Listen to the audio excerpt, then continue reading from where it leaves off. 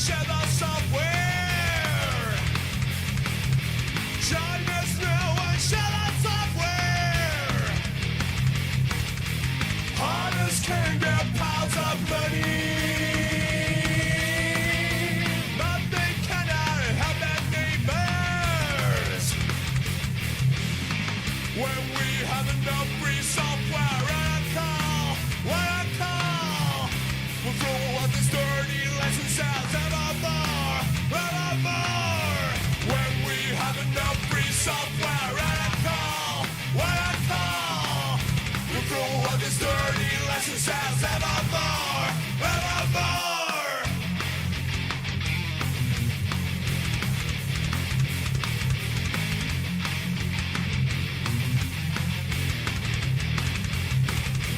Join us now and share the software.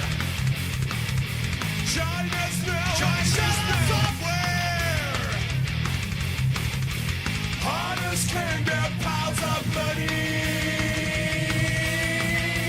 but they cannot help their neighbors. When we have enough free software and what I call, we'll throw out this dirty license out evermore. When we have enough free software and what I call, we'll throw out this dirty license out evermore.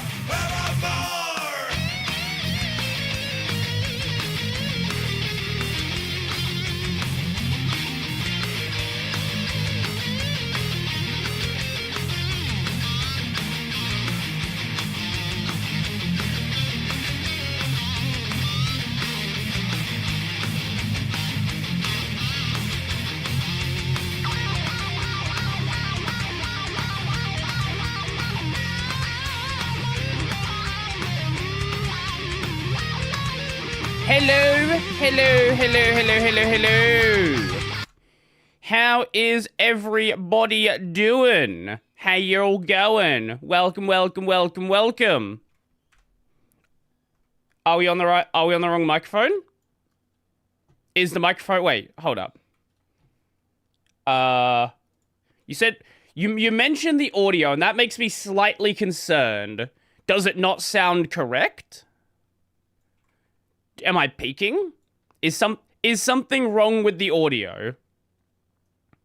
Oh, the music is start. No, that's because I opened up the YouTube player, and I didn't have my sound muted. So you would have heard me listening to the music coming from the stream. That's all that happened there. I have moved my mic, so I might need to like adjust things. I will actually bring this down just a little bit. I did notice that's a touch loud. Maybe there. Yeah, okay. We'll see. We'll see. It's more of a problem about when I get really loud. Maybe here. It's kind of hard to tell without actually going into the game. Anyway, I was surprised you aren't exhausted from playing Misinformation Whack-A-Mole with Lunduk. Here's the fun thing about Lunduk. So, I don't know why, but I don't get tired dealing with just moronic Lunduk fans. I actually find it kind of fun.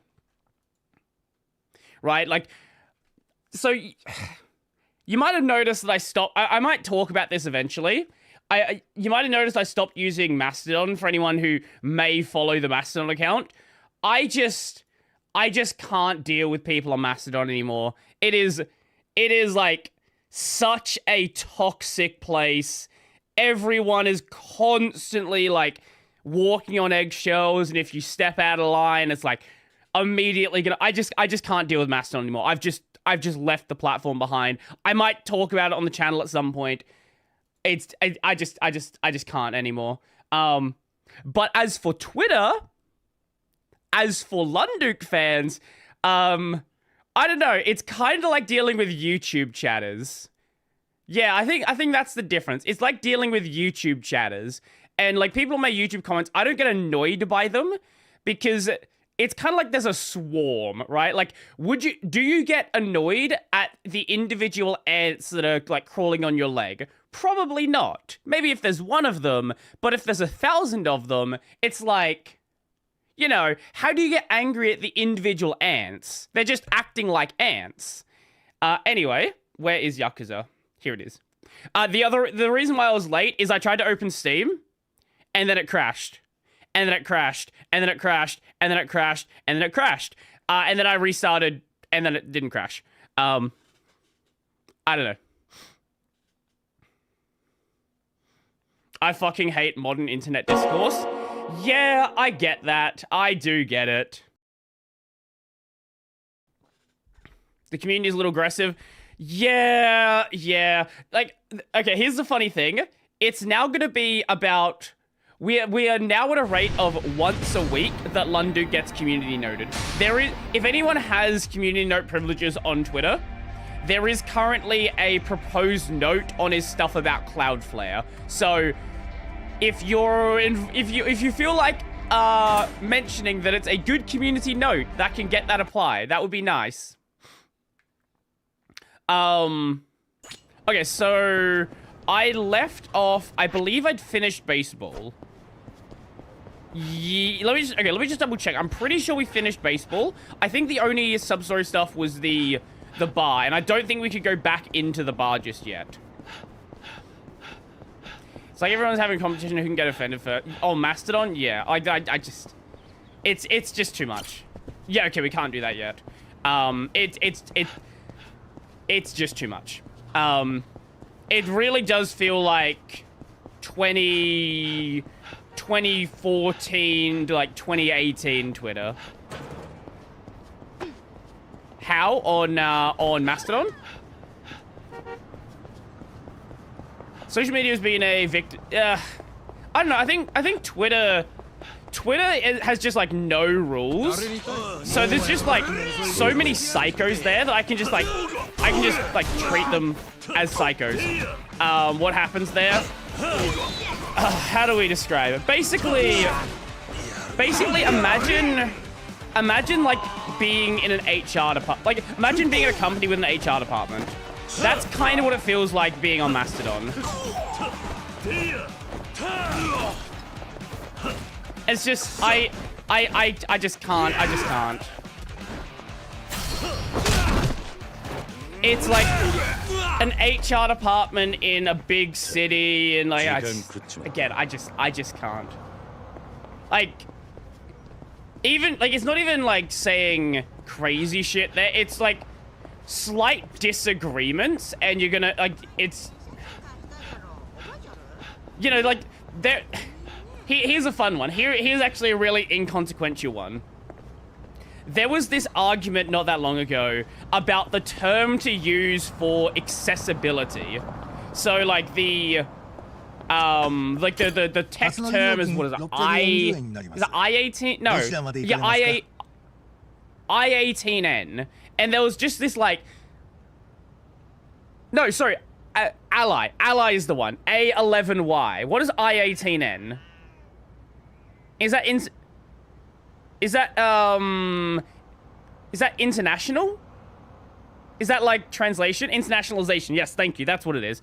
Sorry. And this right here is the exact problem with terms like this, with A11Y, with I18N. No one knows what the fuck they mean. And there was just this inane conversation about why these terms are like, they hurt the people they're supposed to support, but then other people like, oh, but they're easier to type, and it's just like, and everyone's posting a paragraph, like, and because on Mastodon they don't have character limits as obviously, like some instances have like 10,000 character limit. Some people post like a fucking essay as a reply, and then when you post an essay, the reply to the essay is gonna be an essay, and it's just it's tiring. How are you doing, Neil? I think we finished baseball last time.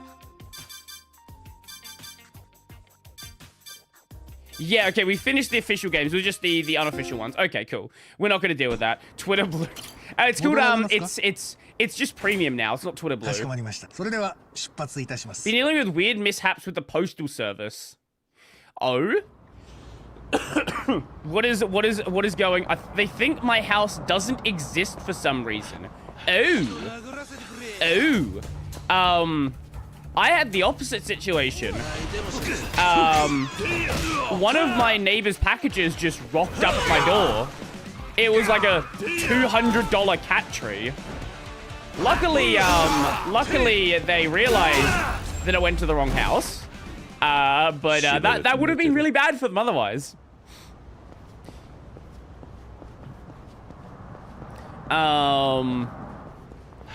Are you in like a apartment or just a house? Like what is the deal with where you are that they think it doesn't exist? Is it like a new street? Is it an old street that's been relabeled? No, it's old. Okay.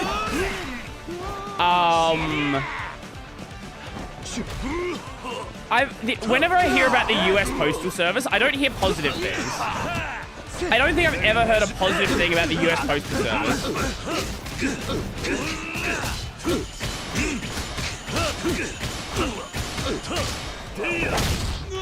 We're gonna switch to Neri since there's 2 of your videos about it. US Post is fine most of the time. What a resounding success that is. It's good most of the time. It's always pretty good, and they always deliver during the day.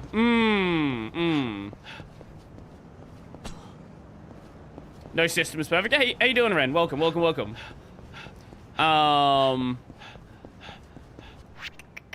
I guess we're gonna do the story mission. Yeah, since we can't do the sub-story I wanted to do. As opposed to FedEx or UPS, which is a little late at night, it's a toss-up whether they're damaged on arrival. I think in Australia, the latest we tend to get packages is like... I think the latest I've gotten a package was maybe 7 p.m? Maybe. But like, that's a rare situation here. First window manager I try. I was on Cosmic before, so it's still a little buggy. Yeah, when's the Cosmic stable release? I know it's December. At least I'm pretty sure that's what the date's supposed to be. December 11th. Wait. Hold up. Sorry, 1 second. The Game Awards. Is it the same day as the Game Awards?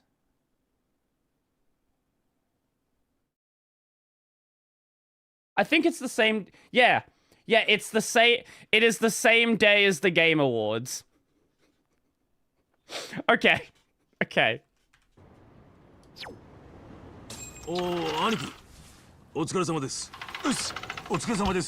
Isn't it my birthday? Wait, is your birthday is your birthday December 11th as well?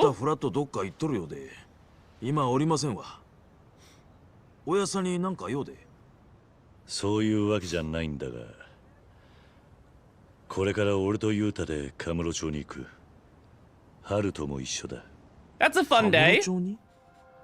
Hey, maybe, maybe you'll get a Kingdom Hearts 4 trailer on your birthday. There's a non-zero chance. I expect it to be no trailer, but there's a non-zero chance. 採用会に話をつけにな。俺の実の父親ってのと縁を切りに行ってきますよ。自分の息子を守るために。No, if I watch the event, you know it's not going to happen. Every time I watch an event, it then becomes the worst event in history. Every single one that I have watched has been worse than the last. Now,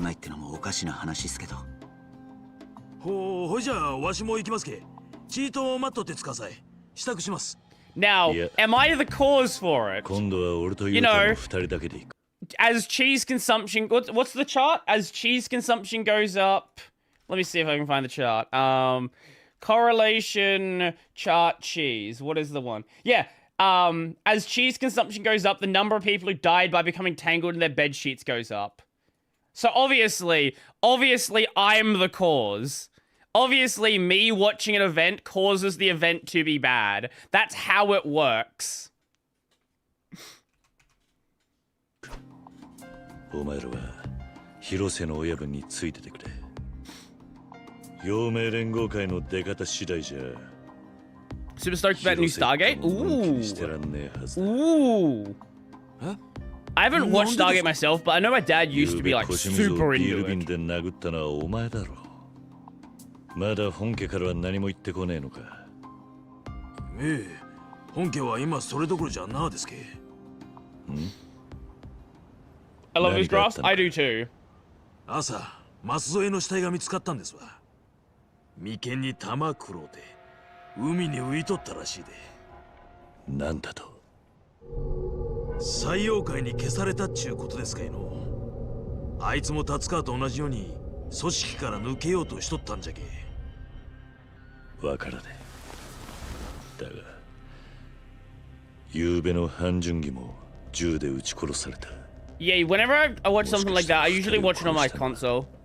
同じやつかもしれないな。なんや、不気味じゃの。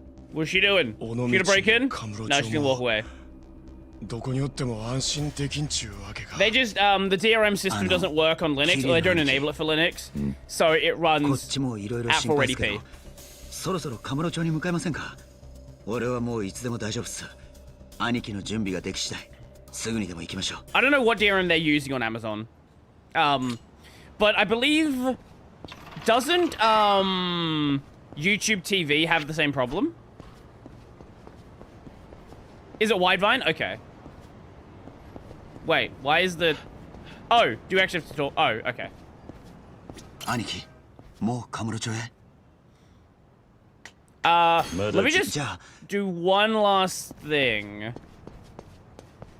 Can I do the bar over here, or do I have to like do this later? Okay, we can't do that now, so I guess, yeah, we'll do that later then. I worked around it with chrome in wine. Ooh, that's an idea, actually. I'd never thought of that. 行こう。わかりました。行きましょう。Yeah, I believe Crunchyroll uses... What does Crunchyroll use? Yuta. Is it Widevine? Because they don't lock 1080p. Everyone uses Widevine. Okay. Well, they choose not to block 1080p on Linux, which is nice. Crunchyroll's Widevine, but only L2. Yo, Kiryu-san. It's been a while. You remember that back alley merchant Onamichi mentioning this counterpart in Kamurocho? Well, I got word that he's already heard about you, so you should go introduce yourself when you get a chance. I hear he hangs out in deep in the sewer system. Okay. Where's the sewer entrance here? Okay, there's one up there. I guess we'll go... Yeah, we'll go up to the park. I don't know if there's gonna be a sub-story attached to that guy. L1? Wait. Did he get the order backwards? Which one's the most restrictive? Is it L1 or L3? It's backwards. Oh, okay. Right. Order. Eat the food, cat. L1 is the most restrictive. I guess... Okay, think about it like this. Think about it like kernel cache. Which is the fastest cache? So, in this case, it's like kind of the same thing. Which is the most restrictive of the DRM? Maybe it's not the best way to think of it, but it kind of like fits in my mind at least.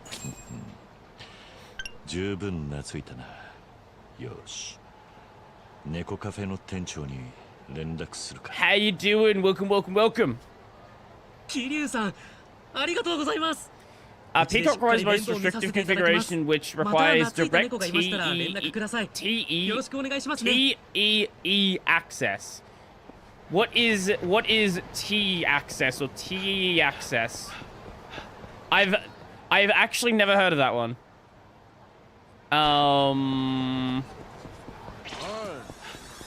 Wait, are you sub-story or are you just a guy? Oh, just a guy. Oi! Bonk, bonk, bonk, bonk. I should theoretically be able to do the, the other side of that other sub-story now. If I can find where the guy is.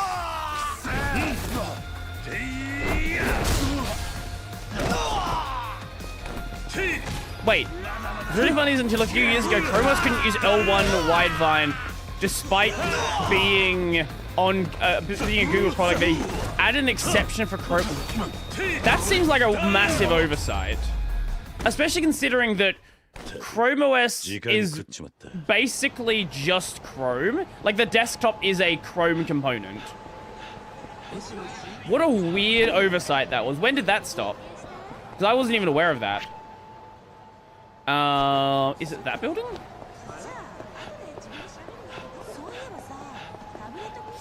Chrome OS is weird. That is a true fact. It's in one of these buildings. I don't remember which one. Not that way. Can we go that way? To the roof? Where are we? No, we're on ground floor again. Wait. Is there only one floor here? Is this not the building I thought it was? This is not the building I thought it was. Must be the other one then. Is it? Oh, maybe it's that one. Yeah. Okay. Trusted execution environment. Oh. Okay. Okay. Are they still aggroed? They sound aggroed. Oh wait, is it those guys over there? I think they're stuck. DRM shouldn't exist. As nice as... What a perfect formation that is. As nice as that sounds, I live in the real world, right? You know, it's the same thing with my thoughts on Linux anti-cheat, and that discussion just kind of started back up again. With the whole Steam machine. I live in reality, right? And I know that you're not just going to be able to make things go away. Now, there are means to get around the DRM content through other approaches, but, you know, that's we don't talk about that.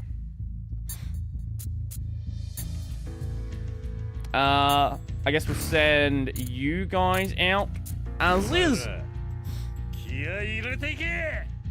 Most here are based on ARM Trust Zone. You know, check DMs, maybe hide Skong DMs just in case.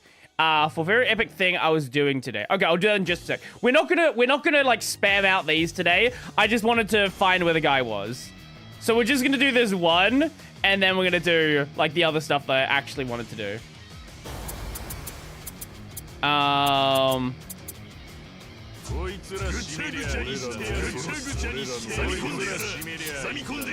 And let's send out the Dragon of Dojima, because this is totally not gonna be way overkill. Immediately dies. Okay, I want my healer.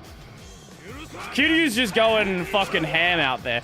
I feel like he might be a little bit overpowered for anything that we do here. Oh, you've been here 7 consecutive streams. That's cool. Yeah, I think Kiryu might be a little, just a little bit overkill. He's technically a cheat character.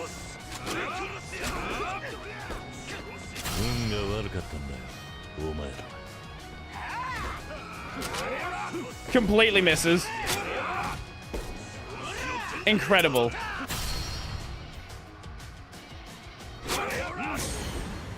Wow, that was such difficult.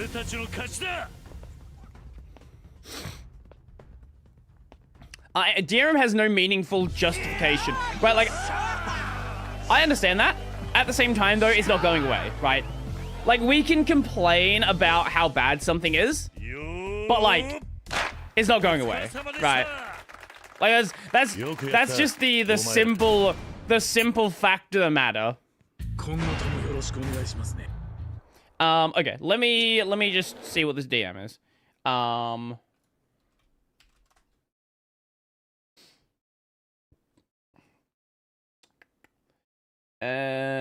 Just like AI absolutely won't. Yeah. Ooh, what do we have here? I'm sorry. What are we looking at here? This is styling of some description. DRM has a singular justification to protect the revenue to pay for the people who made the content. Yeah. And it doesn't do a perfect job at it anyway. And nothing will. I think that's... I think that the question is, does DRM make... How do you say it? Does it save more money than it costs? And at least right now, the equation for the company seems to be yes. Otherwise, they wouldn't pay for it. Are you guys okay? You good? I think he might be broken.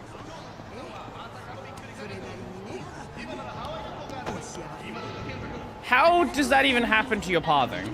Oh, he got through. Yeah, the music industry is very cooked. Like, how much does what is the like rate that people get paid for, like, I don't know, 1,000 plays? Because it's basically fucking nothing at this point. Which is why so many musicians nowadays go on tour all the time. Because you can't make money. Yeah, you can't make money unless you are, like... The only way you could make money through streaming as a musician is on YouTube. You know, because, you know, YouTube content. Or... well, it's not like being a YouTuber. I get paid a lot more than that. I get paid like 1,000 times more than that. YouTube, like, music is especially cooked. Koi.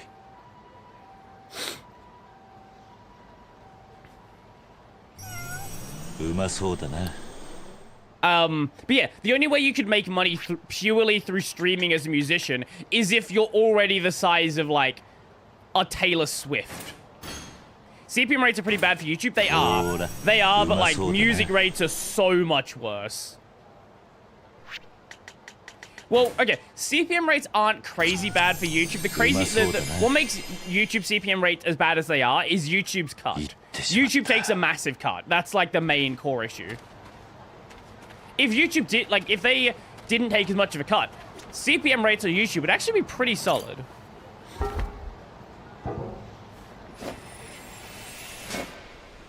Oh, speaking of indie games and indie game studios, did you see that the Megabonk author decided to hop out of the debut indie game category for the Game Awards? He got nominated for debut indie game, and he's like,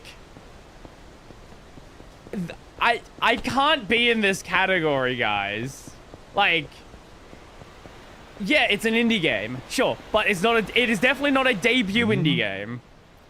Like, everyone knows who the author is, but he doesn't want to fully break character.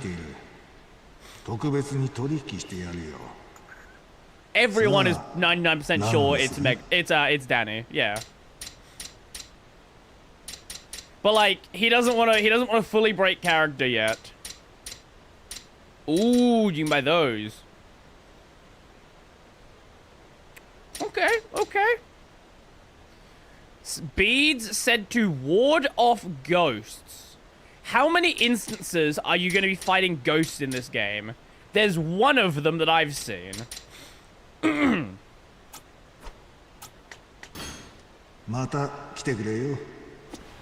Okay, he's just always going to be there now. Cool. Awesome.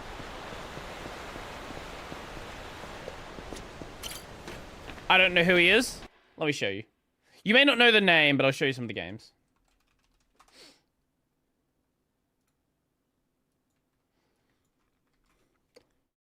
Crab game.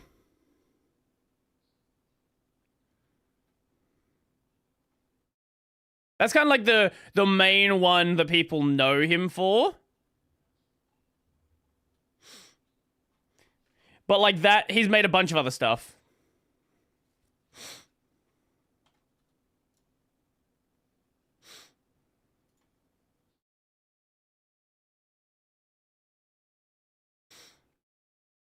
Yeah. Yeah. There's a point, the art style is meant to be low res. The game will look better with a graphics mod. What? Mega bonk. I guess you could put a graphics mod on if you really wanted to. Muck is fun. I've actually not played that one. I've not played any of Danny's games. I'm just aware of Danny.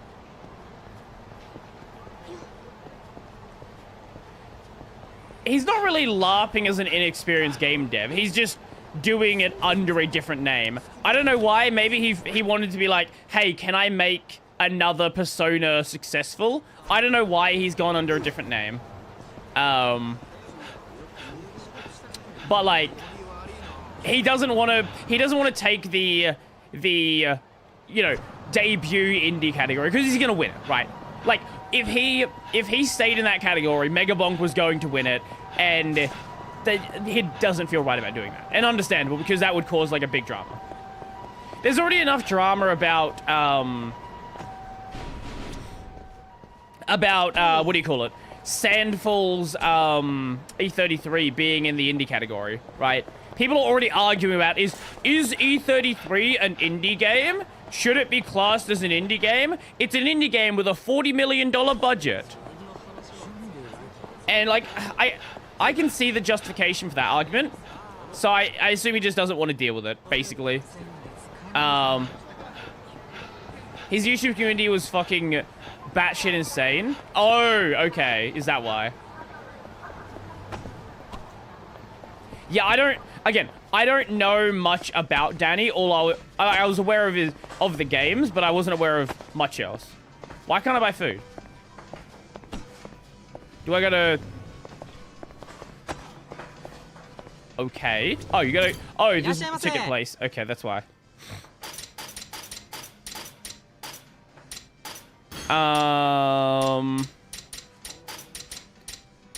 That one. Yes.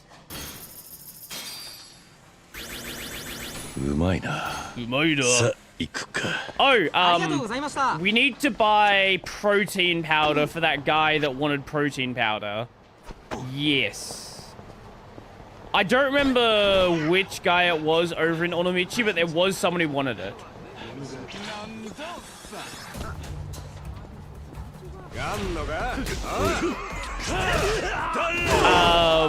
His comments turned into constant begging for updates to a game he's been working on called Carlson, and they would not shut up about it. Understandable then. Yeah, I get it. Totally reasonable to say, you know what, fuck it. Because clearly he can build up another Persona really quickly. GTA 6 has a... I'm sorry, did you say $2 billion budget? Here's a question. How many countries are there that have a GDP less than the cost of GTA 6? There's no way it's that high. That's not real. That's not real. I don't believe that. I need to see a source. No. I need to see a source on that. That's not a real number. Where do they get that money? Shark cards. No, until I see a source for that, I'm not going to believe that number. That would make it by far the most expensive game ever created.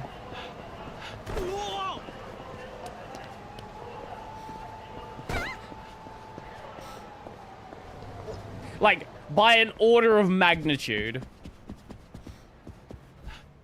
You wanted Protein powder.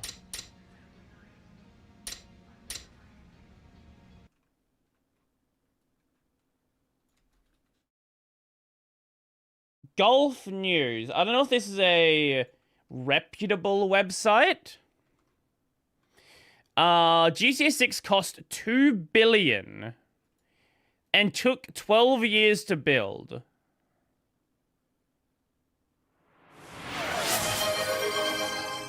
Hires, I have good news. Hi. My PC has gone an entire week without having a kernel panic. That's good. Maybe rebuilding it did fix it. Turns out error LEDs being on is bad. I'm going to enable XMP again soon and make sure that's fine too. Yes, those are usually bad. This is fucking crazy. Okay, pegging its cost between 1 and 2 billion. Okay, that's a pretty big fucking range. I could believe it being 1 billion. If it got to 2 billion, again, that would make it an order of magnitude more expensive than any other game ever created.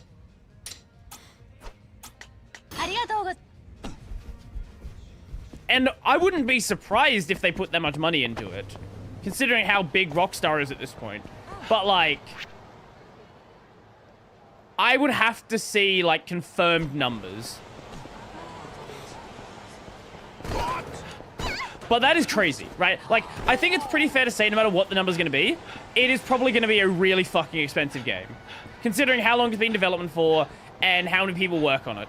On that note, I don't think Elder Scrolls 6 even started development when they announced it. Like, that's my understanding with Elder Scrolls 6.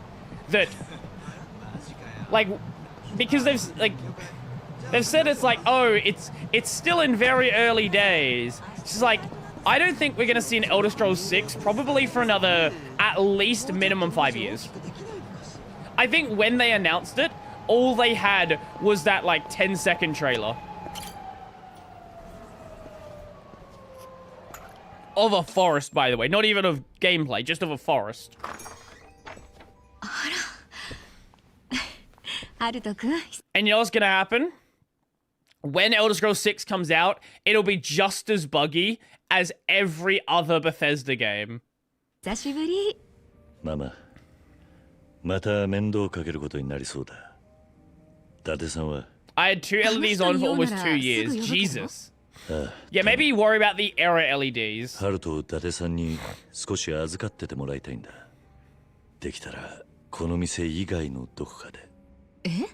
もしかしたらハルトを狙う奴が襲ってくるかもしれない。あ、わかった。ちょっと待ってて。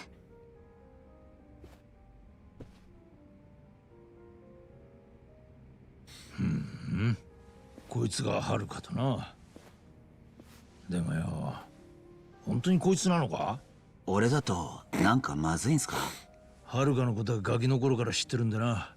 広島の若いヤクザとそんな風になるなんて思ってもみなかった。おまけに俺は中国マフィアのボスの子ですよ。わかったよ。It is what it キリュウが is. 何も言わねえのに俺が愚痴ってもしょうがねえやな。っていうかキリュウ、お前はいいのかよ。俺はもうこいつの鼻がもげるほど殴ってやったんだ。Are you gaijin? I am a baka やっぱりそうだった gaijin. のか。伊達さん、ハルトの保護頼めるか？ああ、なんとかする。そっちは任せておいてくれ。それよりカムロ町で動きがあったぜ。尾道から岩見恒夫が出てきてるぞ。何？ Oh, we'll be having a look at the Game Awards. The Game Awards 登場 stuff. 会の本部で菅井と会ってるようだ。 What 他 is に a も陽明連合 bucko? 会の極道らしいのもカムロ Idiot. 町に集まってきててな。そのせいかアジア街の採用会もピリピリしてる。 Bucko. 嵐の前の静けさって感じだ。岩見恒夫はカムロ町に何しに来た？ Okay. 前にお前から聞いた腰水と染谷の杯は流れたって話だったんだが、またそれを仕切り直しに来たのかもしれん。あいにく詳しいことは Oh, 分からない。 speaking of idiot, あ、じゃあ have 俺 you ちょっと been? 電話してみ We talked about this earlier. Have you been watching the discourse about? Wait, that's where Sussy Bucko. Yes. Have you been watching the discourse about the fucking Cloudflare outage? ます。うちのおやさんならなんか知ってるかも。兄貴、ハルトのこといいっすか？なあ、キリュウ。採用会となしつける I don't know if this is bait or you're actually surprised. 最悪だぜ。アジア外の警戒レベルはかなり高くなってんだ。もう少し待てねえ。 I didn't because the internet そう was も言 out. ってられねえさ。 Fair, fair. 単純義に増す上どんどん死人が増えてんだ。 When the outage happened, I literally had a podcast scheduled. Thank God あいつ戻ってこ Google ない Meet な。 exists. 電話まだ終わらねえのか？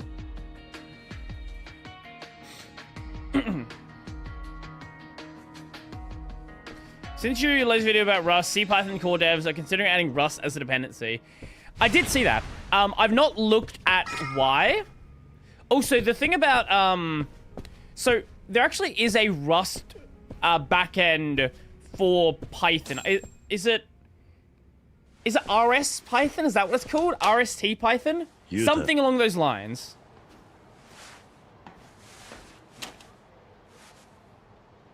こいつはユー I タ was genuinely surprised about どうした？ Sassy キリュウ。 Baka. Yo, Babbler, how's it going? どこかへ消えた。消えたって。 I've not looked into why まさかあいつ CPython devs are doing 一 it. 人でアジア外に。 I need to go and do so. But I'm assuming it's for very similar 悪いが reasons ハルトを to 頼む。 what everyone else is doing. Elimination of memory bugs, stuff like that. According to Greg Kroll Hartman, it's like 60 to 80% of the kernel bugs just get eliminated by Rust. Oh, okay, that's a good one. I like this.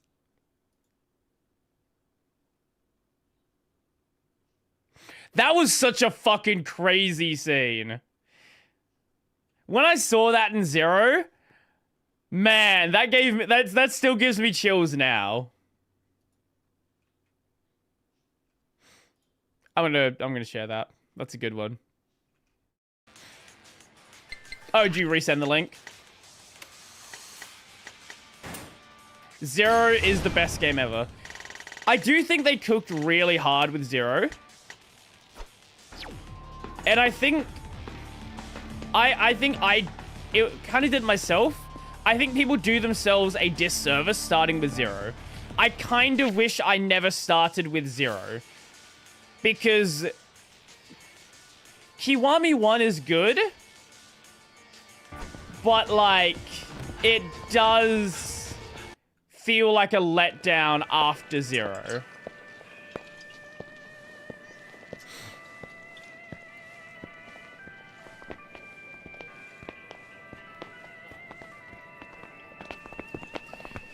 So, because the outage in Cloudflare happened because of a block of Rust code, again, the morons that don't know what they're actually looking at think, oh, that means that Rust was the cause of the outage.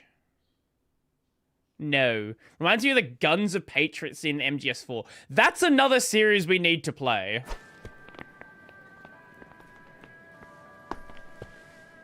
I do need to get around to MGS. 你们都知道我是谁，对吧？ No. 我来见我老子。如果他不在，我可以等。把两手张开。 Just punches him in the stomach. 别碰我！现在到我，没酒就没法子跟老爹说话。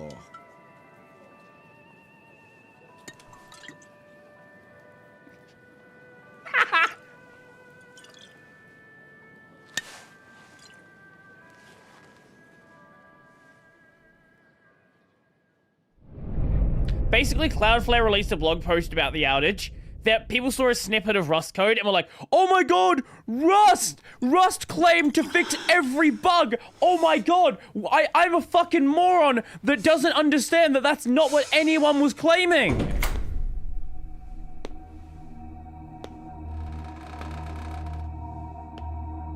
Yo, クソ親父。一杯付き合えよ。 Enjoy your geometry dash.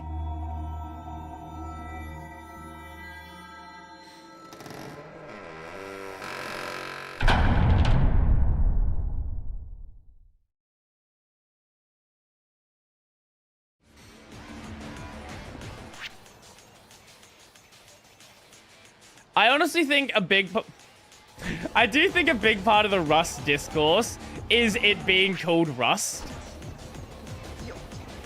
Now, this might sound stupid, but keep in mind the people that are arguing about this are also stupid.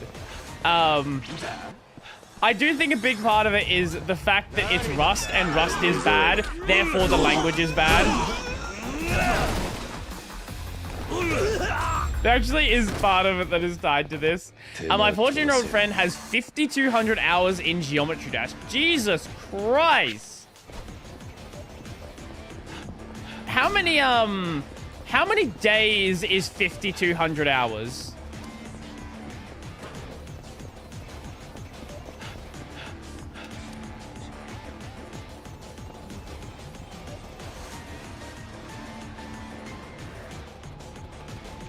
Like 200 days? Like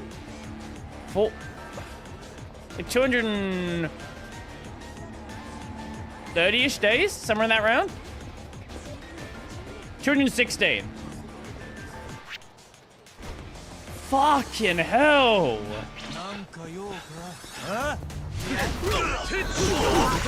Do they play other games? Or are they just like a one-game Andy?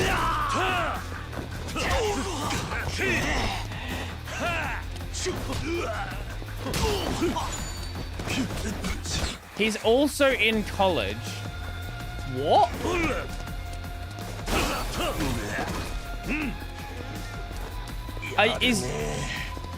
Is your friend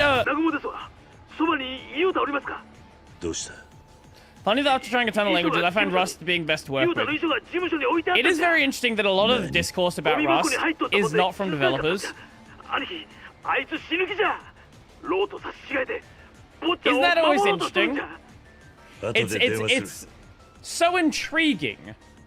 So very intriguing that almost all the Rust discourse is from people that have never written a line of code in their life, have written a Hello World program, or maybe wrote code like 2 decades ago. And that is all. Nothing else. Nothing else. Apparently it was, it always was just Rust. Apparently named after the fungus. Rust was too hard for me, and I went back to C++. Rust was too hard for me, so I went to C++. I don't think there's anything wrong with having issues writing Rust. Like, there are like kernel maintainers that don't want to have Rust in their subsystem. And that's totally fine. The issue I have with Rust is almost all the discourse isn't about Rust. It's about Rust being a cult. I don't know, something left-wing politics. Something, I don't know, I didn't fucking read. Like, it just, to me, feels like sort of an easy thing to point to because you're just dissatisfied politically. That's honestly what it seems to me.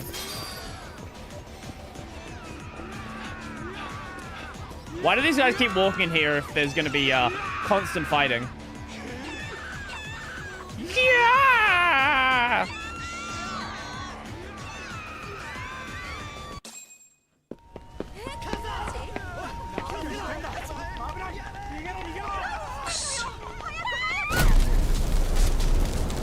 Yuta!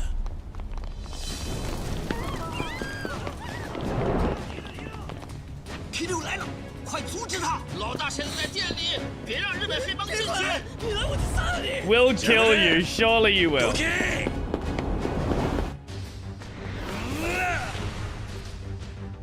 My favorite fight. Find Yuta. What a great antagonist that is. Wait, guys, you know there's a fire, right? Are you gonna stand around and watch? They just don't care anymore? Are there any weapons here? Yes. I pressed the wrong button.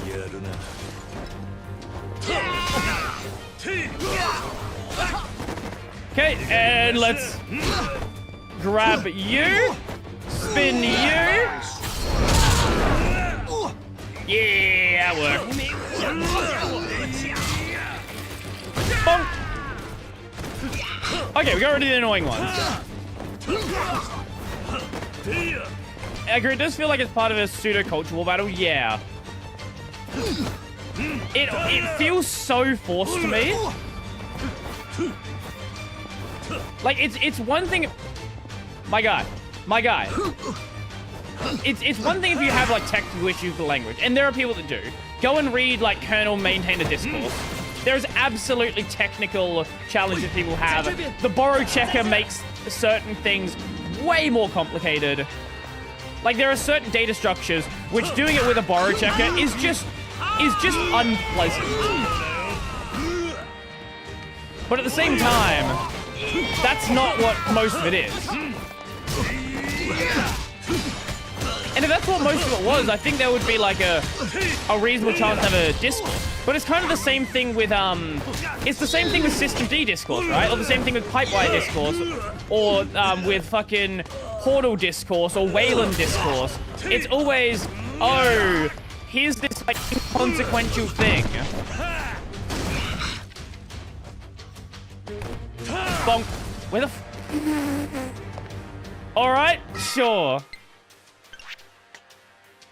I probably should have stocked up more on... I have... Okay, I at least have these. That's something. Flat pack... Yes, flat pack discourse. Basically anything with, anything where Red Hat's attached is the exact same kind of discourse. Tabs versus Space is a bit different. Tabs versus Spaces is like a... That's like a long-term... It's not like really tied to any sort of political discourse. That is purely just for the love of the game.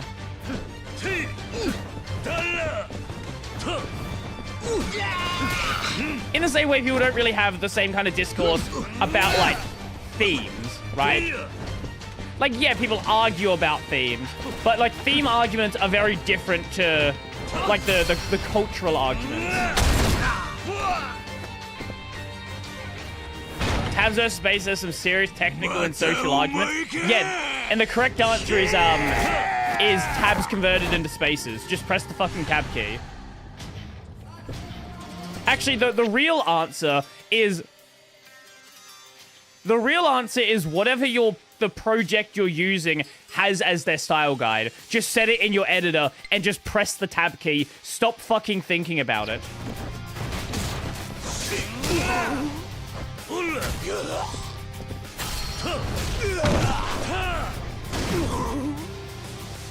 Tabs are one because GitHub decided to not display tabs correctly on their web UI. Oh.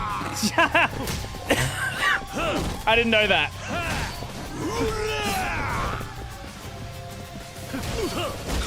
I think it's a fun discourse to get involved in. Like, I think tabs versus spaces is the same, it's the same sort of argument as,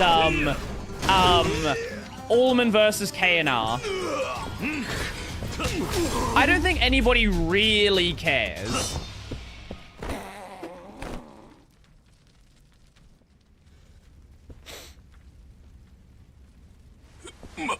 I don't get what we're talking about. Whether you use tabs or spaces in your programming language. Oh, and sorry. Well, like just for anyone who, it seems like most people understand what KNR and Allman are, but just for anyone who doesn't,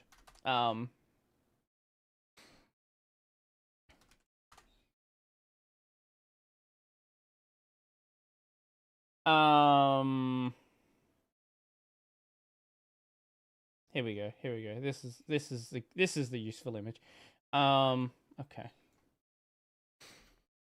So this is how you align your brackets in your programming language. These are the only two correct choices. I don't know why you would do anything else.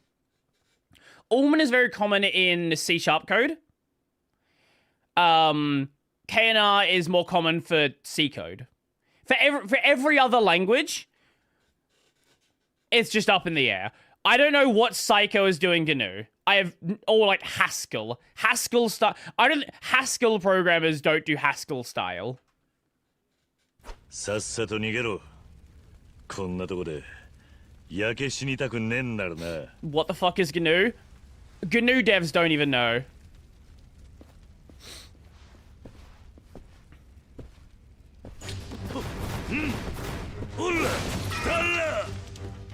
Mozilla's code style is modified Ullman. I used to be like super hard on Ullman, but then I learned more languages and I learned more styles and I stopped caring.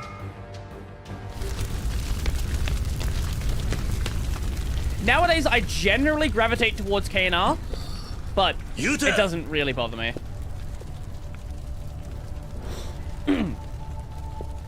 桐生の兄貴。お前がロー。俺もたくましくなったもんでしょ。兄貴のおかげで随分修羅場をくぐってきましたからね。Actually, sorry. Here's a random question. Is there a code editor that will visually change the location of the brackets based on the style you want, right? So the actual like text is in KNR or is in Ullman or is in whatever style you want it to be in, but then your code editor like visually changes the location of the brackets. Is there an editor that does that? Because it's this, like, it's fundamentally the same underlying code. Because I've seen things where, like, it hides the brackets for, like, JSON, for example. I think VS Studio does, yeah, Visual Studio does that. I mean, the original Visual Studio, not code. No, I don't mean actually changing the file. I mean, like, I guess you, like, conversion, there's probably an editor that does that. There's almost certainly an editor that does conversion for you because there's linters and, like, code styling nonsense that does it for you. But, like, just a visual change. Like how you would visually change the size of your tabs, for example. Yeah, I mean, visually, the visual representation without changing the underlying file.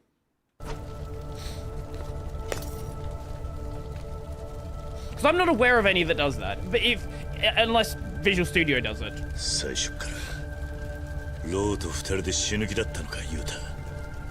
Brackets should be horizontal. What does that even mean? What are you even saying? Yeah, I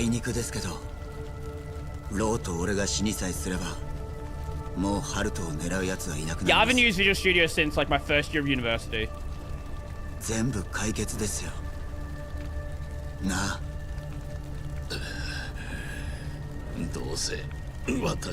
My university was very big on Eclipse,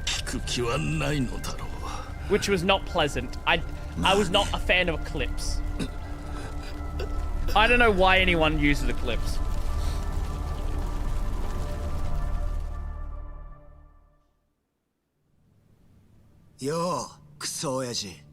What a terrible translation.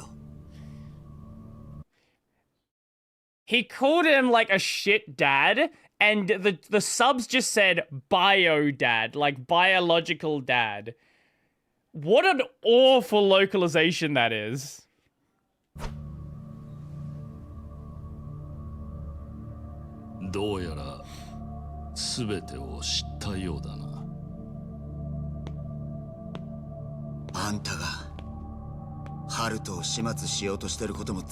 It's weird. Yakuza goes between, like, perfect translation to just random bullshit localization. Just in the same dialogue.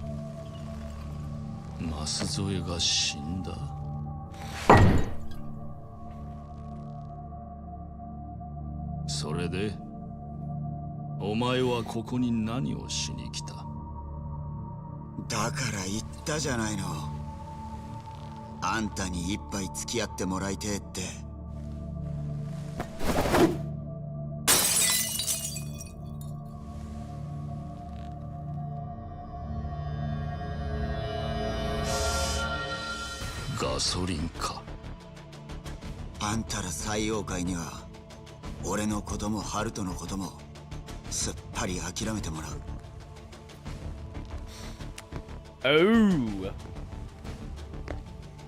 俺はあんたの後継者なんてもんには死んでもならないよ。 Brackets should look horizontal like when they use in like an almond. I see. I see. I see. The real solution? Python. Eliminate the brackets. 私との交渉次第では自分も助かる選択肢がどこかにあるはずだ。交渉しに来たんじゃねえよ。頭使うのは苦手でね。俺にできんのはせいぜい自分のガキのために命張ることだけだ。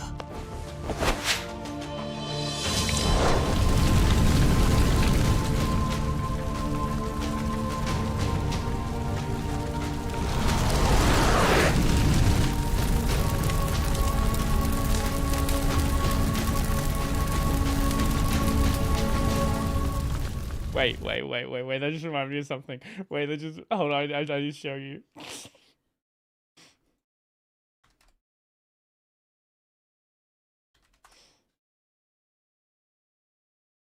Yeah, here it is.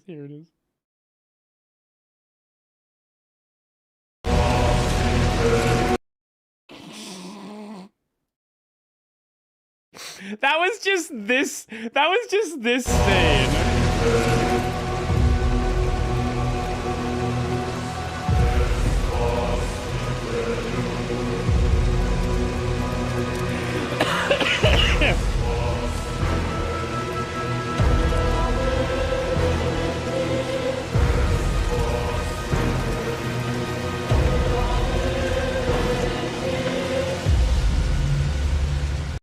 Beautiful. Thank you. Go. もう言ってください。兄貴まで俺らの心中に付き合う必要はねえ。 I fucking love Sephiroth. OG Sephiroth is really cool. There are a lot of complaints about remake Sephiroth. Kind of shows up too much. That's the problem. 他になりたい奴らが殺し合いでも何でもして勝手に新しい跡目決めるでしょ。そんなこと聞いてんじゃねえ。ハルト、父親のいねえ子供にする気かって聞いてんだ。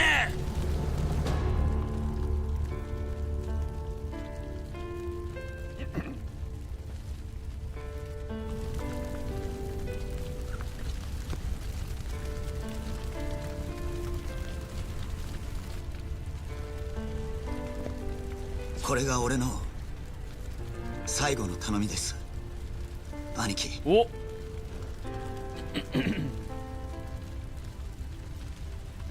ハルトとハルカちゃんは兄貴に頼めませんか？だって Remake Sephiroth is very heavily tied to the timeline BS that people don't like. Yeah. I still haven't played Remake, so I don't want to give my full opinions on it. But I know a lot of people don't like the direction that Remake went. Especially with making the opening area 70 hours.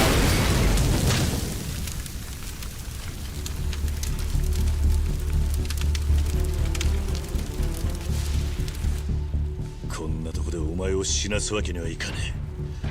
全員でここを出る。余計なことしねえでくれ、兄貴。ハルトのためにはこうするしかねえんだ。なら俺は力ずくでもお前をここから連れ出すだけだ。どうしても邪魔するってんなら俺もあんたを追い出すしかねえ。力ずくでもです。俺はここを死に場所と決めたんですよ。男が腹くくって考えに考えて覚悟して今ここにいるんだ。たとえ兄貴にだって What else are you gonna think of? 止めるなんてできるもんじゃねえ。命の価値を I'm not sure when it's coming out. 自分勝手に決めてんじゃねえ。一発の口を聞くな。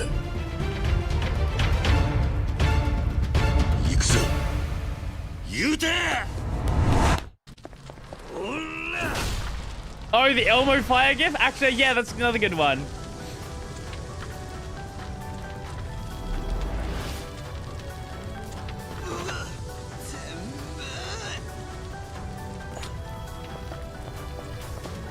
Come on.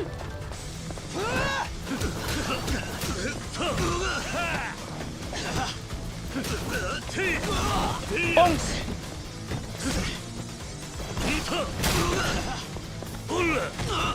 Come on. Doing this without basically no health, not a good idea. I might need to heal. Especially when he goes into heat mode.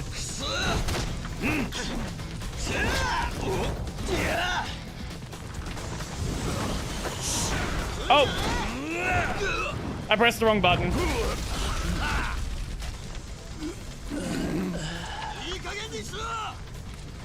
You took very little damage for a fucking flaming beam falling on you. Oh! I need to heal. Let's heal a little bit. Okay, that didn't heal much. Oh god. Oh my god!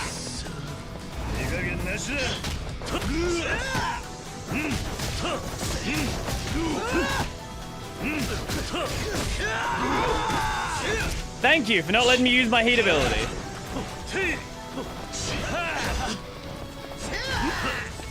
Oh my god, already eliminated all that health. Okay.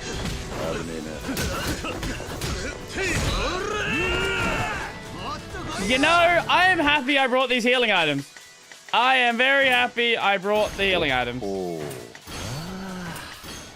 Can I grab something? This? Yes?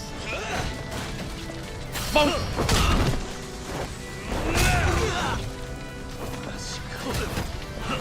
Today the beam has Spider-Man, Spider-Man lore, Spider-A property.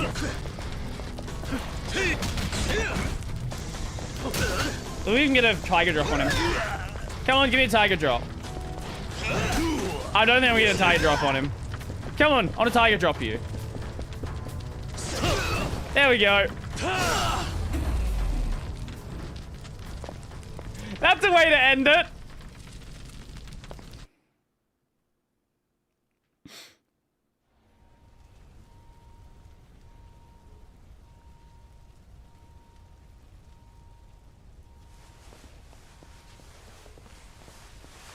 Wait, he came out as well?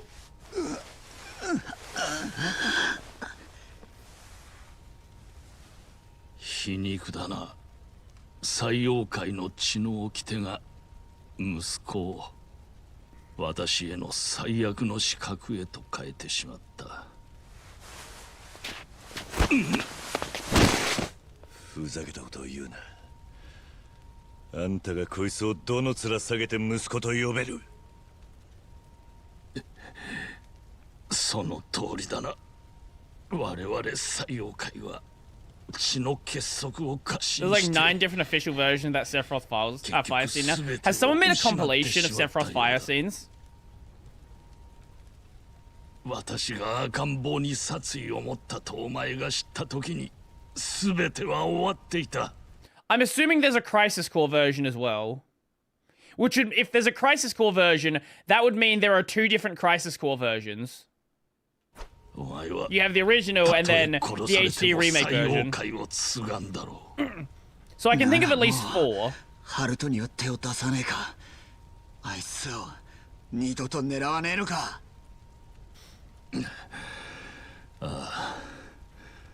最妖怪 But の where the 総 fuck else 帥 is と there し a て約束する。 Sephiroth fire scene? 赤ん坊にもお前にも我々が手出しすることは二度とない。 So you've got OG7, Remake 7, both versions of Crisis Core. だが一つだけ言っておく。 What the fuck else is there? ユータを私と差し違えるように仕向けたのは私を殺そうとするある男の意志だ。 Oh, sure. I guess, yeah, there's ones like that as 何の well. 話だ。その男の目的は尾道の秘密を守ることにある。私は尾道の秘密を暴けるただ一人の生き残りなんでな。Nani? そのある男は陽明連合会のクルスに命じられ、古くから秘密を守るための殺し屋として多くの人間を手にかけてきた。そして今我々西洋界の血の掟を逆手に取り、ユータが私に殺意を持つようそそのかした。どうだ、心当たりの人物が思い浮かばないか。まさか Brody, quit out of the game and apply a mod that puts a permanent Michio-kun skin on Kiryu. Does that exist? Is that a thing? その It's probably a thing. I don't see why it wouldn't be a thing. 広瀬のおやっさん。そうだ。バカな。それじゃあの親分がユータを道具に使ったってのか。あれはアジア街を手にした私が息子のジミーロを殺された後のことだ。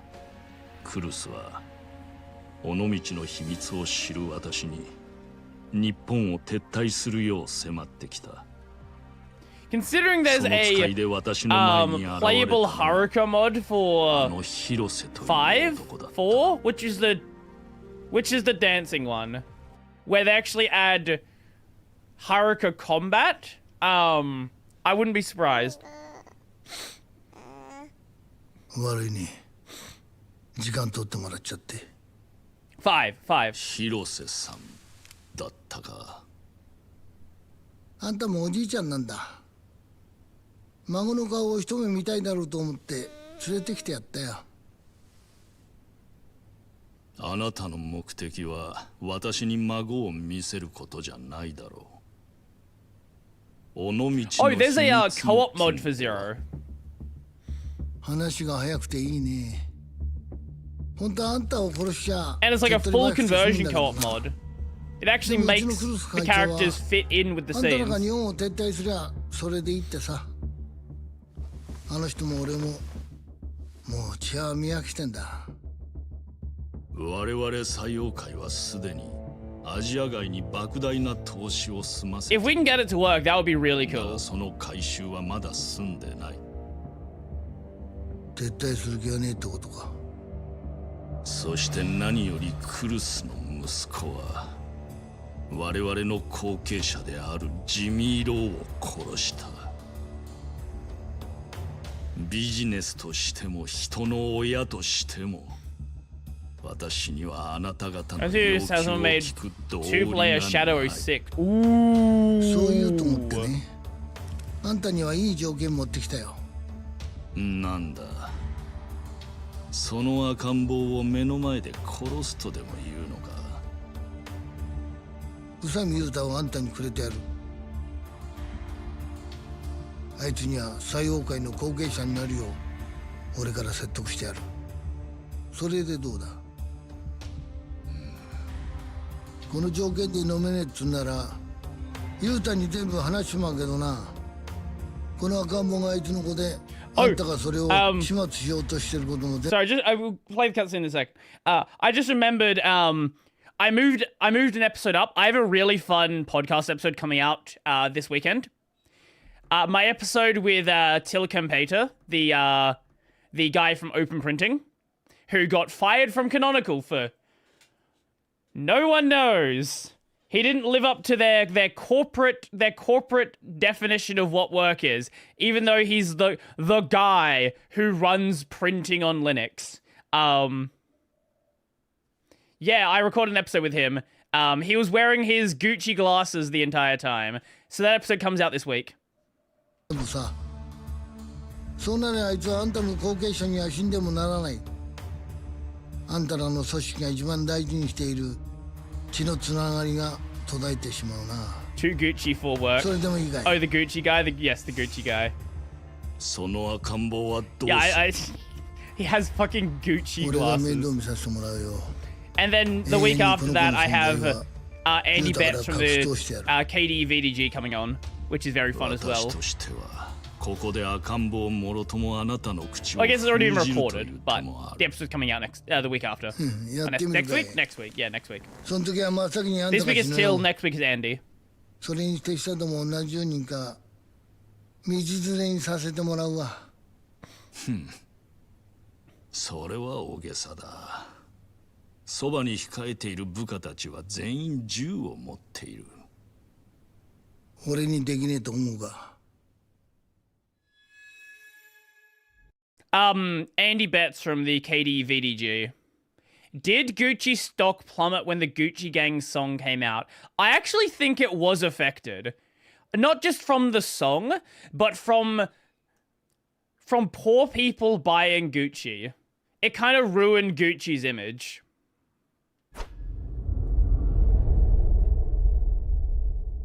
クルスのもとにまだあなたのような男がいたとはな。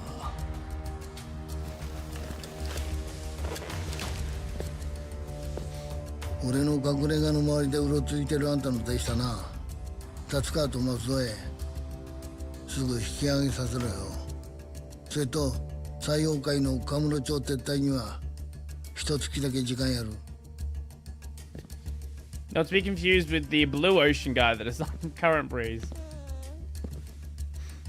尾道の秘密はさ、 Well, Andy's also the guy 守 who るために俺何人もぶっ殺してきたんだ。 is working on doing some big logo redesigns or icon redesigns in KDE. 兄貴分もいてね。 Working on も a しあん new たに秘密ば KDE らされたら design system. 兄 Lots of 貴た fun ちは things. 浮かばれねえんだよ。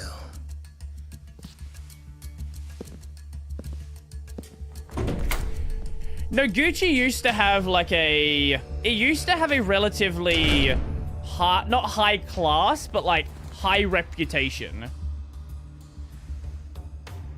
But over time, it's just been dragged into the ground. 私は100人を超える部下に守られながら、たった一人の老人を相手にその要求を丸飲みさせられた。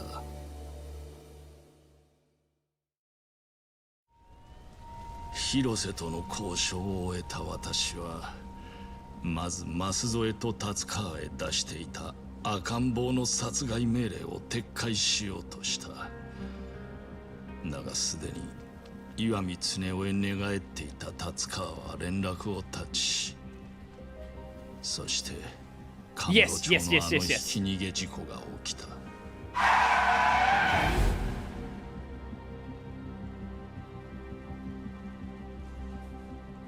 赤ん坊は広瀬の手を離れ、広瀬は自分が我々への交渉材料を失ったと感じたはずだ。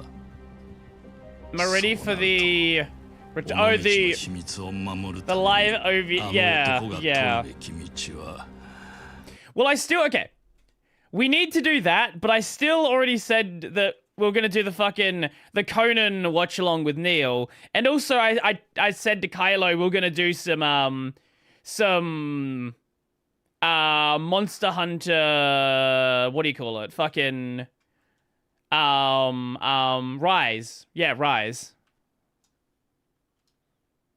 When are we finally doing the watch along? We need to sort out the details. That's just like the main restriction. We just sort out when we're gonna do it. Also, let's watch Sharknado. I need to do that as well at some point.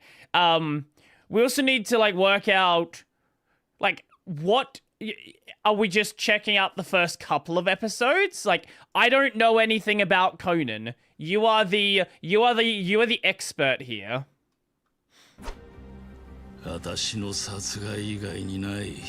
Hello, I'm here to kill people. Well, you're in the right place then.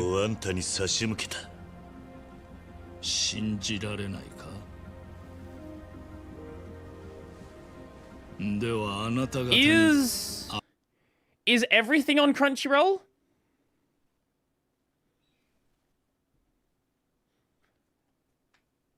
Yeah, okay. I can just do Crunchyroll. That's fine. Breeze and pay for anime. I have had a Crunchyroll subscription in the past because some things have been a bit awkward to find. Also, I don't know how we best sync up time besides just being like, hey, play now. I know there's tools to do it. I've just never worked it. I've never looked into how to do it. I know people who've done watch-alongs, so maybe I should ask them how to do it.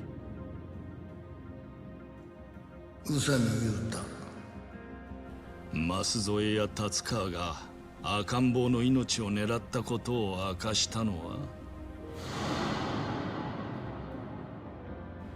そしておそらく Did Plasma 6.5 get rid of scheduled night color? Get rid of? Did it have it before?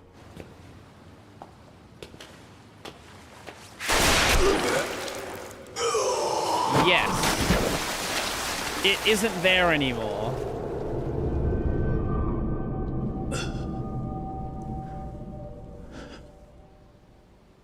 So, その秘密をあの老人が独占していることにこそ広島の力の根源が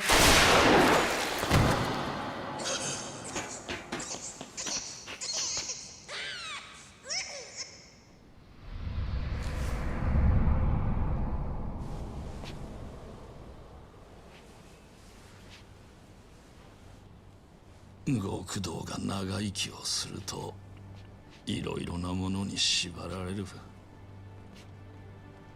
私は組織の血の掟、そしてクルスと広瀬は尾道の秘密。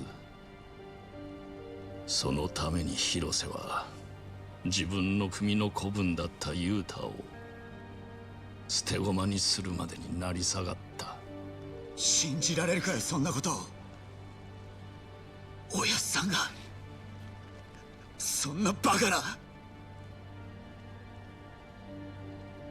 それを確かめる方法が一つだけある。なんだ。尾道の秘密を暴くこと。広島の老人たちはそれを阻止するために本性を表すはずだ。ただし、もしあなた方にそれを目の当たりにする覚悟があるならの What is that first link you 話 sent? だがな。The Coniverse, the Black Organization.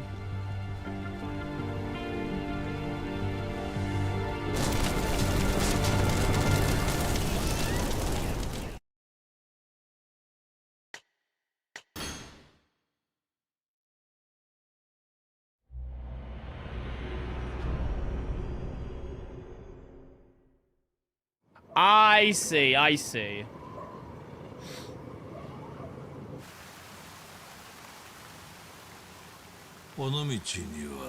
They renamed it because people getting...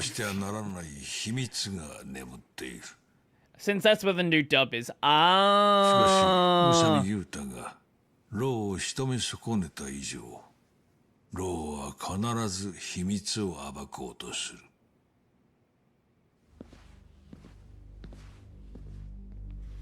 I want to breed Narissa Ravencroft.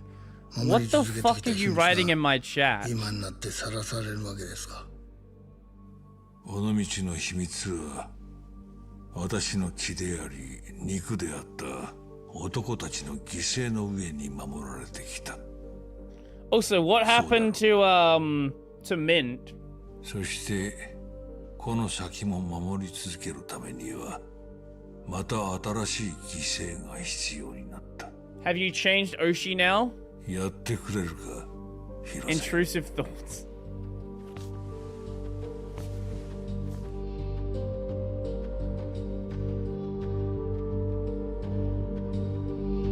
Mint is cutie patootie, Narissa is sex.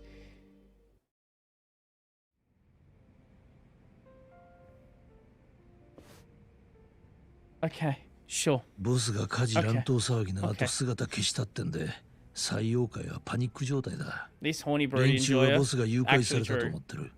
それがこの店にいると知れりゃ、何が起きたっておかしかねえ。分かっている。俺もそこまで長居できるとは思ってない。だが、ローにはまだ聞かなきゃならないことがあるんだ。Oh, random side tangent about Mint. There's this, I forgot what the name was, but there's someone who started like mass producing Mint cosplay. And there's one part of the everything fits her perfectly. There's one part that doesn't. Because her ass is too big.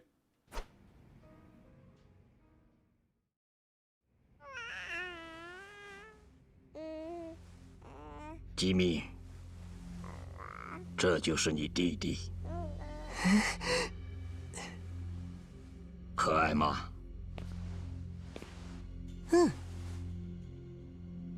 但是你们必须今天道别。为什么？因为这孩子只是我们狼家的保险。听好了，吉米，你要好好记住。I don't know if they're speaking well or the translation is good. I don't know this language, man. I know a bit of Japanese. Anything outside of that, I got 就算 nothing. 是自己的亲骨肉，也必须舍去。您说什么？ Oh, on that note, there are people that don't like 只有你 Alia because she speaks Russian with a Japanese accent. 老弟，喂，老弟，你在听吗？ Sounds like Mandarin Chinese. Sounds okay to 为什 me. 么不准我们进出日本？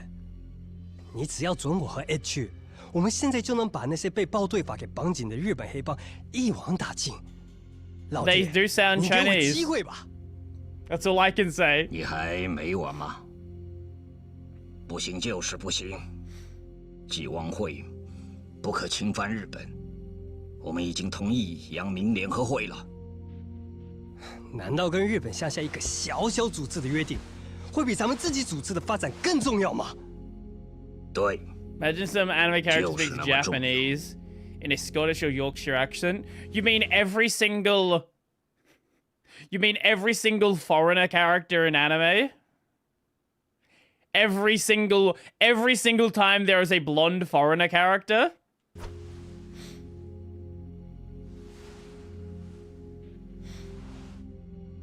你难道不懂对组织首领的礼貌吗？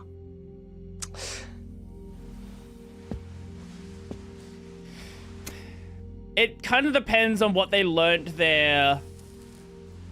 What they learned an English accent sounds like. 不，老大，你也知道现在 Yes, 纪汪会的状况 Joseph has the best 警察到处 accent. 检举贪污罪。 We love 咱们已 Joseph. 经无法在中国国内赚钱。 Holy shit! 但纪汪会从以前就把黑孩子给送进日本，现在都已经打好打进日本的底子了，为什么不动手？ Speaking of voice acting, speaking of voice acting and also the Game Awards from earlier, the French are angry about E33 你怎么支配？ because the French voice actors are not nominated for Voice Actor of the Year. 就算暴队法绑紧了他们，那群黑帮不会白白的把他们的领地给你。那咱们再利用阳明联合会就好。 Bluetooth speaker accent.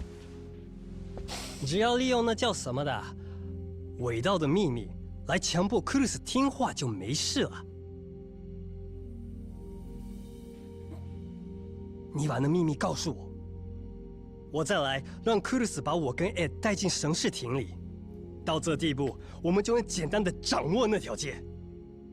太短见了，克鲁斯哪会那么简单听你的？他当然听我的，连接受黑孩子这种没利益的事，他都做这么久了。那伟道的秘密对他来说就是那么重要，不 Chinese 对吗？ Bluetooth lady, my love. 我小时你跟我说过。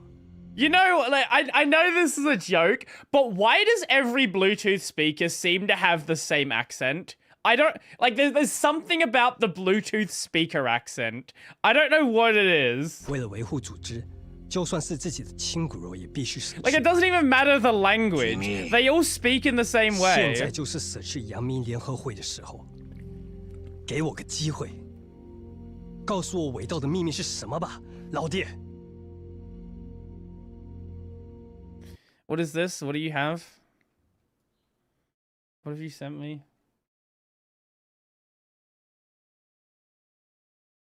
Chinese Bluetooth lady. The Bluetooth device is ready to pair. Music play mode. The radio mode. Aux input mode. You have a car. I have a car. You have a car. 0, 7. Don't just read out some random person's number on YouTube. 我的确必须告诉你一个秘密。什么？ Speaking of Bluetooth speakers, Moondrop's wireless IEMs have a VTuber for the voice lines. You can have a VTuber whisper, low battery, in your ears. Wait, which ones?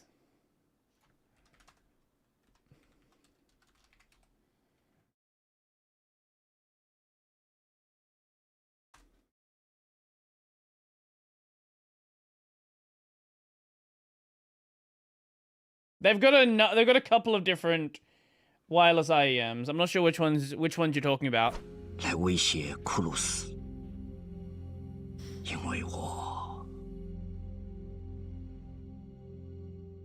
Oh, you have a link? Okay. What is? Let's see.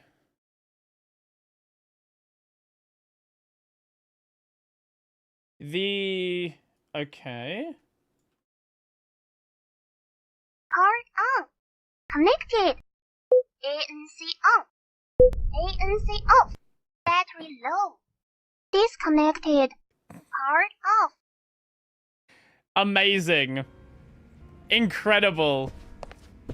Moondrop does this. Moondrop is one of the companies that kind of pioneered having anime girls on the products they sell.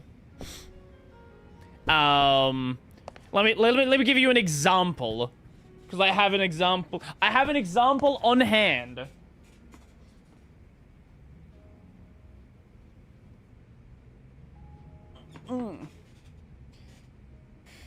Here is the box for the Moondrop Arias. There's a bit of dust on the top, ignore that. This is the box for the Moondrop Arias. I've shown these before. Basically everything they sell is like this. And when they started doing it, then everyone else in the Chi-Fi industry started doing the same thing as well. Chi-Fi, for anyone who doesn't know, is the Chinese hi-fi audio. There is this like weird, there's this weird like subset of audio, like audio fans that are really obsessed with Chinese IEMs. There is a Reddit for Chi-Fi stuff as well. If you want a really good channel for it, what was his name? Where did he go? Where is he? Oh, I cannot remember the fucking channel name now. Fuck.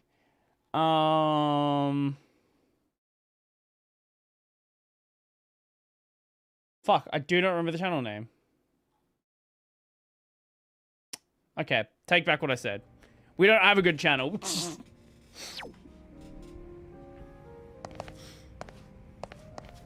I think it's because the Chinese brands are cheaper for the same level of quality. Yeah, in many ways, that is what's happening.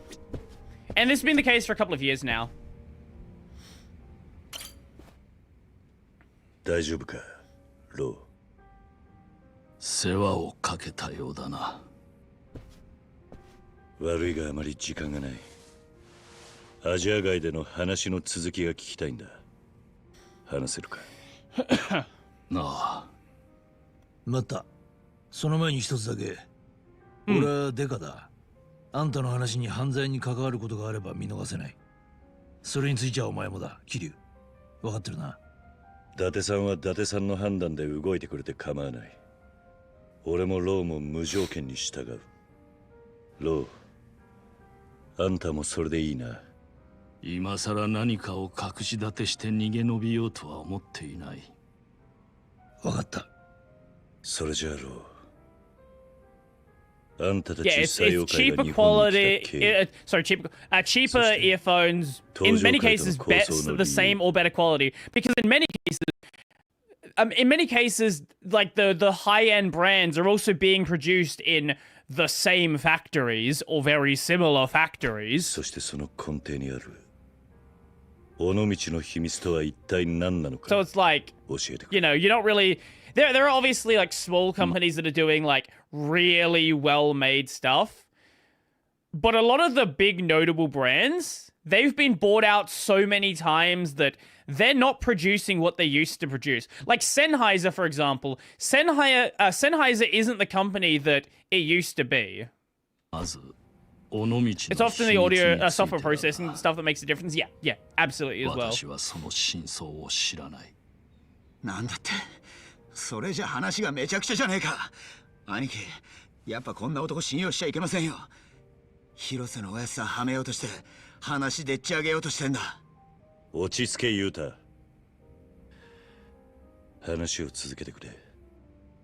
尾道の秘密とは、採用界の先代である私の父親とクルス・タケルとの間でやり取りされたある計画のことを指す。You can fix them in post if you really want to. But otherwise, it's probably fine. You probably aren't listening to. You probably aren't. Here's the real truth. You probably aren't listening to audio where you can even tell the difference. You're probably listening to compressed MP3s being streamed from Spotify, so it doesn't fucking matter. You're watching YouTube videos and compressed MP3s. おそらく軍事機密に関わる何かしらの計画なのだと思う。その頃まだ陽明連合会は存在していない。つまり石見造船と先代の採用会とで何かの取引があったっていうことか。そういうことになる。そして私が初めて尾道の秘密の存在を知ったのは1985年。There's like a base level of audio quality and then comforts after that. Comfort is the most important thing. 直前、それがクルスのアキレス腱となる代物だと話していたが、具体的な内容までは明かさなかった。Excuse you, you're listening to FLAC and MIDI. You are the 1%. 秘密を解く鍵となるものだけが残された。鍵となるもの？何なんだそれは。Oh, it especially doesn't matter if you're the kind of person that your main music listening is in a noisy train. You're on a train, on a bus, anywhere that you can't actually appreciate the difference, which is where most people listen to music. 尾道のある場所を示す暗号らしい。あいにくあれから30年経った今も、私にはそれを解読できていない。30年前か。Active noise cancelling for the win. It does help, but it's still not perfect, obviously. この日本という国が空前絶後の好景気に沸き、But yeah, ANC is very 表社 nice. 会も裏社会もこの世の春を謳歌していた時代だ。その頃には岩見平蔵もクルス・タケルというもう一つの顔を持ち、岩見造船会長という表の顔、陽明連合会会長という裏の顔、二つの顔を使い分けることで。Honestly, the ANC on Sony cans are pretty damn good. Oh, I'm sure they're good, right? But like, no ANC is going to be perfect purely by the fact that it needs to hear the sound and then counteract the sound. There's always going to be like that slight delay, and you don't want them to be perfect, right? You don't want them to be at a point where you can't hear anything, because that's dangerous. Like, even a really good example is like hearing protection made for gun range. You don't want them to be perfect because you want to be able to hear that people are firing. But they need to be good enough that you're not going to, like, destroy your eardrums. Preferably be comfortable as well. 確か陽明連合会が急速に力を持ったのは戦後すぐのことだ。 I use $3 earphones. I don't give a fuck. I'm not surprised. But yeah, modern ANC for like dealing with like I keep pausing. Dealing with like train background noise, dealing with like droning noises. Also, total silence will drive you actually crazy. Yeah. There is this room. Let me see if I can find.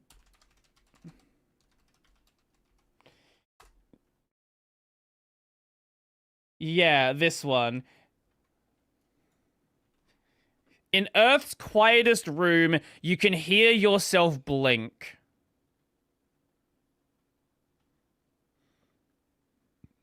The room clocked in at minus 9.4. I don't know what a weighted decibel is. Oh, dBA. Ooh.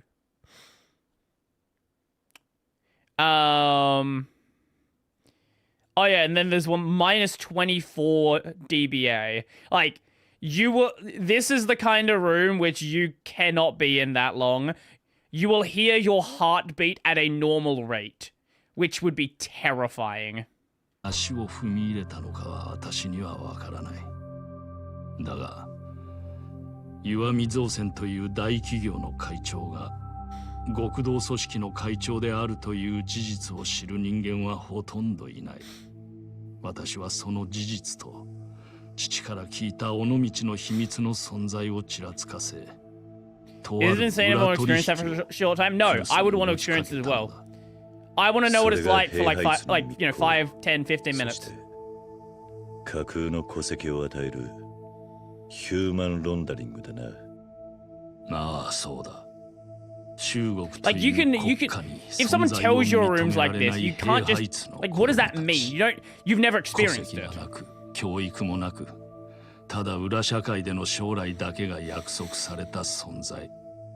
だから彼らは日本人に生まれ変わるために我々から莫大な借金を背負わされることも厭わなかった。密入国のお題は子供たちの出世払いってことかよ。 我々は慈善家ではないが、本気で同胞の子供たちを救ってやりたいという気持ちも持っている。Right, like there's a small part of me that wants to get tased or pepper sprayed. 私たちだけが唯一の救い主だった。What does that actually feel like? 分かったよ。で、そこにクルスがどう絡んでくる？造船業という密入国に最適な密航ルートを持ち、No, you don't. 日本の国家権力を裏から意のままに操れる人間、クルス・タケルは私のヒューマンロンダリング計画にとって必要不可欠な人間だった。クルスは密入国に手を貸し、Accidentally, yes. Which one? ヘイハイツに架空の日本人の戸籍を与えた。かなりのリスクがあったはずだ。それだけ尾道の秘密を守ることがクルスにとっては重要だったということだろう。That's fun. だがとにかく私の思惑通りに取引を I don't know, you just want to like experience it, right? Like people say it's bad, but like is it really bad? 中国本土で最妖怪に日本不可侵の命。I've seen people get tased and then just like walk it off. Like it doesn't even affect them. So like is it really that bad? I don't know. 例を出し、クルスとの無駄な接触を避けるようにした。私が尾道の秘密の核心を知らないと気づかせるわけにはいかないのでな。じゃあどうして今になってあんたらは日本にやってきた？1年前のアジア街の大火事。あれは東上会があんたらを引き込むために起こしたんだろう。知らないとは言わせねえぞ。すべてはクルス・タケルの息子。 But like I don't need to be shot with a rubber bullet, right? Because like I've been shot with a paintball, and I know what being shot with a paintball is like, so I can assume what being like shot with like a rubber bullet is like. の菅井をも巻き込んで最妖怪に日本進出を求めてきた。 It's just paintball but worse, right? Like that logically makes sense.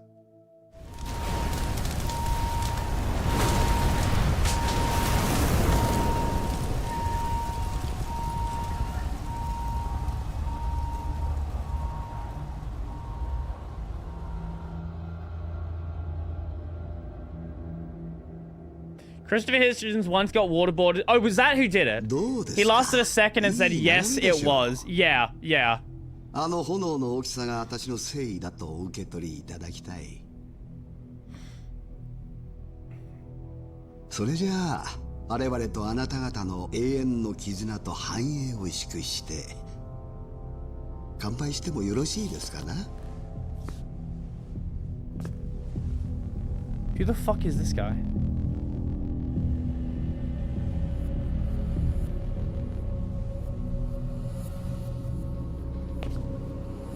Drops dead.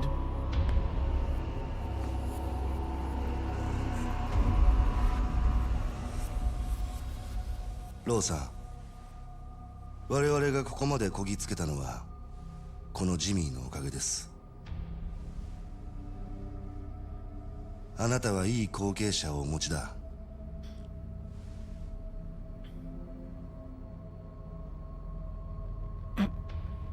岩見社長、父はめったなことでは私を褒めてはくれません。ですが今日は期待していいと思っています。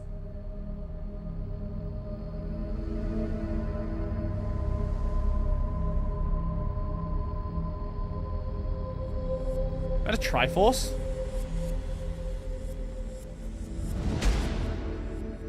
老弟，现在燃烧的那区域是亚细亚街，从今天起就是继望会的领地了。儿子，你也太放肆了吧！啥？我什么时候说过？ The Vietnam methods may carry undergo Chinese water torture. They also determined it was really torture. I was not aware of that one. 也把理由告诉你了。どうかしましたか？这次的事，全部给我撤回。站起来，我们走。岩見社長、お父上によろしくお伝えください。私たちはそろそろ失礼します。お待ちください、総帥。何か？何？この件についてはジミーと私とで進めてきました。父のクルスは一切関知していません。それともう一つ。您无法拒绝这个要求。あなたも人が悪い。 They're speaking Chinese before, yeah. とは知らなかった。Yeah, they didn't think this guy knew Chinese. だが私にこの話を断れないというのはどういう理由でだ？尾道の秘密ですよ。 Wait, wait, wait, wait, wait. Is that what? Hold up, hold up, hold up. Did he make a video? Did he make a video? Because I got an... Let me show you something. Let me show you something. Because I had something fun happen yesterday.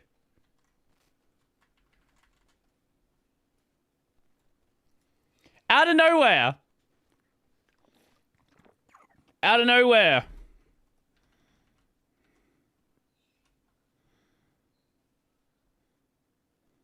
Oh, different thing. Oh, it's not the Cloudflare thing. Oh. Oh, okay. No, that's a different situation. Oh, what? So I don't know the details because I don't actually know the person it happened to. I've literally never heard of them. They're apparently they're a popular person in the tech space. There's this, Mudahar doesn't tweet that much. There's this, I think she's a tech reviewer? I literally don't know. I actually have no idea. Some popular person in the tech space, and then some other person in the tech space was like, guys, did you know this person is secretly trans? They were hiding their trans. Like this big long tangent about them being trans. And everyone was like, no one, like they weren't firstly, they weren't hiding it. Secondly, no one gives a shit. Like, I don't know, like it was, yeah, I don't know. Like, that's my understanding of what happened with this person and what Theo was saying there. I don't know the details of the situation. I don't care about Twitter drama for people I don't know about. Yeah. ですよね。ご子息と先日食事をさせていただいた時です。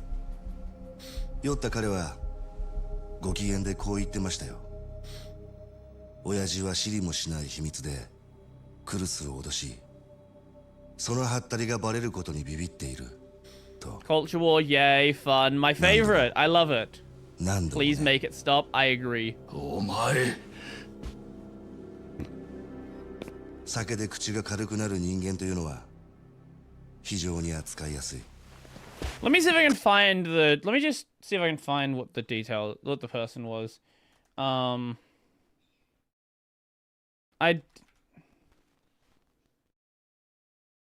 me see. So did Theo mention who the person was, or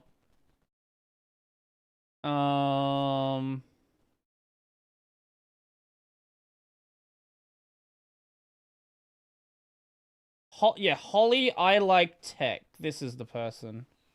Did they make a post? Did they share the post? Oh yeah, this. Okay, yeah, this is the person. So I think they're fan of Samsung, mobile photography, tech enthusiast. I don't know why this person has a following. I don't know the details of this person, who they are. They have an Instagram, so I guess, yeah, again, some tech, no, they're not as popular on here. I guess they have a Twitter following? I don't know. Anyway, some person made this post and then pinned it. And then people just started attacking this person because no one actually cares that this person, like this Holly person, is trans. Literally this is the only person in the world that cares that Holly is trans. Literally the only person. And I guess this is just became some like weird drama. Yeah. Again, I don't know what content this person does. I assume they just are a Twitter person, but I had not heard of them like before yesterday. Oh, I did see the Cloudflare thing about Tokyo. Yeah. Tokyo Court wants to sue Cloudflare for hosting CDNs for like piracy websites. クルスには知られてない。大丈夫だ。採用会がなぜ日本不可侵などと言っているのか。それはあなたが秘密の核心を知らないとクルスタケルに気づかせたくないからだ。そのためにはなるべく父との接触を避ける必要がある。ご安心ください。父には内緒にしておきます。もし父がこのことを知れば、尾道から入り込んだ兵ハイツたちは始末されることでしょう。そうなっては大変だ。お前はなぜ我々をカムロ町に引き込もうとする？目的は何だ？マニー。カムロ町東上会再生計画。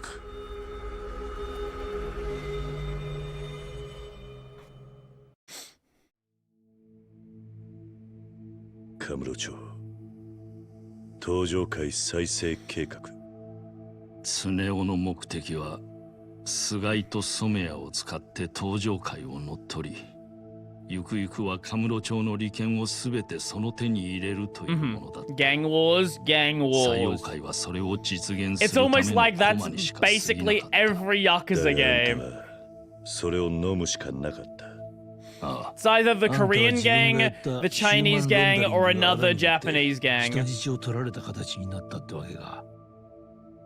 All at the same time. That happened once. あなたも知っての通りだ。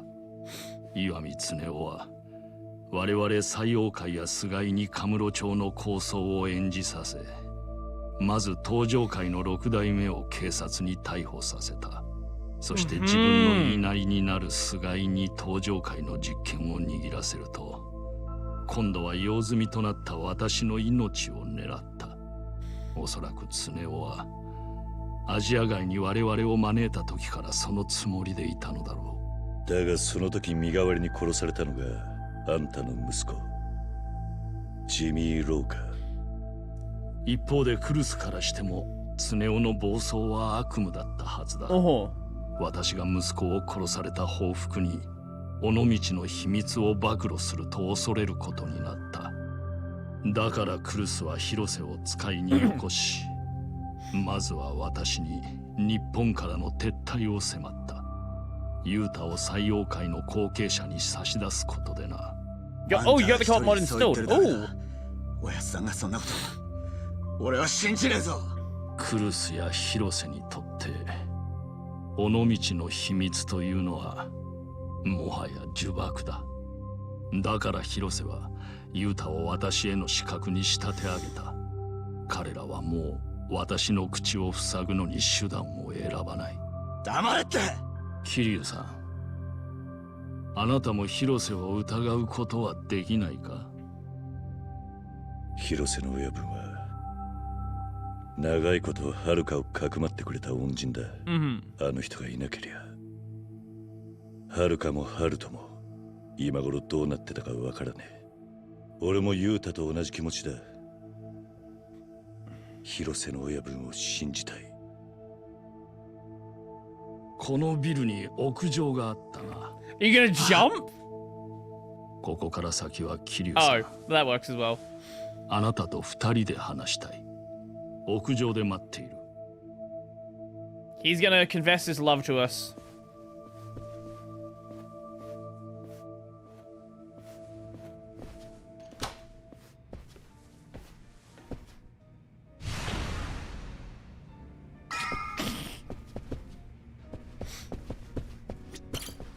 ローが屋上で兄貴を待ってます。俺はいいっすから兄貴言ってやってください。I love the physics in this game. Just every random bullshit that you... Yep, that's what I had expected would happen there. 少しいいか、桐生。遥かのことなんだがな。何かあったのか？回復の兆しが出てきた。本当ですか？お前らがアジア外に行っている間、遥かのいる警察病院で春人をかくまってたんだ。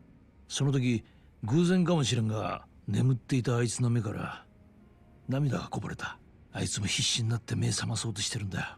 たまにはいいニュースも。 Tell me we get to see Haruka at least once in this game. ありがとう。Surely. だってさ。Surely we get to see Haruka at least once.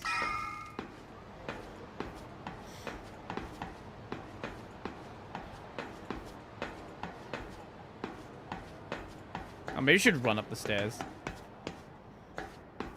How many fucking floors are there? Oh, here we go.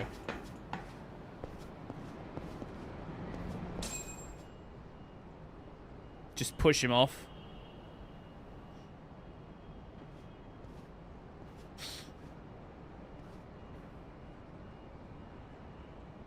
Kiryuさん。尾道の秘密はあなたに託す。私にはもうあまり時間が残されていない。Did you catch knuckle cancer? Is this where we got our knuckle cancer from?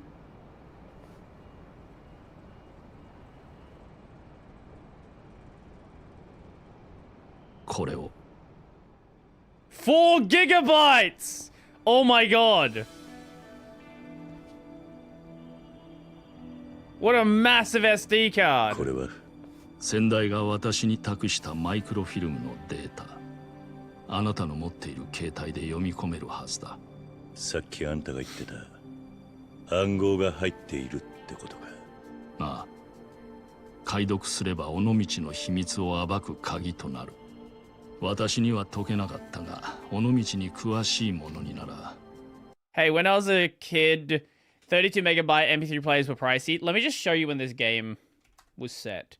Yakuza 6.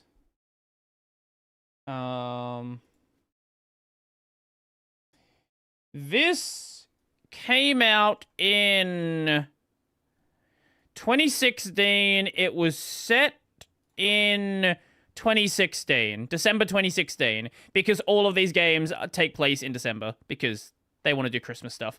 I have a feeling we had better options in 2016. I don't know, man. I feel like I remember better stuff back then. The first USB was 128 megabytes. Wow. 彼はあなたを殺してでも阻止しに来るだろう。なぜ俺に秘密を託すことにした？ Do you know how much it was? How much your first USB was? 沢村遥の親代わりだ。私の息子が愛した娘の父親。つまり、我々は両家の父親同士ということになるな。So did you say $100? $100 for 128 megabytes.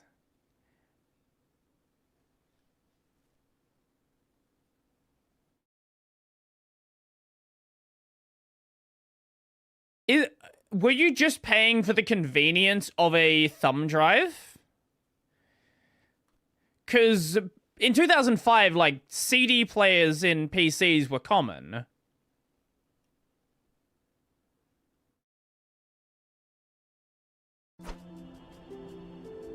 もちろん今さら私にユータの父親面する資格はない。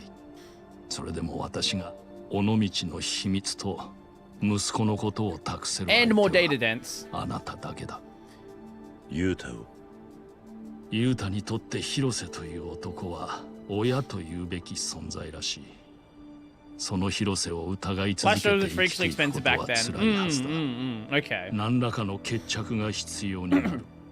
そして尾道の秘密を暴くことがそのきっかけになるはずだ。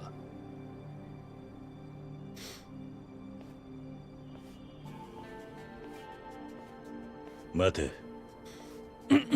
もう一つ。あんたさっき時間が残されてないと言っていたな。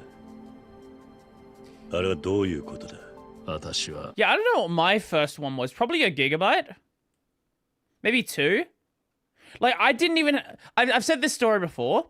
I didn't have a home computer until, like, 2006. My parents didn't know what computers were, didn't want a computer. So we didn't have one for a long time. Let alone an internet connection. 宇佐美優太を後継者とすることを断念したと組織に連絡を入れた。何？それは採用会の血の掟を守れなかったということを意味する。I had a PS2 before then. 存続するために私に代わる新たな総帥を立てるだろう。But I didn't get a PC till much later. 掟を破った者には相応の償いが求められる。それじゃあんたは間もなく採用会の資格が私のも。Until I was, I guess, 8 or 9, the only computers that I interacted with were the Windows XP systems at school. And I had a family friend that had a Windows 98 system. That is all the computers I interacted with. 元に来るはずだ。私が一緒にいては足手まといになる。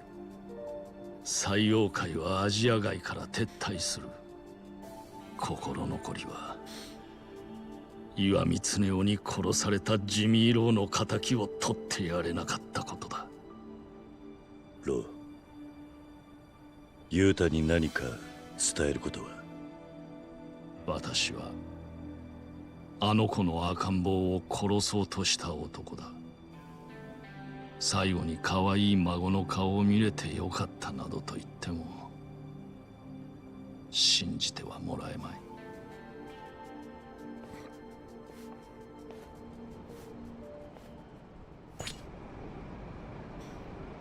I didn't have a computer running a contemporary operating system until 2004. It was partially why I experimented with Linux as early as I did.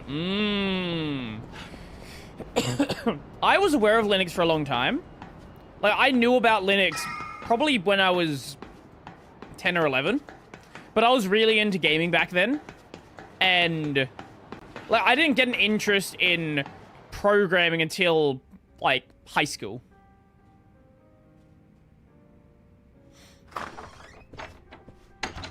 I think my first proper introduction to Linux, I didn't use it then, but like being like very aware of it was probably when Proton got announced. That's when I became like pretty interested in it, but still wasn't using it. Because if I remember correctly, would have been the game station or co-optional back then.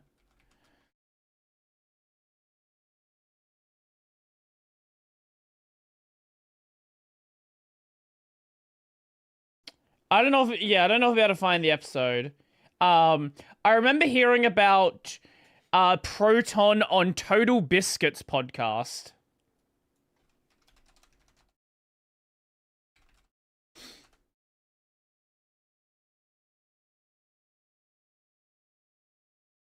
Yeah, I don't know. I have no idea what episode it would have been.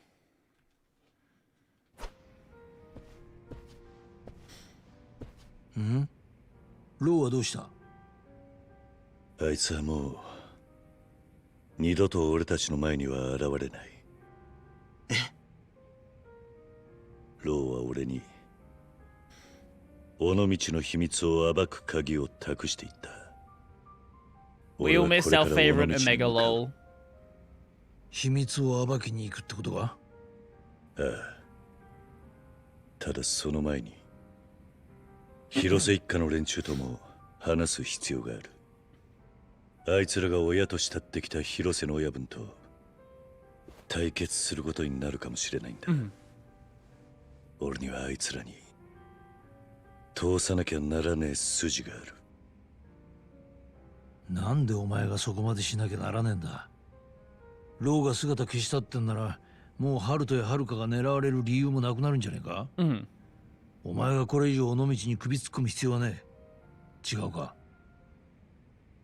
広瀬一家のあいつらをこの件に巻き込んできたのは間違いない。 I don't know why they ever pan over to her. She's not doing anything. もう俺の用は済んだと。今さら手引くなんて真似はしたくない。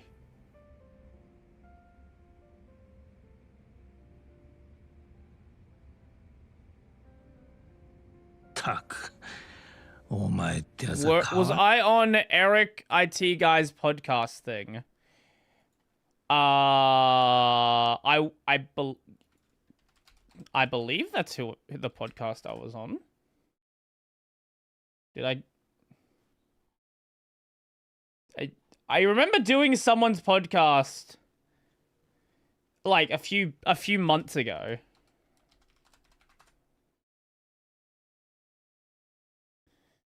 Where can I find it? Oh, here we go, on his website. It just posted today. Oh. Oh, I didn't know it was, yeah, okay. That was a long time ago. I didn't realize it hadn't come out yet. It's on YouTube as well.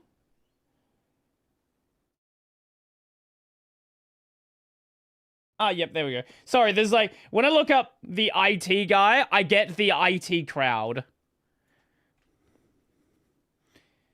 Yeah, he didn't tell me it had released. Oh god, it was the middle of winter that I was recording this. Jesus Christ. Yeah, I thought it'd been released already. らねえな。わかったよ。もう勝手にしろ。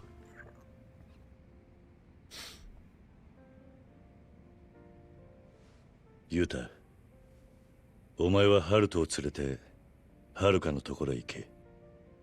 え？尾道へは俺一人で行く。なんですか？いや、俺も行きますよ。I do like the woolly jacket. The woolly jacket is very comfy. 俺はな、ユータ。俺の目の前ではるかの両親が死んだ日、誓ったことがある。あいつもいつか好きな男ができて子供を持つ。 Sorry, let me just check. Did he DM me or anything? Because I don't remember seeing anything.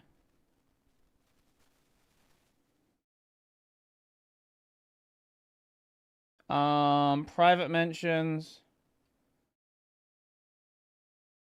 He didn't send me a DM. Did he send me an email? Did he just forget to tell me? I think he just forgot to tell me.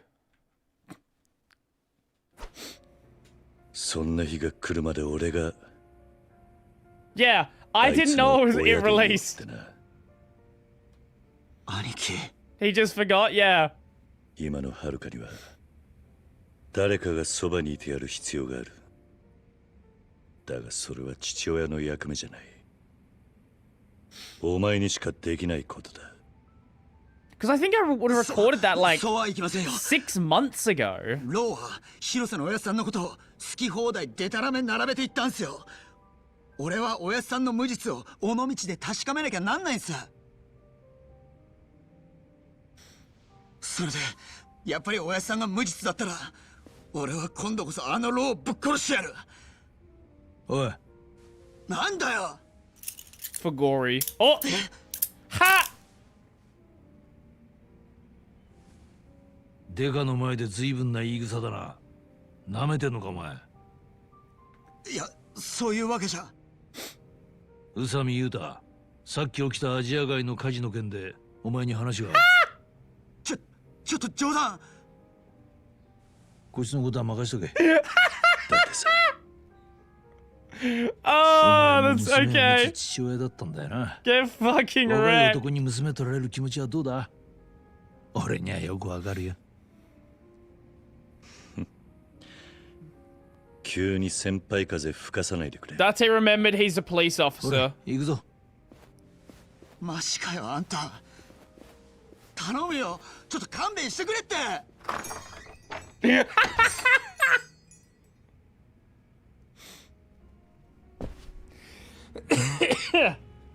Oh, that's great.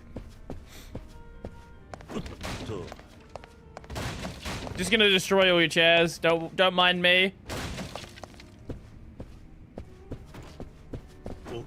Can I destroy this one?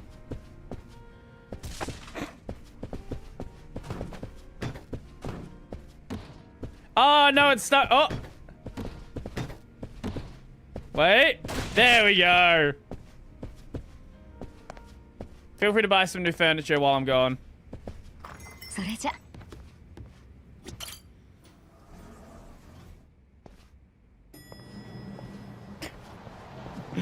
Oh, man. Oh, okay, we're going back to Onomichi now. Was there anything I still wanted to do here? We'll do a lap around the city just in case there's a sub-story that, you know, I maybe can get to. Probably not, considering how many of the sub-stories are behind, like, other mini-games and stuff like that. But we haven't really done a lap of the city in a while.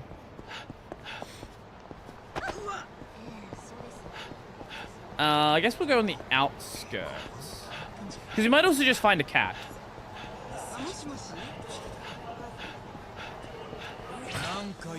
Oh!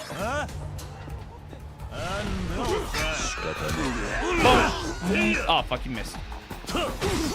The lighting in this game is gorgeous. That is, look, for all the problems that Dragon Engine does have, I will say the night lighting in Dragon Engine does look really nice. And I actually, here's the thing, I'm kind of missing the fact that a lot of games now really aren't, they're going too hard in ray tracing, right? So we're losing out on the beauty that is like baked lighting. Baked lighting looks, unless your game has like a day-night cycle, in a lot of cases, baked lighting is just gonna work better. And this has a day and a night, but it doesn't have a like an intermediary cycle. So it's just always gonna look like, when you're not dealing with ray tracing, you can make the lighting look exactly the way you want it to look. You don't have to worry about like, ooh, is there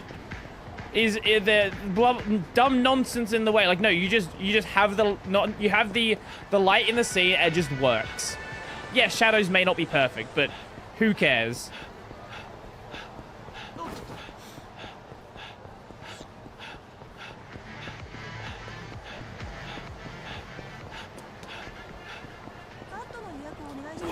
I am a very open hater of ray tracing. I have made my opinion on ray tracing very clear over the years.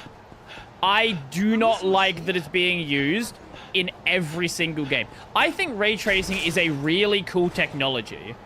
The problem is, it has become like the standard for lighting, which means you lose out on a lot of the interesting lighting design a lot of old games had. Like, there's so many games which simply could not work in a ray trace setting. But so many AAA games, ray tracing is the only thing they opt for. And you still see interesting stuff from the indie space, right? The indie space is doing a lot of crazy, awesome stuff as always. But I do feel like it has become, like, in the AAA space, just too much of a fixation.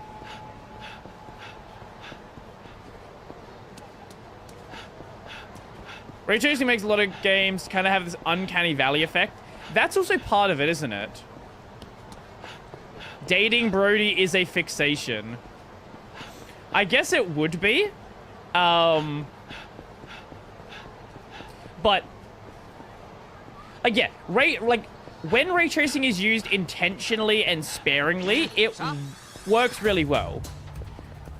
But when it's the same thing, right? With like every game having a realistic art style. Like, when every game has a realistic art style, nothing looks impressive anymore. Like, I'm not impressed when I see... Actually, a great example of this. I don't know the last time I was impressed when I saw a racing game. Like, if you look at... I guess maybe, like Need for Speed Heat, maybe. But if you look at any, like, modern AAA racing game, they're all just the same game. If you told me Forza and F1 were in the same game, I would believe you.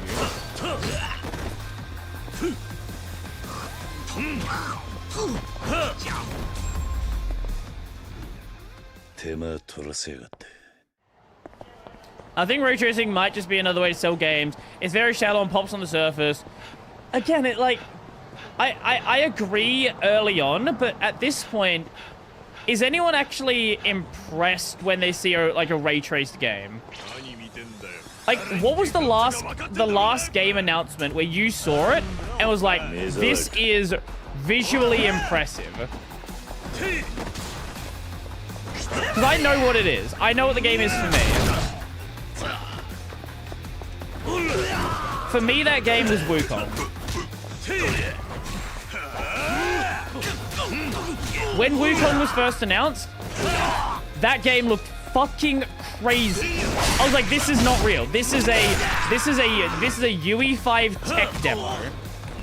And by the time the game came out, because it was delayed a long time and all this stuff, Frozen Brody? No, I'm good. By the time Wukong came out, every other UE5 game looked the same. But like when it was first announced, it was visually impressive.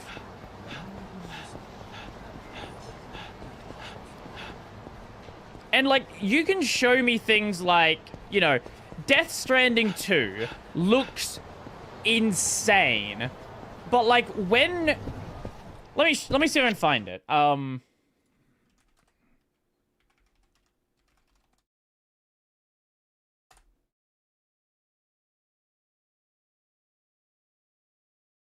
obviously this is just dealing with the model quality, not texture quality.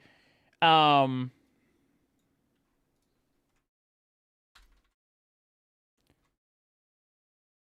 once you're at this point, it's very difficult to see any additional changes upon this. Like, unless you're hyper zooming in, you can't really see a difference. And people have done this demo a bunch of different ways. Yeah. Obviously, texturing matters and all that stuff. But, and lighting. Lighting is the big, lighting and shaders.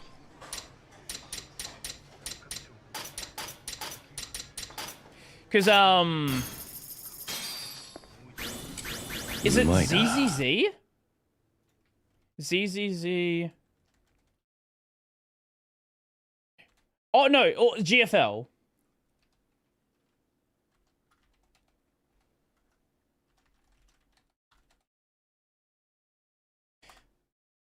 Yeah. So, Girls Frontline 2 released all of their 3D models as MMD, like for MMD for free. Now, people look at them and like, they don't look right. That looks weird. The reason why they look different is because lighting and shaders and all that stuff. But like, MMD is what? It's like a popular like animation thing. People make a lot of hentai with it, which is probably part of the reason why they released it. Released their models for MMD.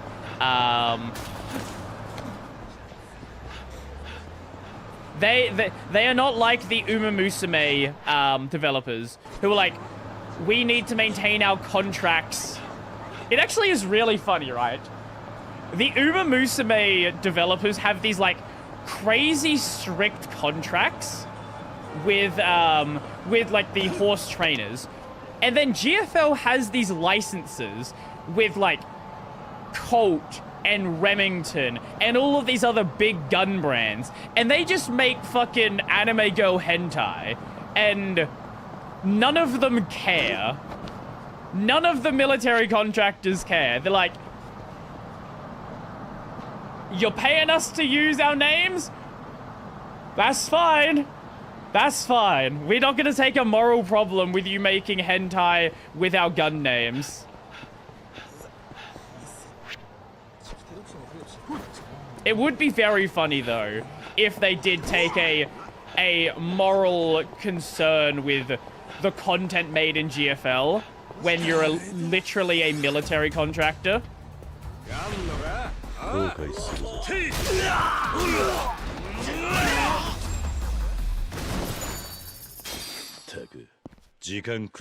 Probably raise their profile for getting job applicants. Almost certainly. Almost certainly. Weirdly, none of the, like, there was also no care for, like, Kantai Collection or As Your Lane as well. They're just like, you know what? We don't care. It is what it is.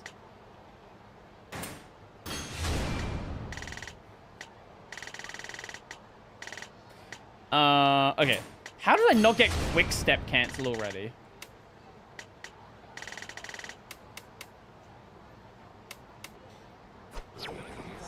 Does Japan still have censorship / mosaic of regular porn? Yes, but also the Japanese have the internet and VPNs, so yes, but, you know, you can access content outside Japan.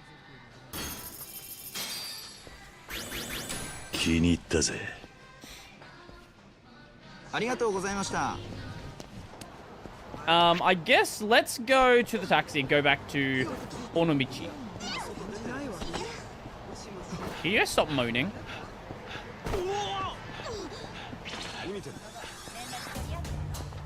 Mate, I just want to catch a fucking taxi. Oh, yeah, that makes sense. Yeah, and we've tried to do, we've tried to do Steam Play previously, and it's been rough. Maybe Parsec would run better.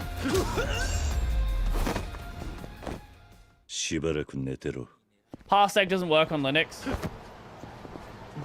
Why did I just raise in the air? Any desk?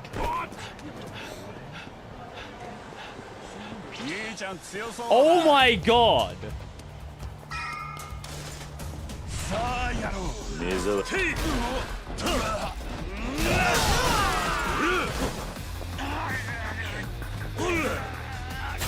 Bonk, bonk, bonk, bonk.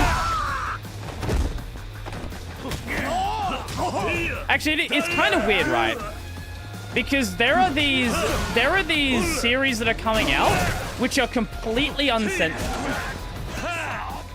So I don't know if it's because they're being made by Korean studios or like they're Korean studios contracted to do the work, or like what the deal is.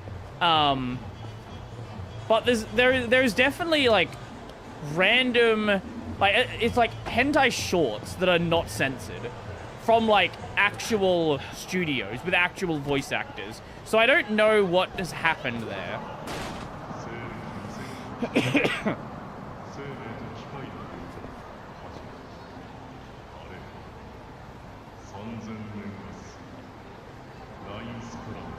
I've never looked at the ads up here.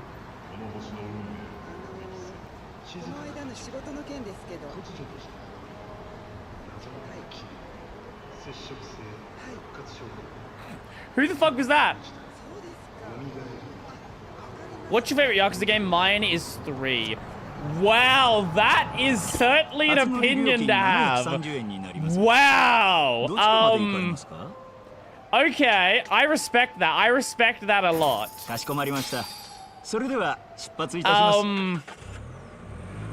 If I'm not gonna say 0 because that's a boring answer, Kiwami 2.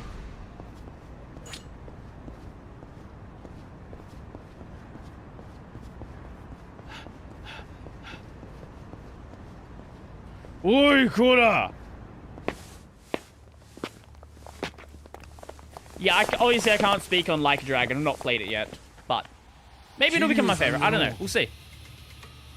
陽明連合会会長クルスからの伝言ですわ。この町から即刻出てってください。理由は親父からの命令ですけ。理由もなんもないわ。なら俺もそんなもん聞く義理はないな。For the original, oh, you played the original PS2 version. I've actually been tempted to go back and play the original PS2 Yakuza. Because I've heard there are a number of things people prefer about the originals. こっちも手段は選ばんど。大っぴらにやっても構わんのじゃ。話はしまいじゃの。踊れな。ぶち殺したれ。Is there a bike nearby? One that I can pick up. Bike!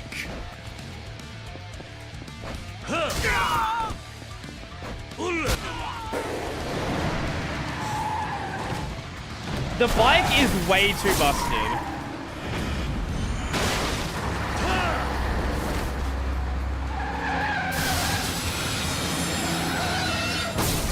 Rip. Oh.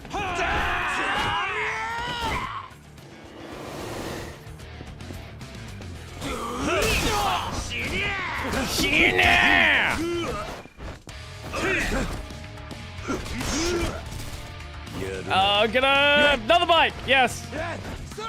Oh my god, it was just in frame.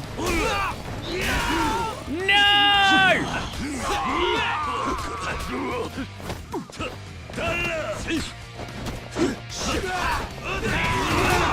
Okay, that worked.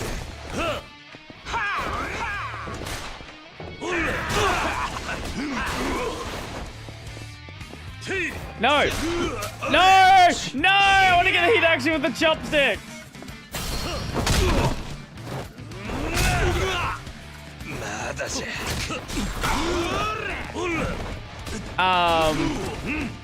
How liking 6 so far? It feels like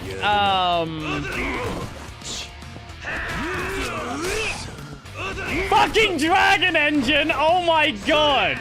Okay.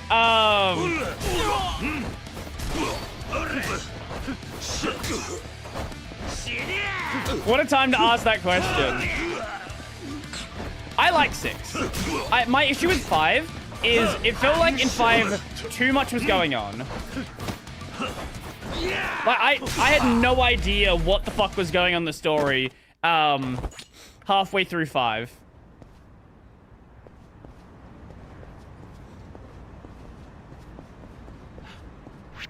Wait, is the other food store still open here? Can I heal? Will I? I'm gonna play all the Yakuza games. I love Yakuza. It's really good. Like, I have my issues with some of the games, but I love the series overall.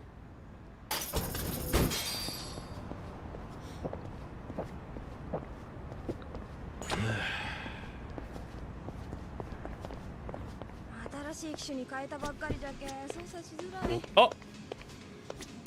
Is there? One thing I don't like about 6 is food has become this thing where you can't really heal yourself with it anymore. Like, you used to be able to get, like, a full health bar just buying food.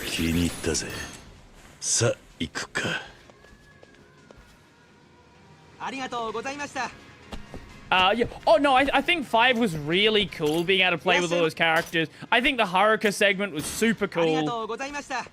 I think conceptually it was a really cool game. It was hard to keep...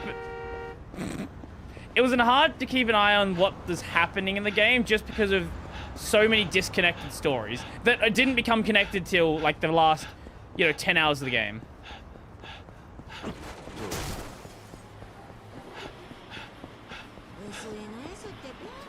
But anyone who says, like, you should skip a Yakuza game, skip Yakuza 3, like, no, why would you do that? My housemate actually did skip Yakuza 3. I don't know why.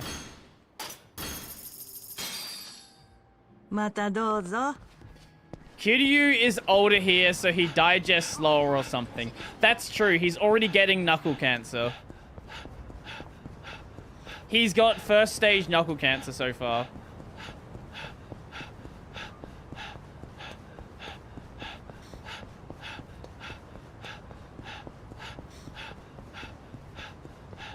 Five is awesome solely for the Akiyama dance battle. That was really cool. I like that part. 昭和の黒幕と呼ばれた大道寺実氏ですが、今は面会謝絶ということで、訪れる財政界の大物たちも病状を知ることができないとのことで、深刻な状況が続いていると見られています。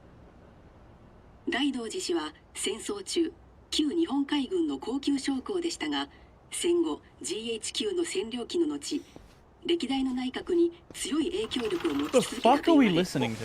兄貴、なんじゃいつ帰ってきたんじゃ。連絡しなくて悪かったな。Yeah, Yuuchu's been arrested. ユータは無事なんすか。ああ。ただあいつはカムロ町に置いてきた。今まで何があったんじゃ、兄貴。そいつを話しにここへ来たんだ。If someone PS5 is gonna play Pirate Yakuza.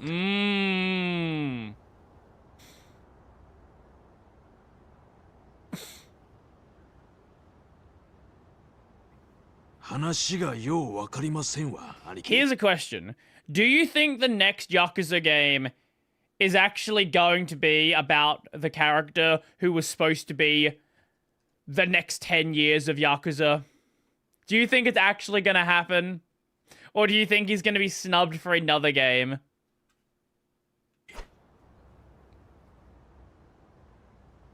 おやっさんがローを殺すためにユータを道具にした。で、一緒に死ぬように仕向けた。Ichiban has really been snubbed ever since his arc started.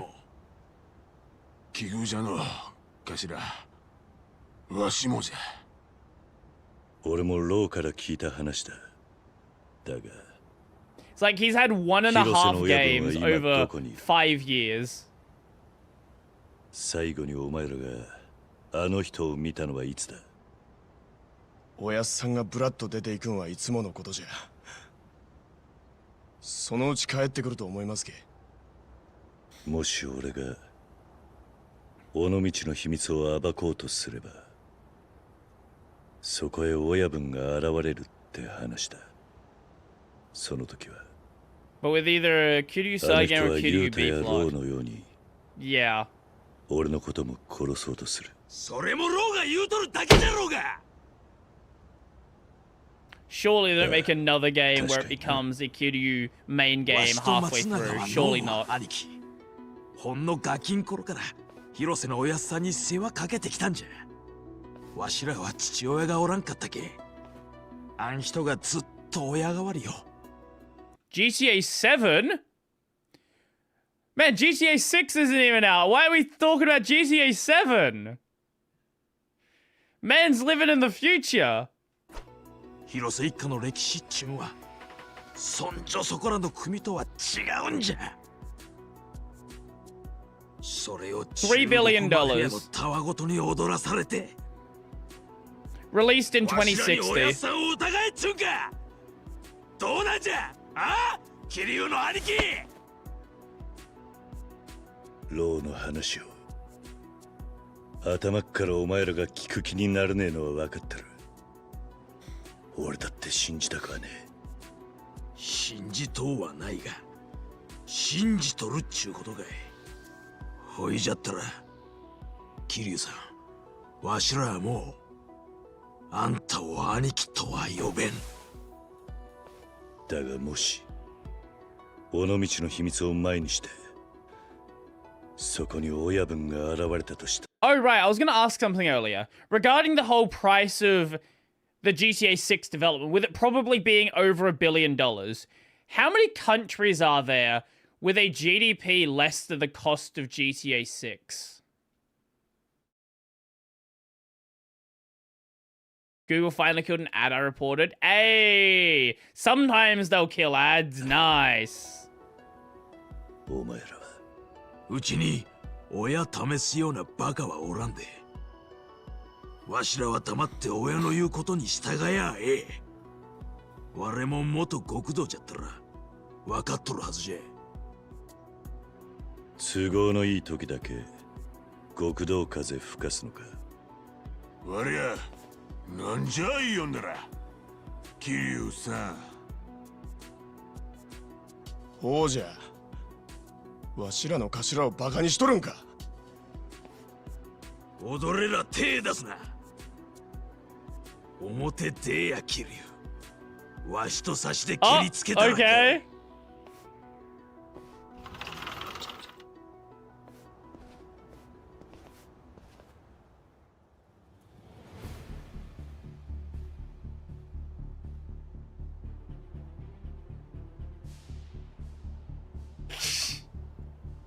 Thank you for the Windows joke. I appreciate it. ナグモ。できればお前を殴りたくね。好きにしたらええ。じゃが、わしは手加減せんど。広島ヤクザの意地注文を見しちゃる。Getting jump scared by ZZZ porn when scrolling. 我も殺す気 Oh, で when 来 short いや。 scrolling. Yeah, that do be how it do be.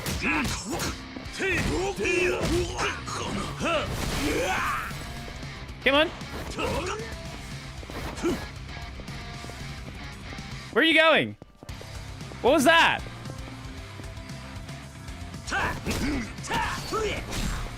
What the fuck? What was he doing? There are 5 countries. Wow, I didn't think it'd be that many.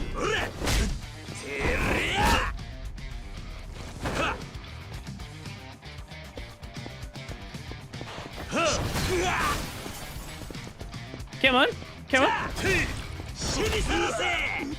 No, I'm ending this with a tiger drop. Fuck you. Come on. Punch in the dick.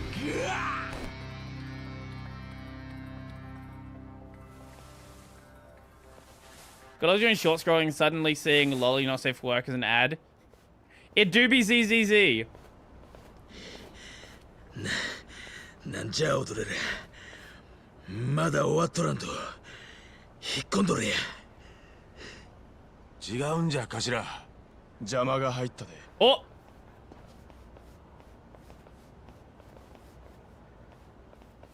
本家の連中じゃ。続きは後だ、南雲。じゃがこいつら何の目的じゃ。クルス会長からの使いだろう。俺が尾道にいるのが気に食わねえらしい。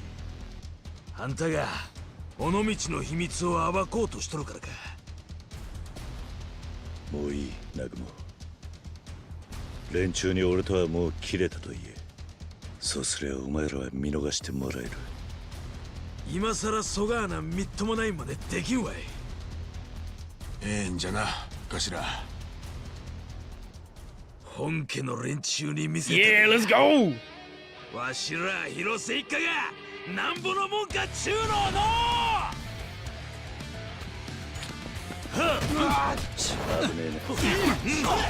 You know, I don't think we need all of us here to be dealing with this.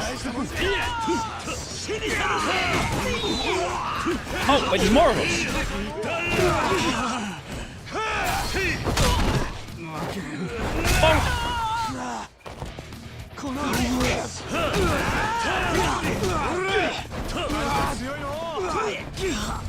Thank you, Nagamo.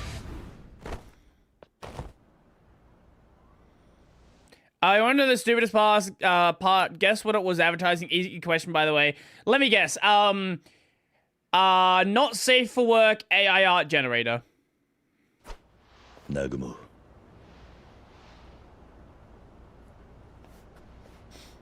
Kurus Kaicho ga Oh, AI chatbot. Okay, I was close.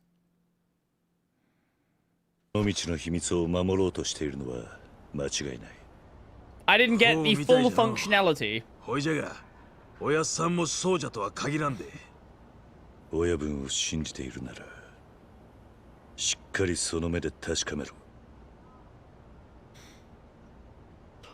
聞いちまった疑いを抱えたまま、ずっとあの人を親と呼び続けんのか。When is it ever not? Yeah, right now.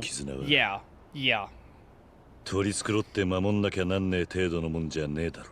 There is a dangerous number of people who are using things like, do you remember when the latest version of ChatGPT came out and people were freaking out because it wasn't behaving the way they used to?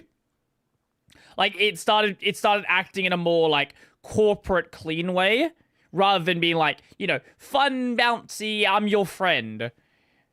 And people were using it as their like therapist, their friend, their confidant, and people lost their minds when this happened.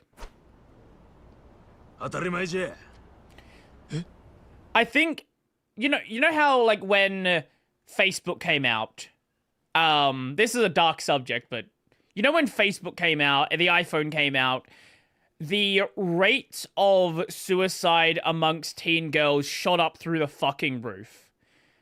I have a feeling that we're going to be seeing the same kinds of data, not necessarily on that.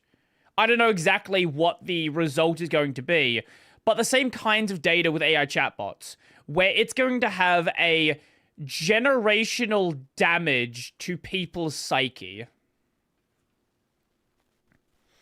I'm not sure exactly what the result's going to be, but I'm almost certain that we're going to be seeing the same kinds of data about ChatGPT and all these other things 5 years from now.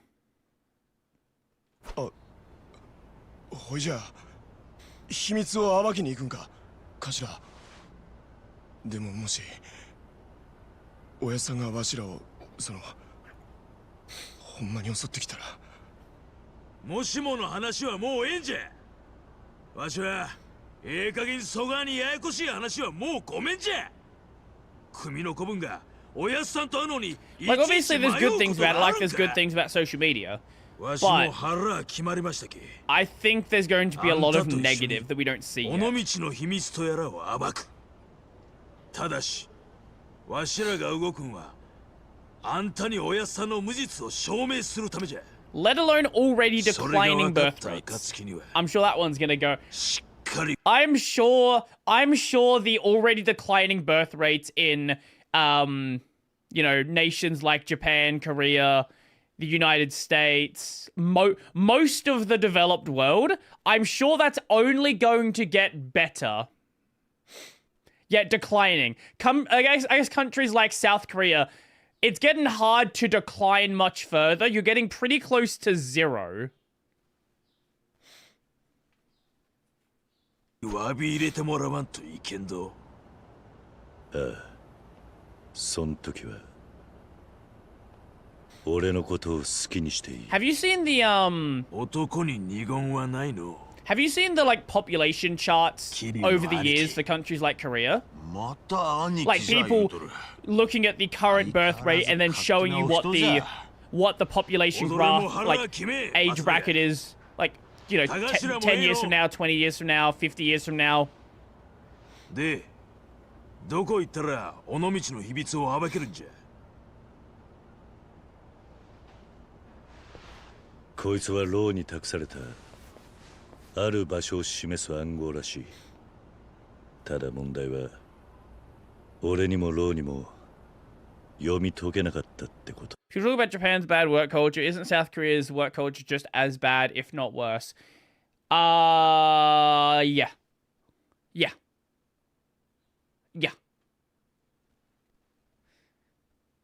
I think people talk less about it because, look, if you ask people what do they think is the most exciting East Asian country, what do you think the majority of the answers are going to be? That should answer why most people only talk about Japan. Like, South Korea, I think people are going to get more excited about South Korea. I think South Korea's popularity kind of, like, when people started seeing, like, the South Korean, like, boy bands, like, that's what, like, really got normies talking about South Korea. But, like, Japan has always been this, like, yeah, the K-pop nonsense.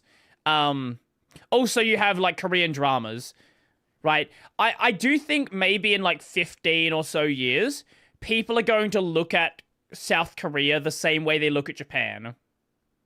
But people just didn't really think about South Korea for a very long time. Like, what is probably the least worst about Korea, as far as I know, compared to other issues? Well, they also kind of have like a very aggressive neighbor. They also have that problem. Huh? 解読するにはお前らの力が必要だ。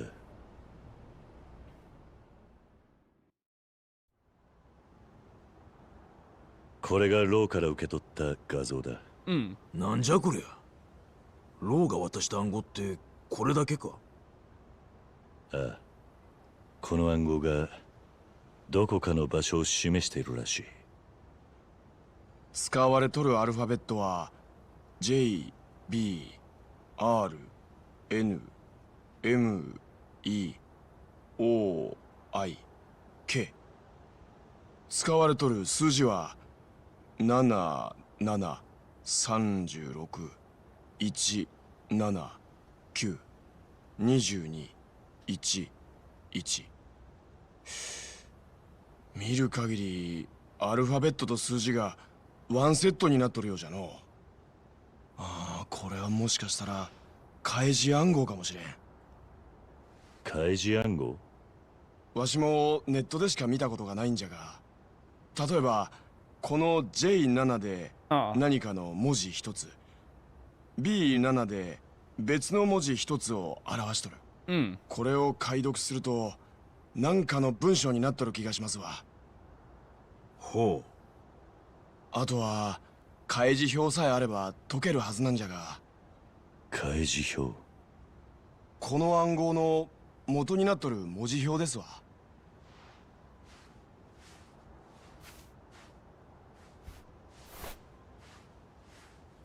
例えばあいうえおの50音表を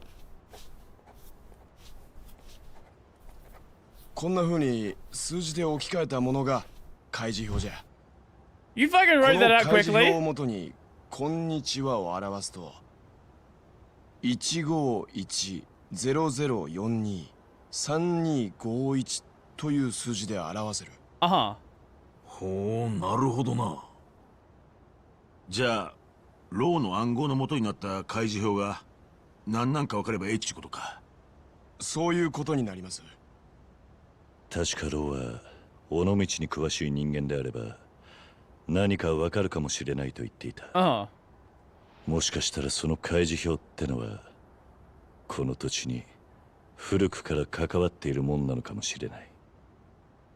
よっしゃ、わかった。South Korea also has Gangnam Style. They actually, right, I forgot about 今から that. この土地を片っ端から調べるんじゃ。へい。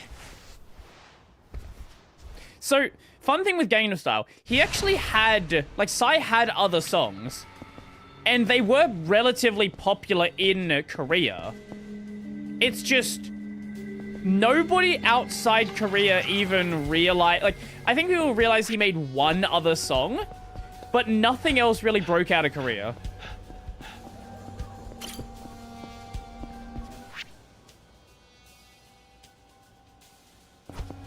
Samsung too? Samsung as well, yes. Yeah, Samsung's interesting because Samsung in Korea is kind of treated the same way that Apple is treated in America. Like, people really, really support Samsung. Like how, maybe not as much, but like there is this, like in America, there is this like weird, and maybe not a thing amongst adults who are like normal functioning people, but like America has this weird thing where it's like, oh, you know, the blue and the green text bubble thing. Like, there is this like contingent of people that really care about that. That's not a thing in any other country. I have never met a single person who cares about the bubble color in Australia. Now, granted, I don't try to hang around people that are this vain, so maybe I've just missed it. But my experience is that's just not a thing here. しばらく寝てろ。ライズアップのプロテインを Yeah, く okay, れたら you're a protein 一 powder 緒に guy. 草野球をやってやろうじゃねえか。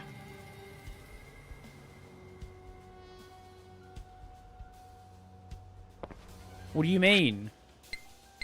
Did I not buy it? Did I forget to buy it? Oh my god, I went to Rise Up and I forgot to buy the protein powder. I was sure I clicked buy.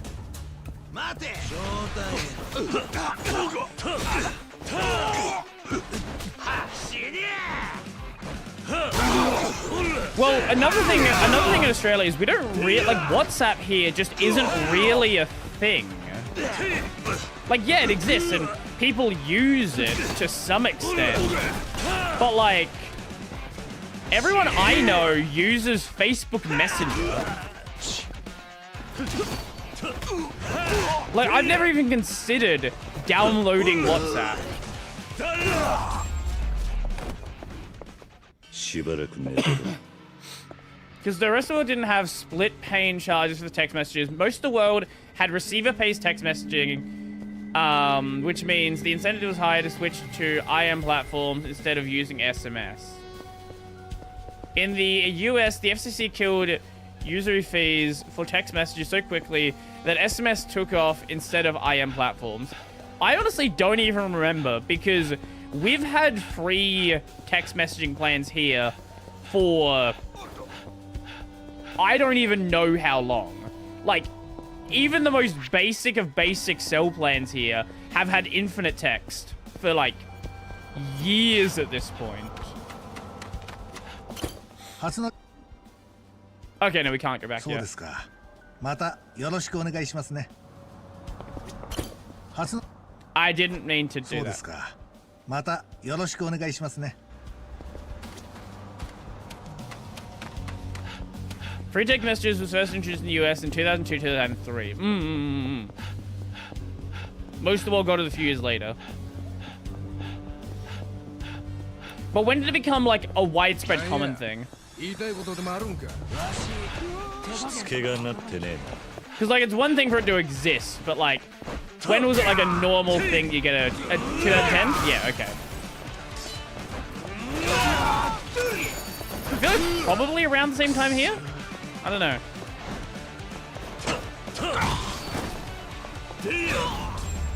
Again, it's been so long. Which incidentally is post-smartphone. When... I don't remember the history of Apple. Yeah, was like the blue bubble, green bubble thing from the start?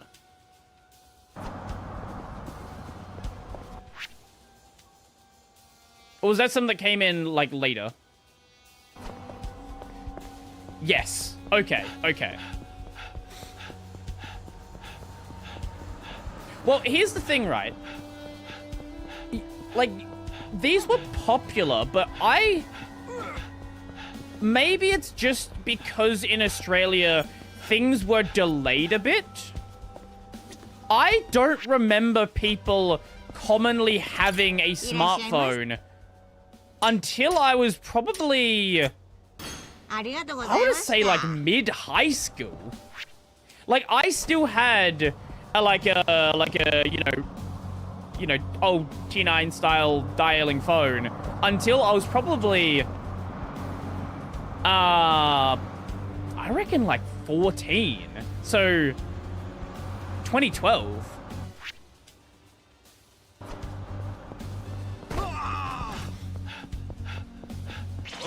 And a lot of my friends didn't have smartphones either. A lot of them didn't have phones. I would say it was probably like maybe like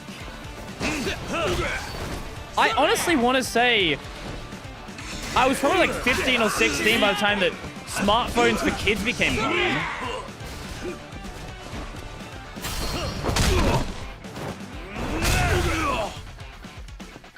Because I explicitly remember when it hit like a pressure point when we had a I'm sure you, like anyone around my age probably remembers similar things.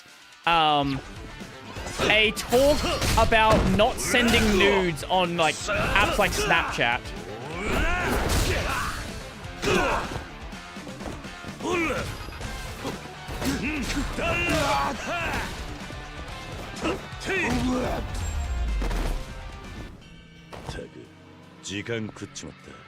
Luckily, the Philippines is too poor to become a society of iPhone users. We'll never deal with the bubble color nonsense.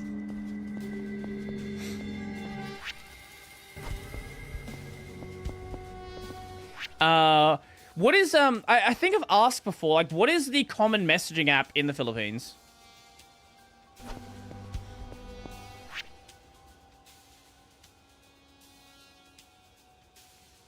Is it just SMS, Messenger, WhatsApp, Line?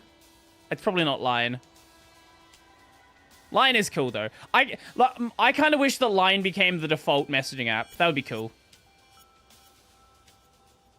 But I guess a lot of the others have started to, like, bring in stickers now. The next in line is Viber. What the fuck is Viber?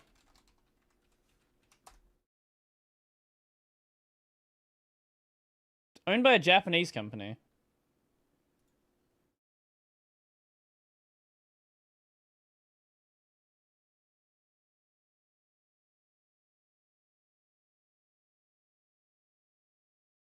Huh. Never heard of this one.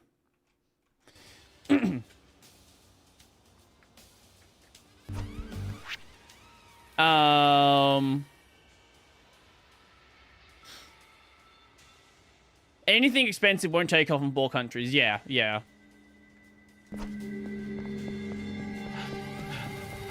I actually don't even know what we're doing here.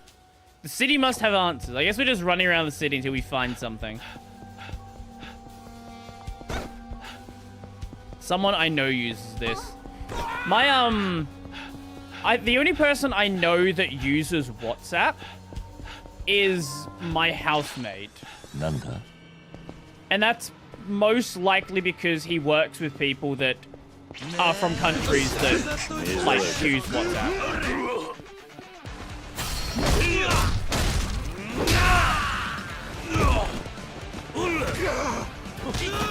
But like, I have never met a single other Australian that uses WhatsApp.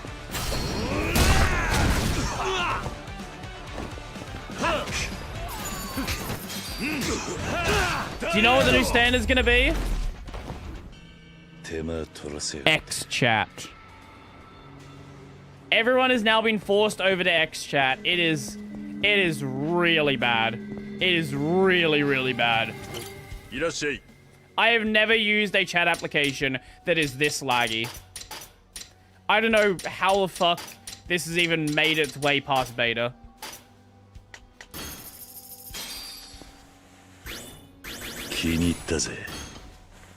What's X-Chat? It is the, it was the replacement for Twitter DMs. Twitter DMs recently got deleted, and it's been replaced with X-Chat. Apparently, a lot of people have not been like they've not had their messages migrated over, so a lot of people have just lost their chat history, which is fun. Why? Because Elon. That's why. Because Elon was okay. There's some reasons for it, like it's an encrypted chat application nonsense. It's not all bad. It's just the interface for it is horribly slow. It is, I've not used it on mobile. I don't tend to use social media on my phone. But apparently it's pretty much unusable on mobile.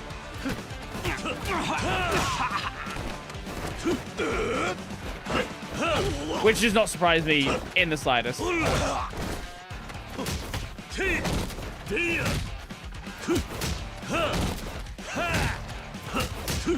Have I stun-locked him? I think I stun-locked him.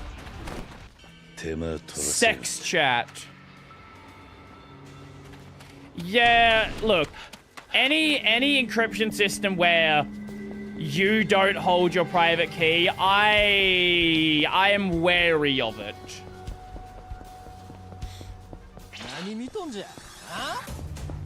Like, I wouldn't use X-Chat for anything, like, critical.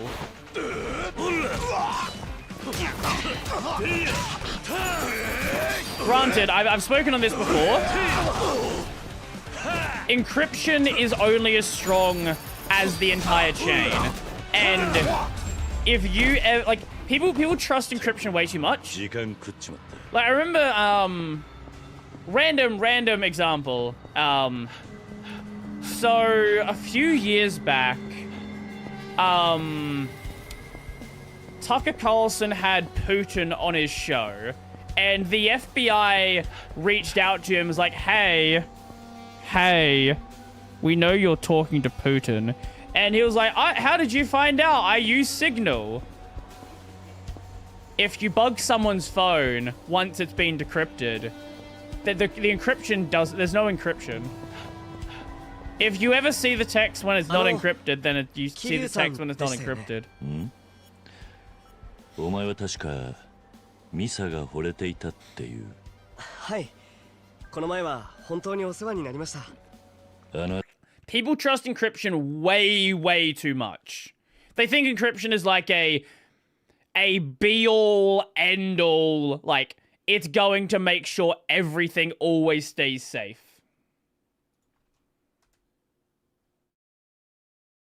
Oh, IRC client called X-Chat. Is this what HexChat forked off of? I assume so. Solution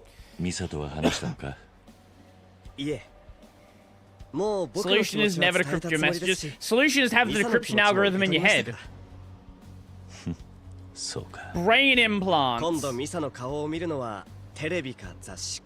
HexChat 4 from HexChat? Yeah, okay. The only reason I know about HexChat is I did the video on Arch Linux dropping the GTK2 packages, and that also meant that HexChat also got dropped from the repos. Do RSA 2048 by hand? Exactly! 部活に打ち込めれば悩んでる暇もないんですけどね。もう引退しちゃったので。そうか。部活は何をやっ Sorry, random question. If you had the encryption algorithm and you had the key, how long would it like feasibly take for someone to decrypt a modern algorithm like on paper?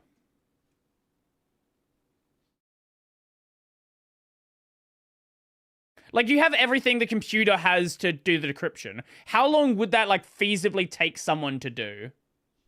ていたんだ。野球です。そんなに強くないチームでしたけど、一応キャプテンやらせてもらってました。ほう、俺も今野球をやってるんだ。草野球だけどな。お前が良ければ勉強の合間にでも。I'm sure some math nerd knows the うちのチームでや answer. ってみねえか。There's probably a YouTube video on it. ちょっとした気晴らしになるんじゃないか。チームにとっても経験者は大歓迎だしな。ありがとうございます。 All we need some math nerd to make a video on it. やらせてもらおうかな。 Then turn it into a really in-depth explanation of how these algorithms work. 桐生さん。ああ、期待してるぜ。加瀬先輩。Oh, that's another thing. So, there's been these discussions of like, people don't know what the word AI means. People see AI and they assume it means LLM. So,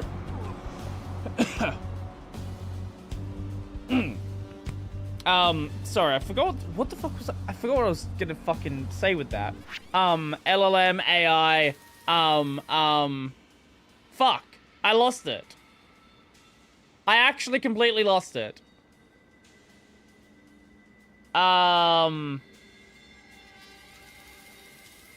It's one of those days, isn't it? Yeah, actually, okay, I forgot.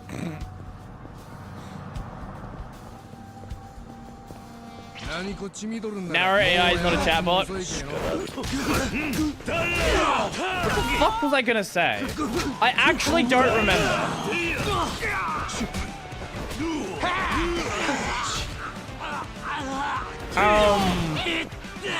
Chatbot, AI, LLM. Oh, right. Words that have no meaning.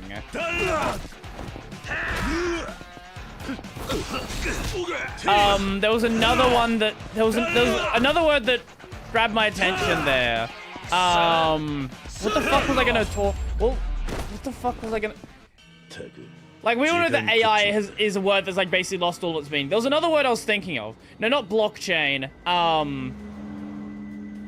Fuck.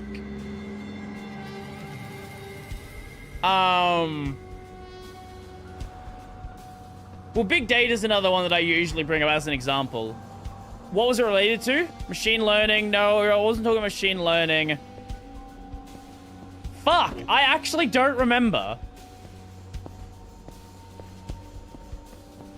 Algorithm.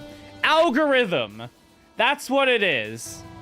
So, algorithm is another one of those words which normies have no idea what it means. And they assume that algorithms are bad. Like, people, like, ever since the, you know, it all comes down to, like, social media recommendation algorithms. And people have this idea in their head that algorithms as a whole are, like, a bad thing. You don't want algorithms on your platform. Algorithm is literally just math. That's what that's basically what it means. It just means math.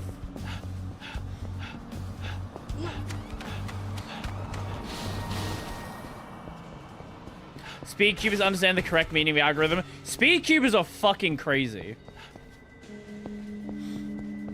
Al Gore and his rhythms.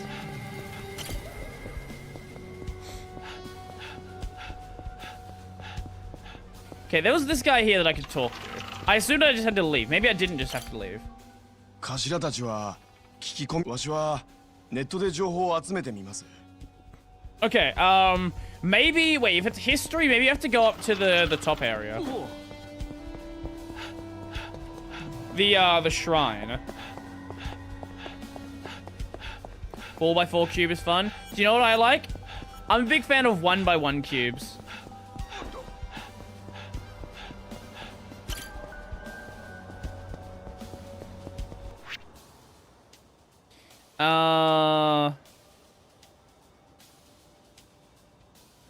Can I take the taxi up?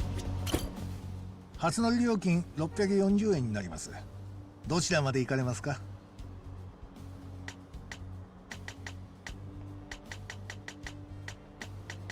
Can I not go up the top? そうですか。またよろしくお願いしますね。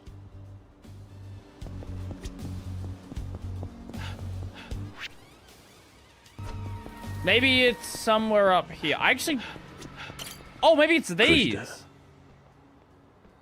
大屋根は岩やさざ波。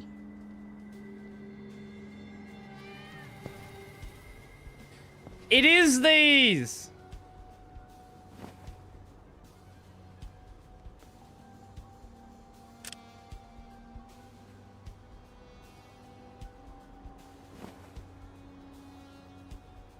Oh my god, the fucking poem stones have a function.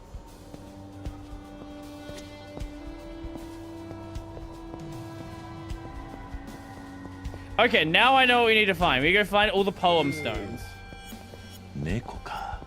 Oh, cat. Cat. Cat!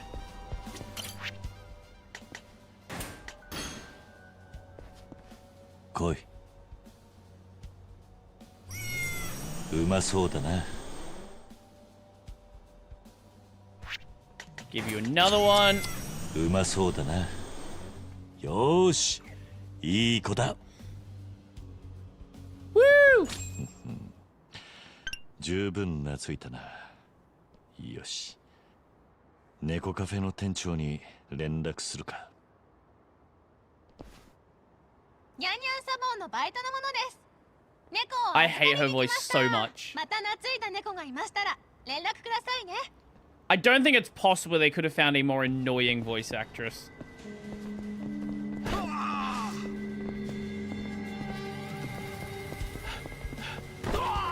Whoa!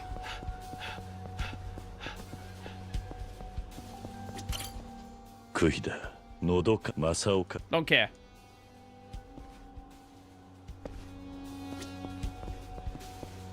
Okay. Maybe there's stones here.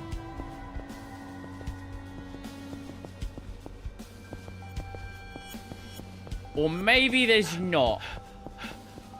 Oh, stone? Who the fuck are you? Kuhida, Hinoka Jippensha Ikku. I don't know how many of these exist. お前さん、見慣れん顔じゃのう。ああ、そんなところだ。この尾道という土地はな、古来から風光明媚な港町として多くの人に愛されてきたんじゃ。ここを訪れた有名な作家や詩人たちも、Oh, he's just here to tell you about この町の美しさに poem 魅了さ stones. れ、この土地にいろんな詩歌を残してきた。尾道の先人たちはその詩歌を未来に伝えようと句碑を立てたんじゃ。お前さんも暇があったら先人たちが残した詩歌に触れてみんさい。そうだな。句碑は全部で9つ。9. いろんな場所に立っとるけ。探してみたらどうじゃ。 9 of them. Okay. We found 4 so far, I believe.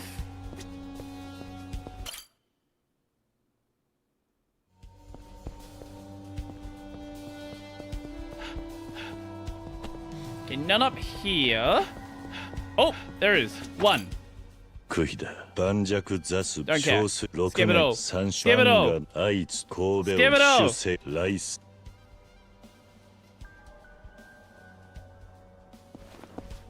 I've already seen all the poem stones in the past. Now it's just a matter of finding them all again.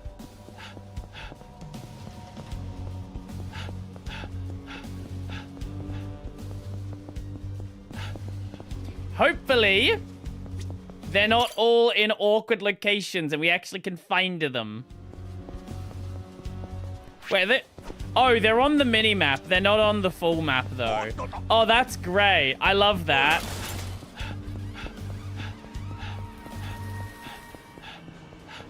That certainly makes them nice and convenient to find.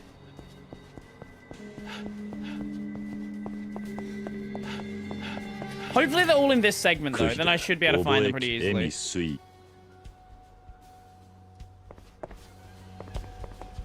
Because if they're not, then... Wait, is that how many I've found? Is that the actual number we're at?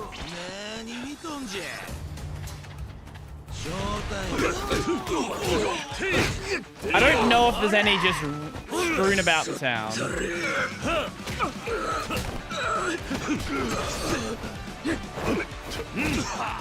I really hope there's not. But there might be. There might be just one random one. Also funny number. It is funny number. It is a much funnier number than 6-7.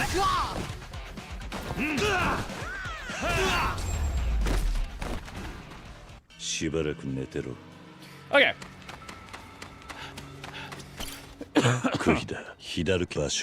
Okay.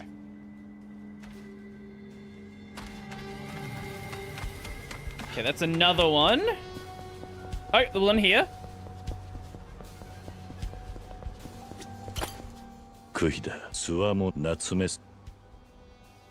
I know that name, Natsume Soseki.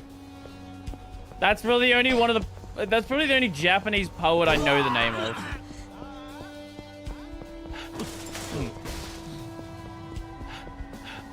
These nuts. Oh, wait. One.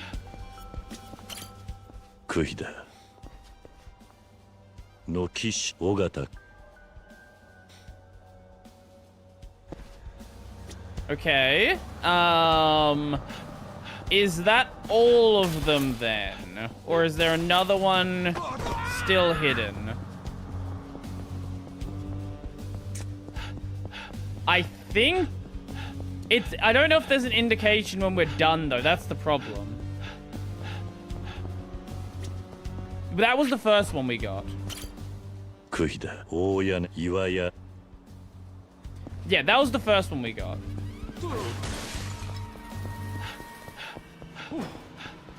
I think I'm gonna head back to the house. And if it complains we're still missing... That one I know I've got. There's no harm checking it. We'll head back to the house, and if he complains we're not done, then... I guess we'll have to work that out.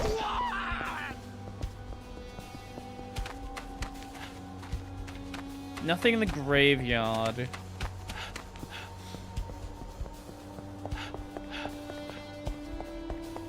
Maybe this one? No, I got this one.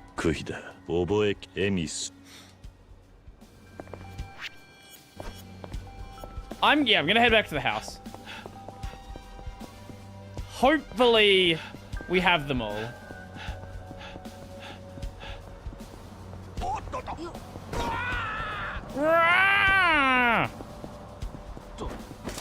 That one we saw, yeah, okay. Unless there's one hidden in the town, which is possible. Because I lost count. I should have kept count on what I had. I don't know if we're at 8 or 9 right now. Hi, cat.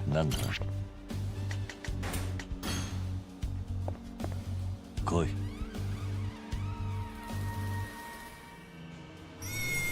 Eat the food.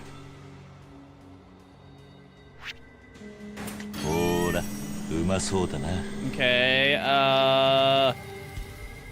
this one? Okay, beef is your favorite.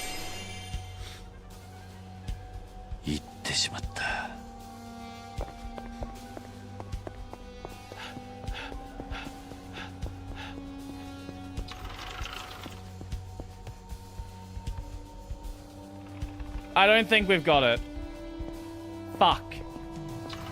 That's a problem. We'll do a lap around town, and if I don't find it, I'm just gonna look it up.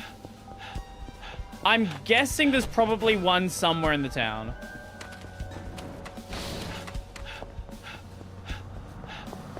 Yeah, I know I got most of them. That's the problem.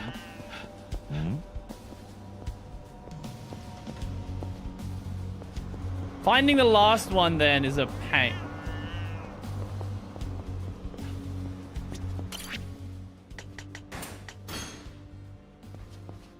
Koi.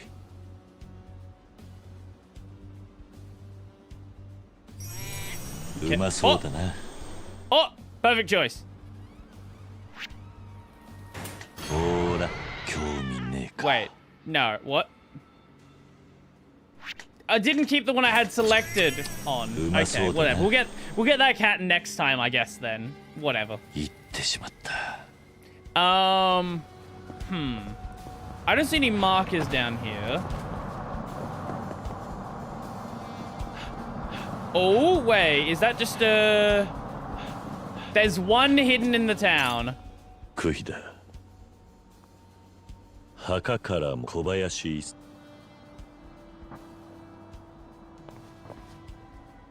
Okay, okay.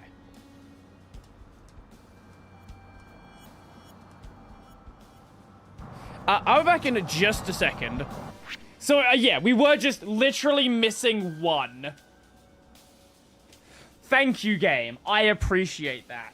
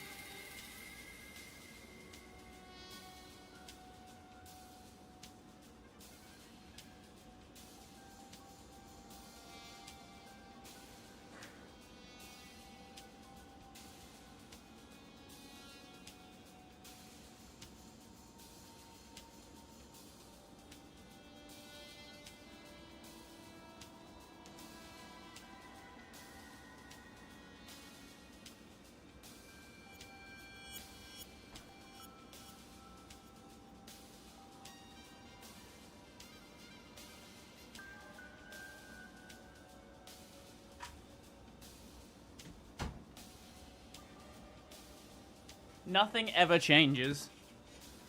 So much Sony? Oh yeah, I just left the Sony ad on the screen. Yeah.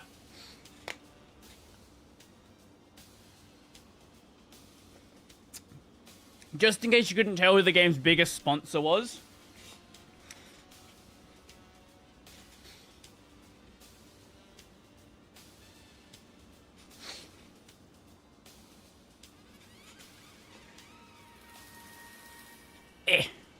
There we go. It was Snoy. We love Snoy. I don't think I've ever owned a Snoy phone.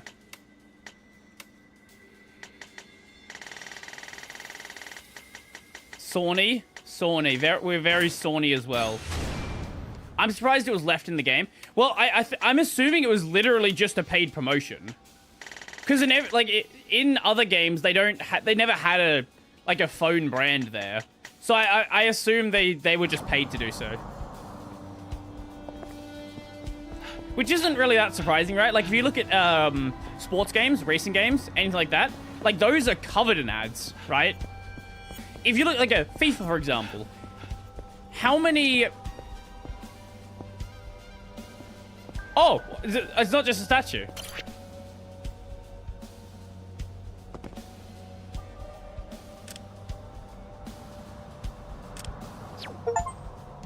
Okay, sure.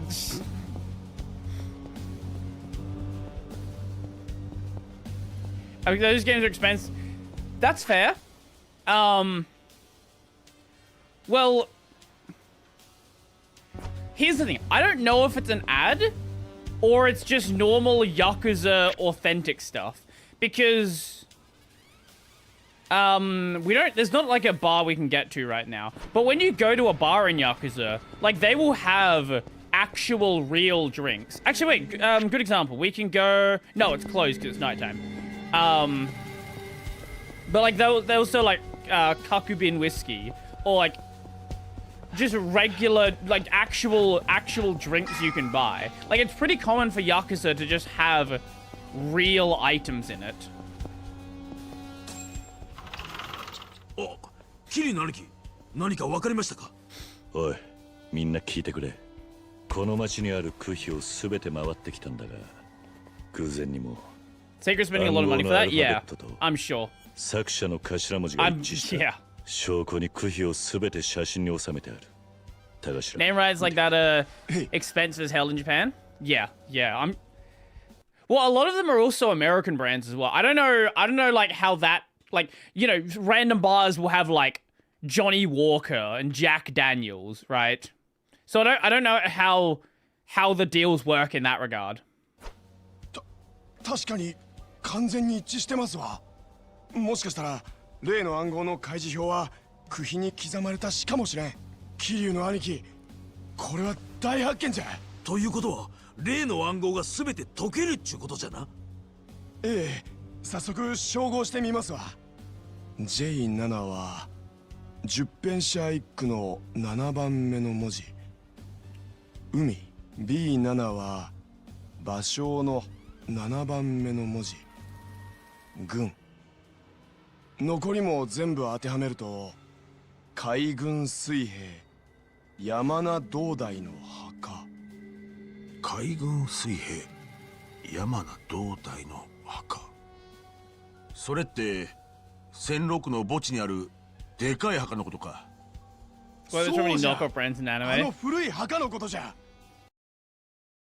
Wait, let me see if I can find it. This made me laugh so fucking much when I saw it the other season.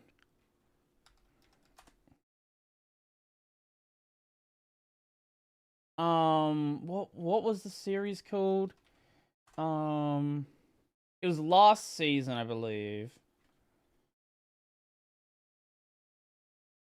Where is it? Where do you be? Where do you be? Was it last season? Yes! Food court de matashita. Food court de matashita.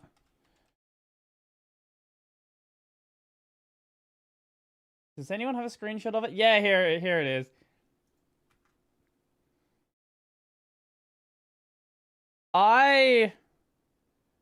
You gonna load full res, please. I want to see full res. Here it is. Okay, image. I lost my shit when I saw this. For an entire episode, and I'm assuming this one was sponsored. For an entire episode, I would say 80% of the episode there was a KFC logo in frame.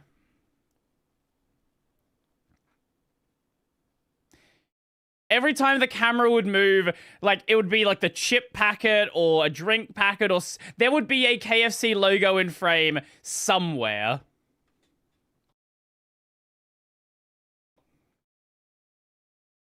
And I think, like, even the containers would rotate to make sure there's always something in frame. Well, it's like the this is a famous one.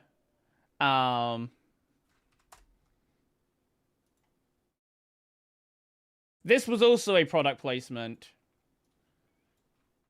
The Code Geass Pizza Hut product placement. The funny thing with this one is they were only paid for one episode. The animators just thought it was so stupid and so fun, they just kept doing it for free.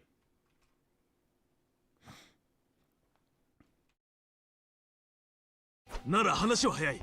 キリの兄貴、早速墓地へ行ってみましょうや。わかった。I can't even.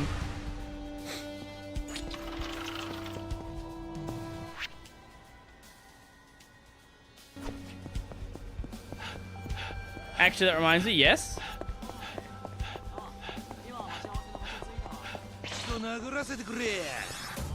Look at that! Oh god! Katana!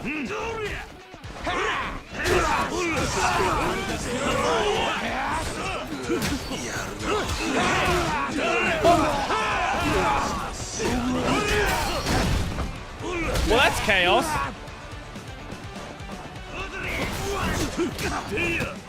Whack Donald.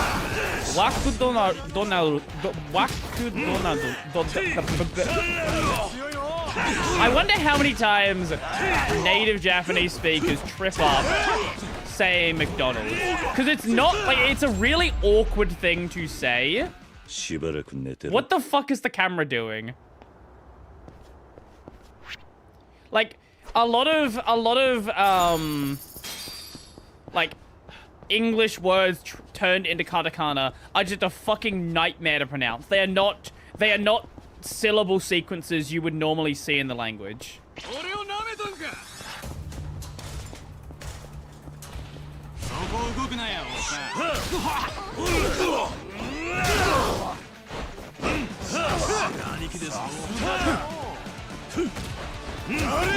This feels unfair.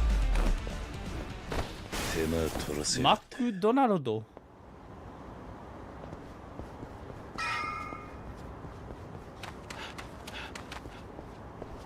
So I'm going, I still can't about the fact that that one Debian-based Linux with Plasma has a Code Geass wallpaper just included Neptune Linux. Neptune Linux? Oh, now you're getting the KFC ad.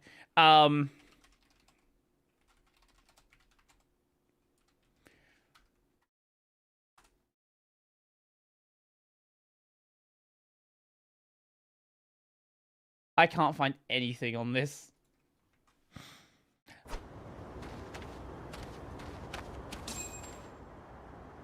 これじゃ海軍水兵山名道大と書かれてる。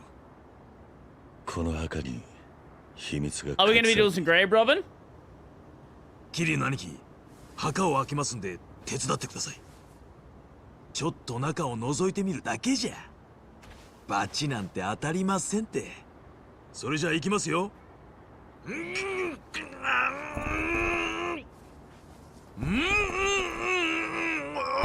the fuck is in there?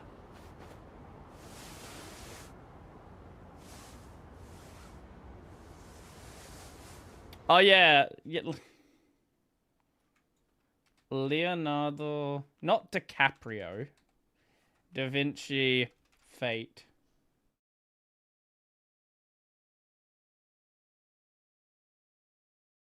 Leonardo da Vinci. There you go.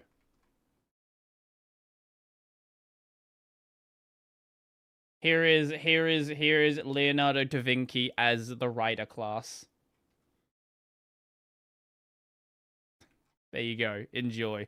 I love Fate. I love that Fate ran out of like really known characters a long time ago and has just been exploring just random fucking history. 何かあったか？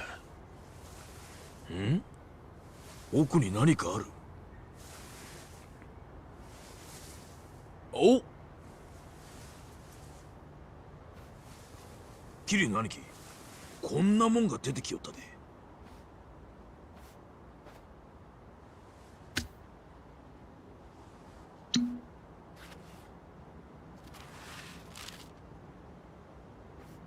Oh, is it? Let me fix that. That one. There we go.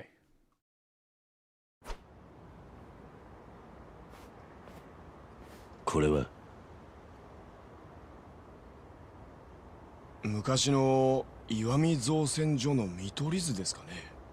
Okay. 確か戦前まではここで船を作っとったらしいです。ただ老朽化で今は敷地も完全に封鎖されとるはずです。ローの暗号が示す場所はここだ。ここに尾道の秘密ってやつが隠されている。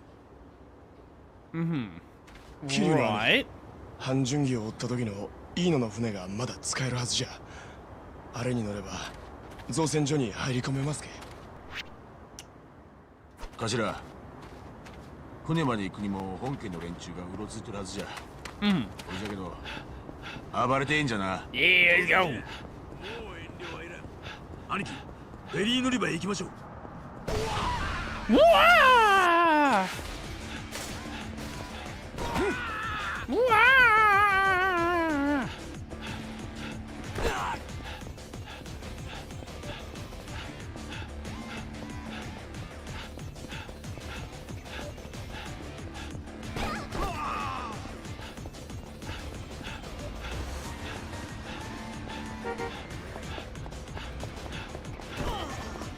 おい！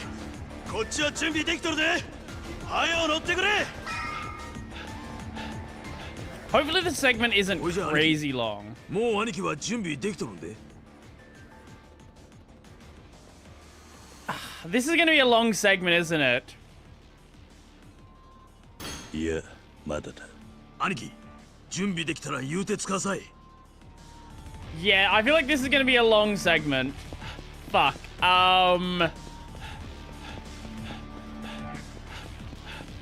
Because I do, after the stream, I do want to, I wasn't going to, but it's been annoying me that much. I do want to go make a video on the fucking Cloudflare stuff. So I think we might swap. That's the end of the game? Oh, okay, yeah, we're definitely not doing it today then. Okay. Also, I like it how it says prepare and you... Can we actually go to the drugstore at night? I don't think we can.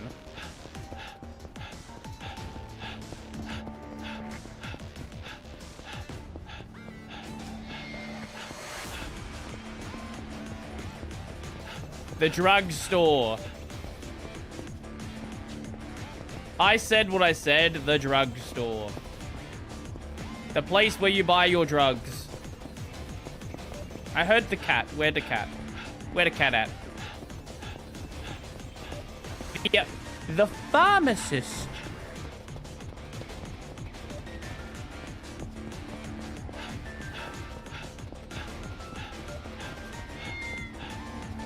Cat.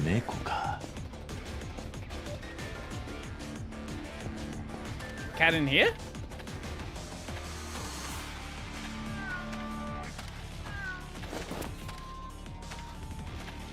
No.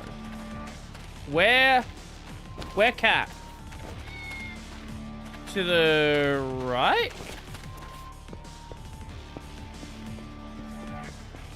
Oh, you're in here. Oh, it was this one.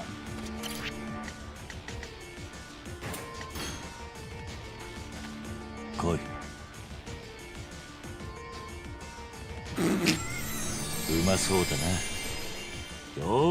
The cat sliding will never fucking never stop being funny. 十分懐いたな。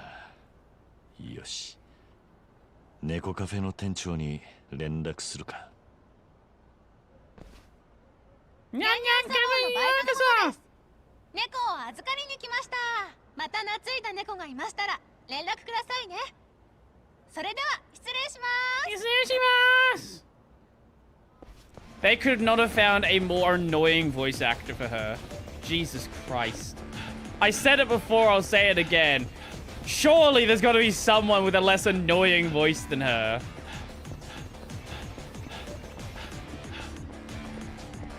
Yeah, you can't... It's prepare, but it's like you can't go here. You can rival her if you want to. I'm well aware. People have told me how annoying my voice is many, many times. I think we'll put the game on hold there. Come back to it next time. I wish you still used apothecary instead of pharmacy. I like apothecary, that's a fun one. sounds more ominous. In Australia, we kind of use a mix of chemist and pharmacist. And then, obviously, you know, people colloquially call them just drugstores. Because this is what Australians do.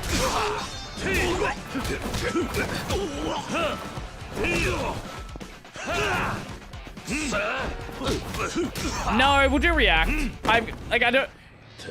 I just don't want this, I don't want this ending segment to be like a fucking hour-long segment with no saving. So I think we'll just end off the game for today here. Yeah.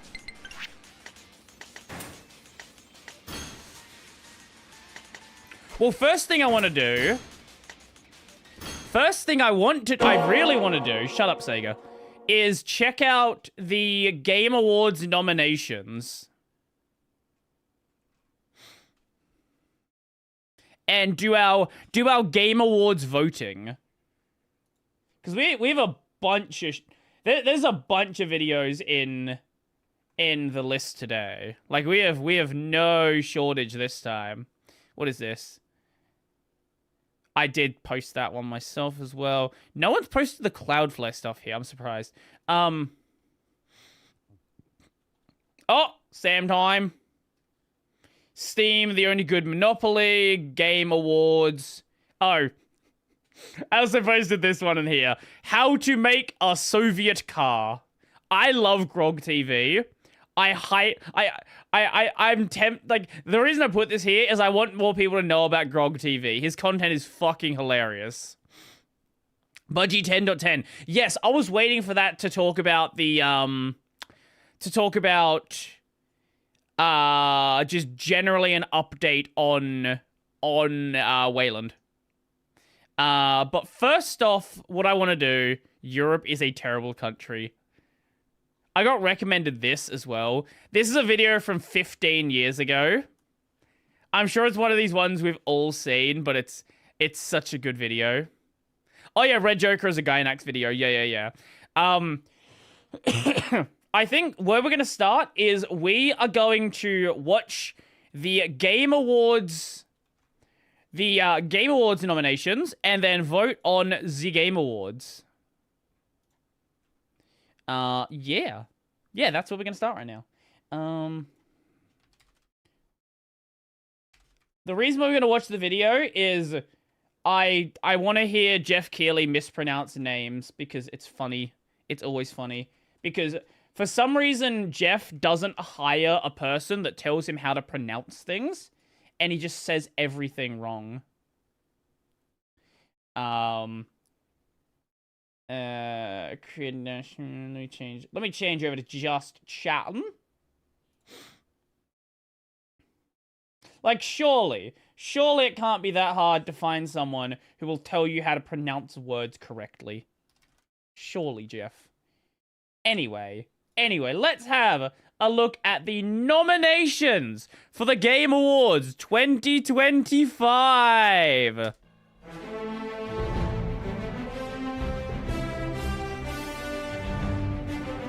Hello, everybody. It's Jeff Keighley, and the Game Awards season is officially here.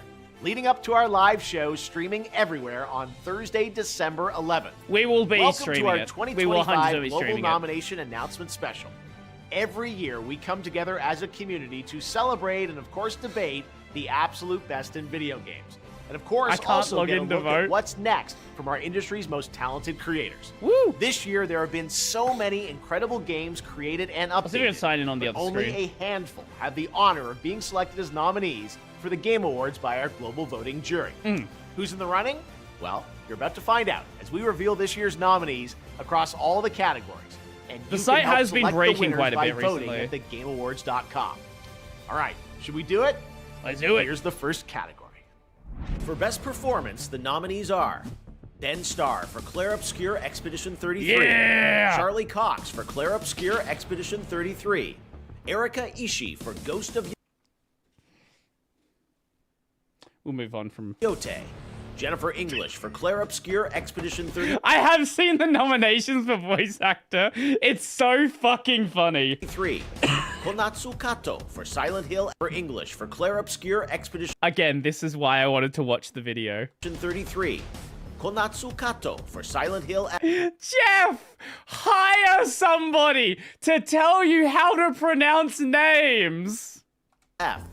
And Troy Baker for Indiana Jones and the Great Circle. For best ongoing. So a lot of people were a lot of E33 fans were kind of annoyed because there's one person that's missing. There's one person people really wanted to be on that list.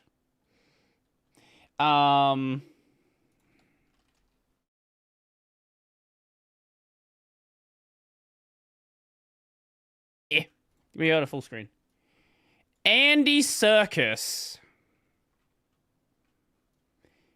Andy Serkis is not on the list. I signed in with Twitter and that worked. I don't know if that'll work for you. E33, Renoir. Let's see if we can find some Renoir dialogue.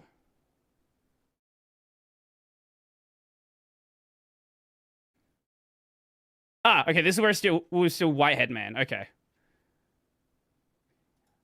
Okay, yeah, this is the end of Act 1 here.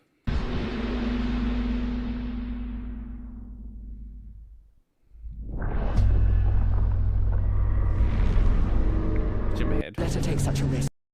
Child, you were supposed to stay home. I told you not to worry. But since you're here now, just stay put. What are you saying? You must go home, now. This does not involve you. When this is over, we'll go home together. People really wanted Andy Serkis on the list. It's been a while. I agree. I do like Andy Serkis a lot as well. However... Stay out of this. You chose to walk away. However, you don't get to come back now. I am happy that both Ben and Charlie are on the list. You've lived more than a lifetime. It's time to let her go. A lifetime. A lifetime with my family torn apart. I don't know why he's not on the list. Like that's what I don't know. With there already being 3 nominations, surely you can just add a 4th for E33. Game, the nominees are Final Fantasy XIV. Yeah, I'm sure people are very happy about Dawn Trail. Yeah, surely. Fortnite. I wonder what's gonna win the category. Helldivers 2, Marvel Rivals. Actually, Marvel Rivals could get this one. And No Man's Sky. Okay, that's gonna be a tough one. That's gonna be a real tough category. For Best Mobile Game, the nominees are Destiny Rising, Persona 5 The Phantom X, Sonic Rumble, Uma Masume. There it is! There it is!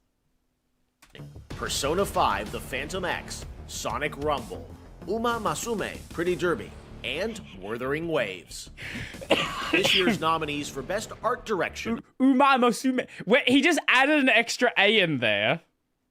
Are Claire Obscure, Expedition 33, Yep. Death Stranding 2, On the Beach, Ghost of Yote, Hades 2, and Hollow Knight Silksong. It's so funny to see Ghost of Yote nominated in these categories because it's gonna be hilarious when it wins absolutely nothing. Skong, we're gonna think real hard about this one. For Best Score and Music, leveled up by Spotify, the nominees are Christopher Larkin for Hollow Knight Silksong, Darren Korb for Hades 2, Lorian Testar for Claire Obscure Expedition 33, Toma Otoa for Ghost of Yote, and Woodkid and Ludwig Forsell for Death Stranding 2, On the Beach. The Best Audio Design nominees are Battlefield 6, Claire Obscure Expedition 33, Death Stranding 2 On the Beach, Ghost of Yote, and Silent Hill F. Best Adaptation was added to the Game Awards in 2022 to recognize This is my an favorite outstanding category. show, movie, or other creative work inspired by and based on an established video game world. Here are this year's nominees for Best Adaptation. A Minecraft movie, Devil May Cry. Not this one! Not this one! Holy shit, is it bad? It is horrendous. I watched all of it. It's so fun. It has literally nothing to do with Devil May Cry. Splinter Cell Deathwatch, The Last of Us Season 2.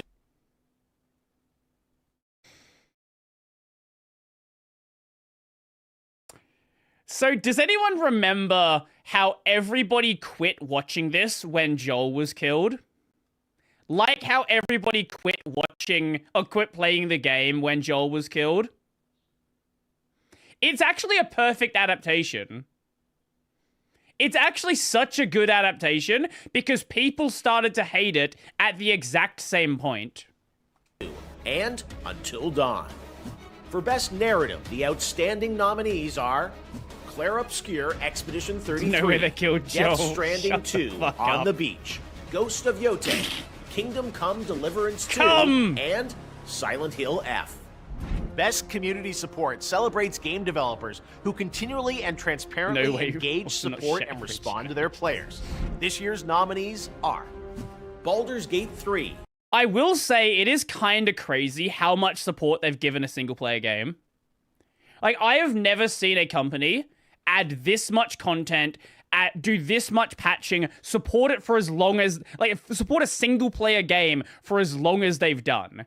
Like, this is actually unprecedented. Final Fantasy XIV, Fortnite, Helldivers 2, and No Man's Sky. Your nominees for Games for Impact are Consume Me, Despelote, Lost Records Bloom and Rage, South of Midnight, and Wonderstop. I don't know any fucking... In the category... I know it's... I've heard of South of Midnight. I know people hate the game. That's all I know about it. Of Best Multiplayer, the nominees are... Oh, this is Shroud's category. Let me guess. Is it going to be Arc Raiders? Arc Raiders, Yeah, there you go. Battlefield 6, Elden Ring Night Reign, Peak, and Split Fiction. Best Independent Game celebrates games with a high degree of risk tolerance, produced outside the traditional publisher system. Those nominees are Absolem, Ball Pit, I started playing Ball Pit. Holy shit, is Ball Pit fun? Blueprints, Claire Obscure Expedition. Yes, it's okay. E33 is technically an indie game, right?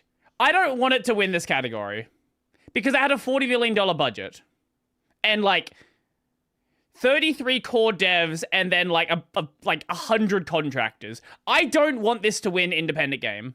I love the game, but it shouldn't win this category. 33, Hades 2, and Hollow Knight Silksong. Best Debut Indie Game recognizes a development team that hasn't won a Game Award before. In fact, these teams published their first game this year. The nominees are Blueprints, Claire Obscure Expedition 33, Again, I don't want it to win this category. Despelote, Dispatch, and Megabomb. This was going to win the category until Danny didn't want to be in the category anymore. For Best VR AR Game, the nominees are No one cares about these. Alien Rogue Incursion, Ark & Age, Ghost Town, Marvel's Deadpool VR, and The Midnight Walk. For Content Creator of the Year, the nominees are Hadril, Kai Sanat, Moist Critical, Sakura Miko. What a random fucking inclusion Miko was on this list. What a stupid like, the reason why she's on this list is she did like fucking a couple 100 hours trying to find a shiny Magikarp. Like, that's probably why she's on the list for the Game Awards. And The Burnt Peanut. Part of the Game Awards is looking for... This guy came out of fucking nowhere, and he's been forced into every award show. Forward to what's next, and don't worry, we'll have lots of games to announce for you on December 11th. But what's the most anticipated upcoming game? Here are the nominees based on currently announced titles. Oh, okay. 007 First Light. No one gives a shit about this. This is for 40-year-olds that played 007 when they were 10. Grand Theft Auto 6, Marvel's Wolverine. No one cares about this. Resident Evil Requiem, and The Witcher 4.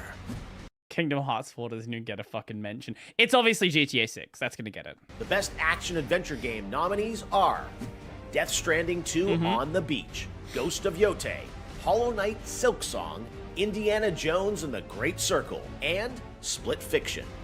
For best role-playing game, the jury selected Avowed, Clair Obscur Expedition. Avowed. Surely it's Avowed. 33, Kingdom Come Deliverance 2, Monster Hunter Wilds, and The Outer Worlds 2.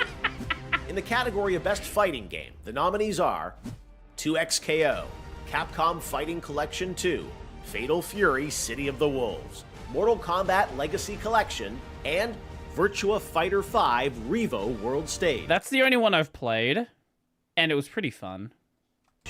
The nominees for Best Action Game are Battlefield 6, Doom the Dark Ages, Hades 2. The fuck does action game mean here? What the fuck does action game mean? Two shooters? Battlefield 6, Doom the Dark Ages, Hades 2, Ninja Gaiden 4, and Shinobi. What the fuck is this category? Art of Vengeance.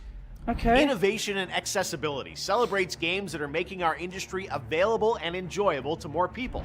The nominees for innovation and accessibility are Assassin's Creed Shadows. For all the problems that Assassin's Creed Shadows does have, Ubisoft does do a really good job at including a lot of random accessibility stuff.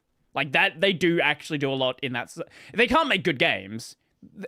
Ubisoft games fucking suck, but they suck for everyone. Like, everyone can appreciate how much they suck. Atomfall, Doom the Dark Ages, EA Sports FC 26, and South of Midnight.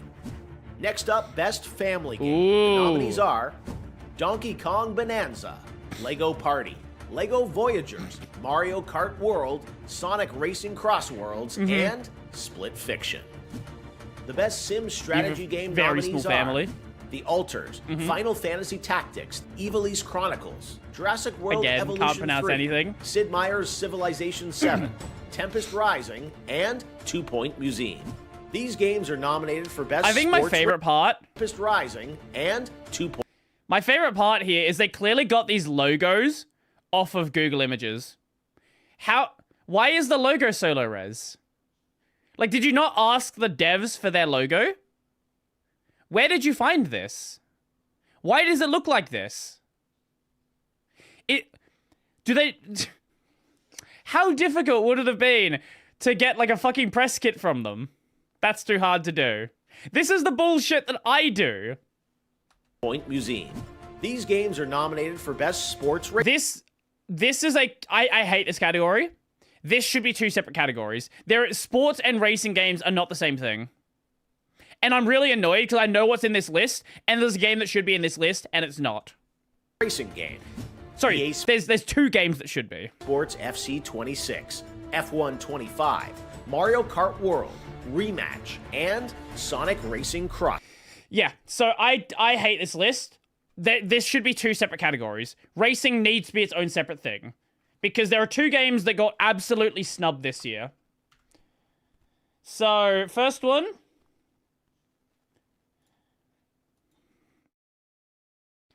First one, we have TXR. TXR 2025 is fucking amazing. It is a revival of a dead series after like 15 years. The video is not going to work because YouTube. That said, if you're watching this video, you might have never played a TXR game before, or just want to know what all has been added or changed for the release. Fairly easy, but more precise now, with like, much better drifting. This is fairly early on in the game, okay? It's not a great demo of what the game is. Let's look at a TXR 2025.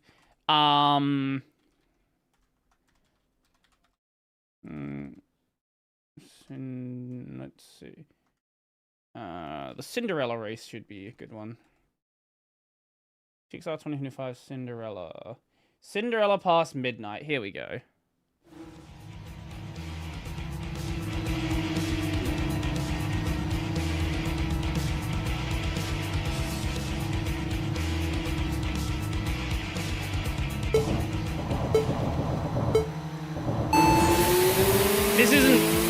gets even faster later on. This is actually still pretty early on. This was in early access. Oh, and he's gonna cheese it.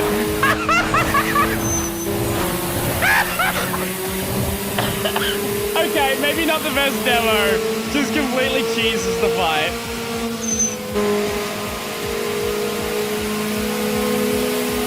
Oh, there they go.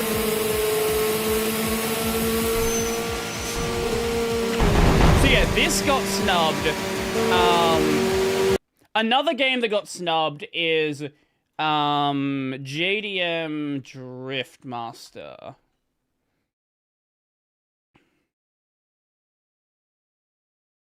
Yeah, here we go. Here is JDM. Back today, guys, to the channel. Back here today. Okay. JDM Driftmaster. This is another really cool indie racer. Both of these should have been on the list, but okay. Both of these should have been on the list, but they merged it into like one category. Can he demo the game well, or is he he's gonna crash? Okay. Can you please show me something cool instead of just crashing every 2 seconds? No, apparently not. I really hope next year they consider putting them in 2 separate categories. Because there's a lot of cool stuff happening in the indie racer scene that's just never going to be included when half the category is fucking EA games. EA sports games that are not racing games. Worlds. Now the nominees in our 3 esports categories, starting with Best Esports Game. The nominees are Counter-Strike 2, Dota 2, League of Legends, Mobile Legends Bang Bang, every year, and Valorant. Every the nominees year. for Best Esports Athlete are Brock, Chovy, Forsaken, Kakaru, Mena RD, and Zywoo. I don't know who and any for of Best these people Esports Team, our Special Esports Committee nominated these teams. Gen G League of Legends, NRG Valorant, Team Falcons Dota 2, Team Liquid PH I know them. Mobile Legends Bang Bang, and Team Vitality Counter-Strike 2. Okay, we're almost done, but there are still 2 very important categories to go. First, Best Game Direction recognizes outstanding creative vision and innovation in game direction and design. The nominees are Claire Obscure Expedition 33, Death Stranding 2 On the Beach, Ghost of Yote, Hades 2, and Split Fiction. How many games are listed in the Game Awards this year? I think it's got to be at most 15. Now it's the big one. GOTY, Game of the Year, recognizing a game that delivers the absolute best experience to players across all creative and technical fields. Did this they year's know? awards, our Someone global knew. TGA jury has selected the following 6 games as the nominees for Game of the Year. Flare Obscure, Expedition 33 from Sandfall Interactive. Death Stranding 2, On the Beach from Kojima Productions. Why did you say it? Because it's technically in the name. Also, how can you not find a high-res logo for Death Stranding 2? You're literally friends with Kojima. Surely you could have gotten a high-res logo for Death Stranding 2. Donkey Kong Bonanza from Nintendo. Hades 2 from Supergiant Games. Hollow Knight Silksong from Team Cherry. And Kingdom Come Deliverance 2 from Warhorse Studios. I am happy. I'm really happy for Warhorse. Like, even if they get snubbed and don't get any of the categories, it is really cool that Warhorse has been given this recognition. Because people didn't really, people knew about Kingdom Come, but the second game really popped off. There you have it, your nominees for Game of the Year. And now that those are official, you can anticipate Lauren Balfe and the Game Awards Orchestra playing their themes as part of our musical salute to the nominees live on December 11th. Ooh. But before that, we need your help that's gonna to be decide fun. which nominees become the winners. Make sure to head to thegameawards.com to cast your ballot. Well, and new this year, download your vote card so you can share your picks on... Let's go and do exactly that. So, let's go and vote. Rip Water Park Simulator. Rip Queso. Okay, Start voting. Why is this the first one to vote on? I love how none of the images are loading either. This is great. So, Game of the Year. I like Hades 2. I think Hades 2 is really good.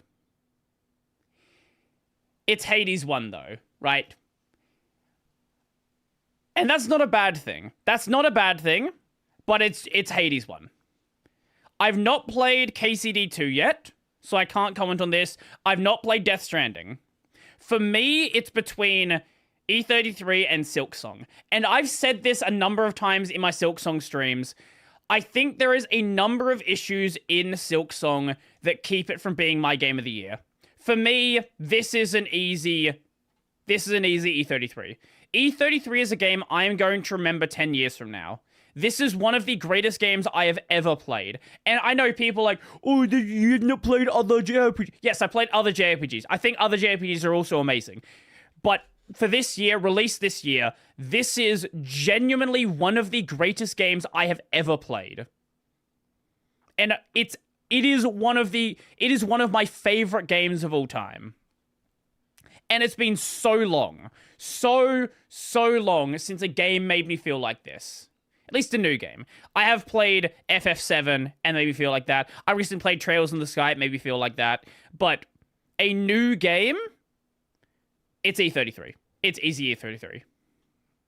Now, let's watch the site not work.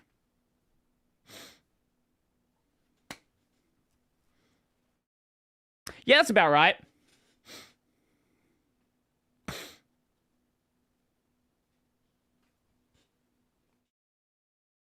Thank you, Jeff. Maybe we reload the site. Okay, yeah, we reload. It's good. Yes?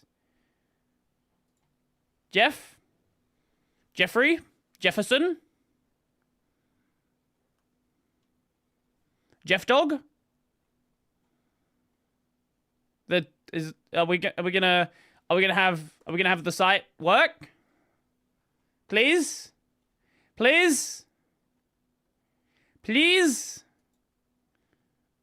Okay, we can What is this fucking what is this single page bullshit? Oh, now we can't click on start voting. Oh, this is so good. You know, I think their site might be down. This is great.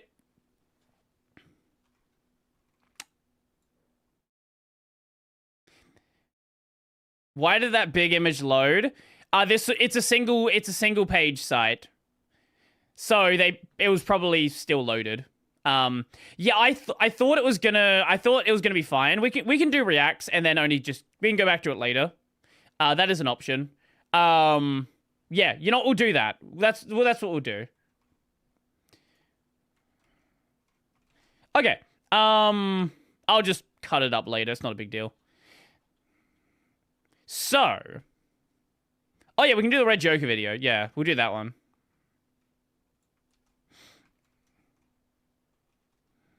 Okay.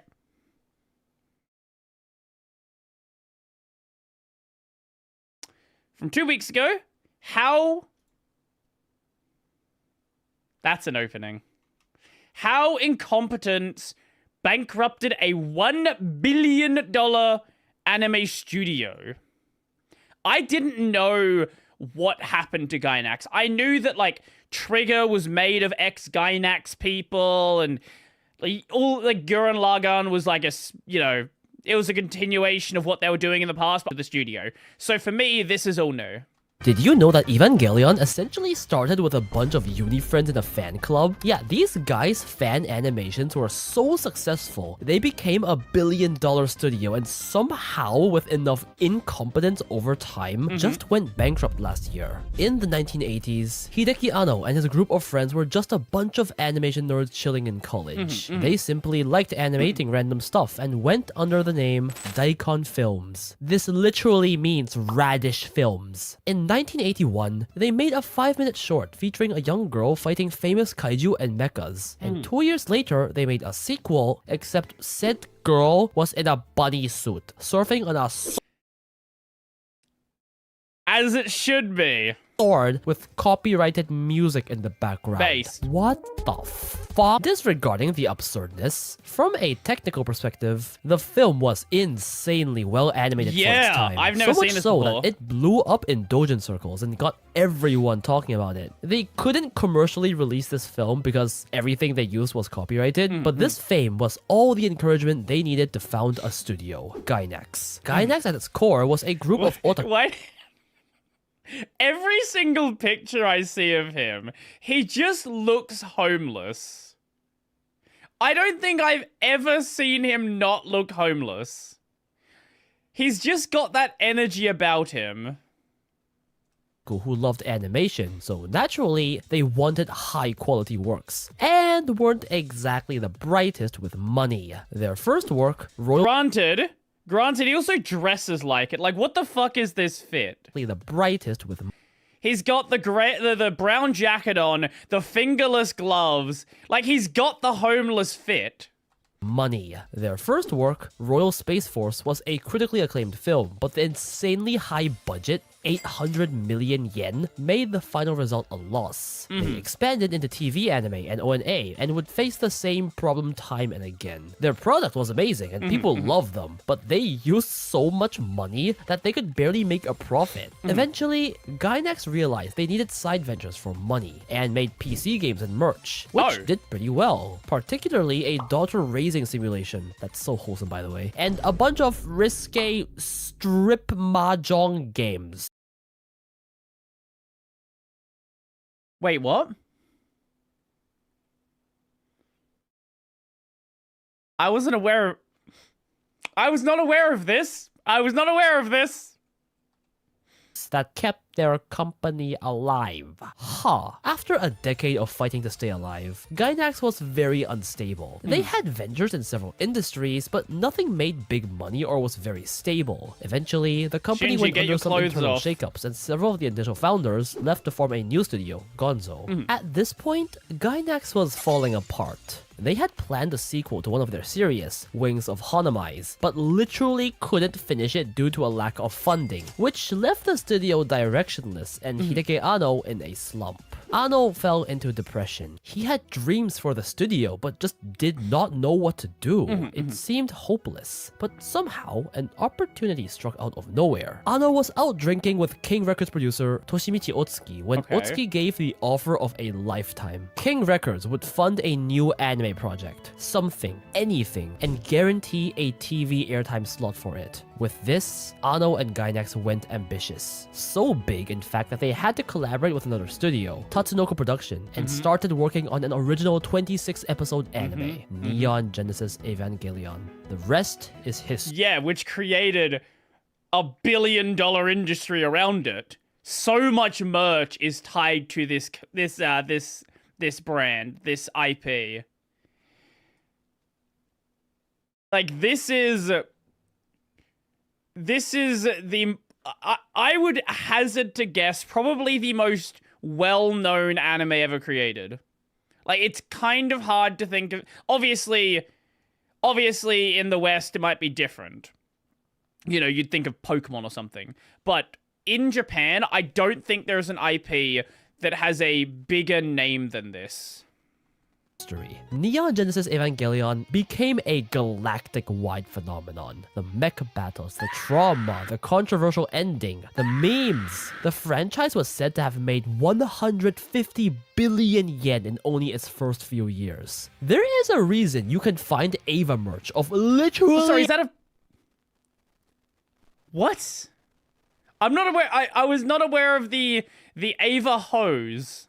Every single household item you can think of. And I'm pretty sure more Japanese people know A Cruel Angel's Thesis than the national anthem. For Gainax, a company that had been fighting tooth and nail to stay alive, this was unprecedented, is what I would say if the studio wasn't just a tiny part of the production committee, hence receiving little of that money. Thankfully, Ava was so popular that the production committee saw a long future for it, so they did decide to shift shift more Ava merchandise / licensing revenue directly to Gainax as the rights holder, which meant that Gainax actually started receiving a steady stream of income from Ava-themed goods and media. This sounded amazing on paper, and it was at the time, but this would become the breeding grounds for incompetence. The first problem came up pretty quickly. After the big money was made, in 1998, tax authorities found 560 million yen of taxes evaded. Apparently, they were literally withdrawing all this money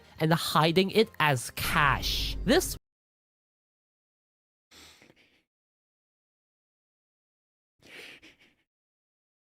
maybe the homeless look is a bit more than just a look. Was a crime and got the president and accountant of Gainax arrested. The accountant got sent to prison while the president resigned in disgrace. This was a huge reputation damage to Gainax. But one account of tax fraud was only the beginning of their problems. The company had gotten... Tax evasion is the most based reason to go to jail in Japan. I'm not going to hate someone for tax evasion.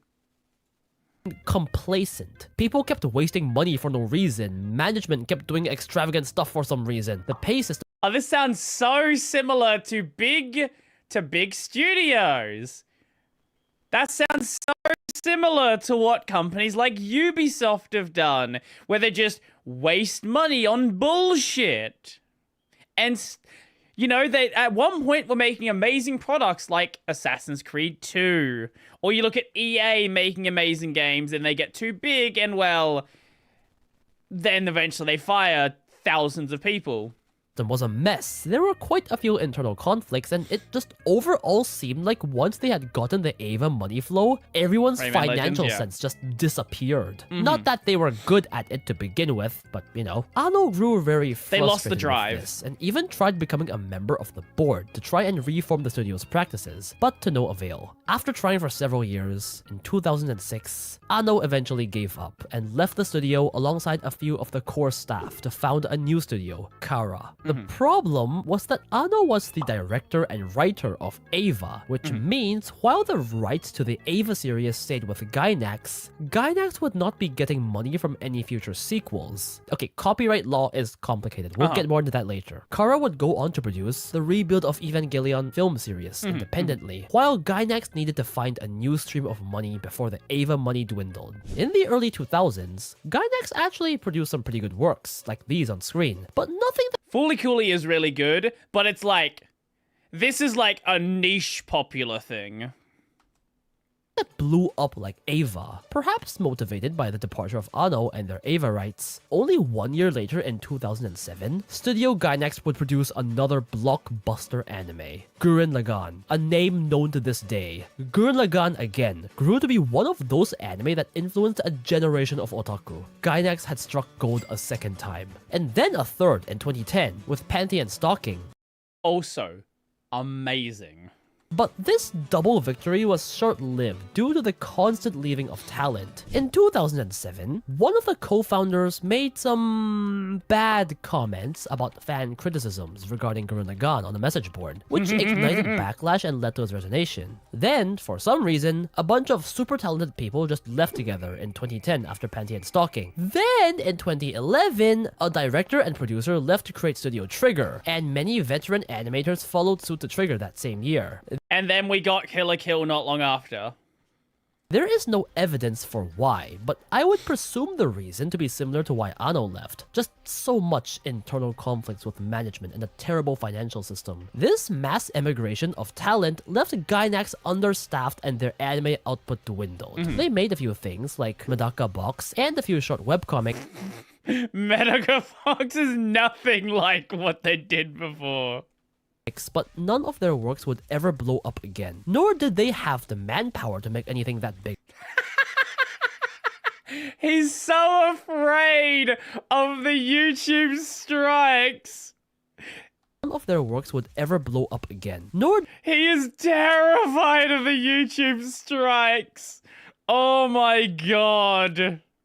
did they have the manpower to make anything that big again? As the years went by, Gainax went into a downward spiral, starting with a lawsuit by none other than Kanas Anno. See, basically, after Kara took over working on the Evangelion franchise, an agreement was in place that while Gainax owned the rights to the original Eva IP and would be the studio making money from any merch or licensing, Gainax would have to pay Kara royalties for any income Gainax still earned from works Anno had directed, including Eva. This was okay until Gainax, with its financial incompetence, started falling behind on payments and needed to take a loan, 100 million yen. They asked Kara for the loan. Anno actually agreed to this loan interest-free, but attached conditions, such as more rights to certain parts of the Eva franchise. What rights? I don't know, this IP is a mess. However, even with this bailout, Gainax still continuously failed to repay the money it owed, and after 2 years of waiting, Kara got fed up and sued Gainax for unpaid debt and royalty fees. The lawsuit only went on for 1 year before the court sided entirely on Kara's side and ordered Gainax to pay back the full amount. This lawsuit in the face of the public, Gainax's president issued a public apology and promised to restructure the company. I don't know how good of a job he did, but he passed down the title of president to another guy, Tomohiro Maki, in 2019, 2 years later, who was soon arrested for tricking a teenage voice actress into sending you-know-what photos, and went to prison for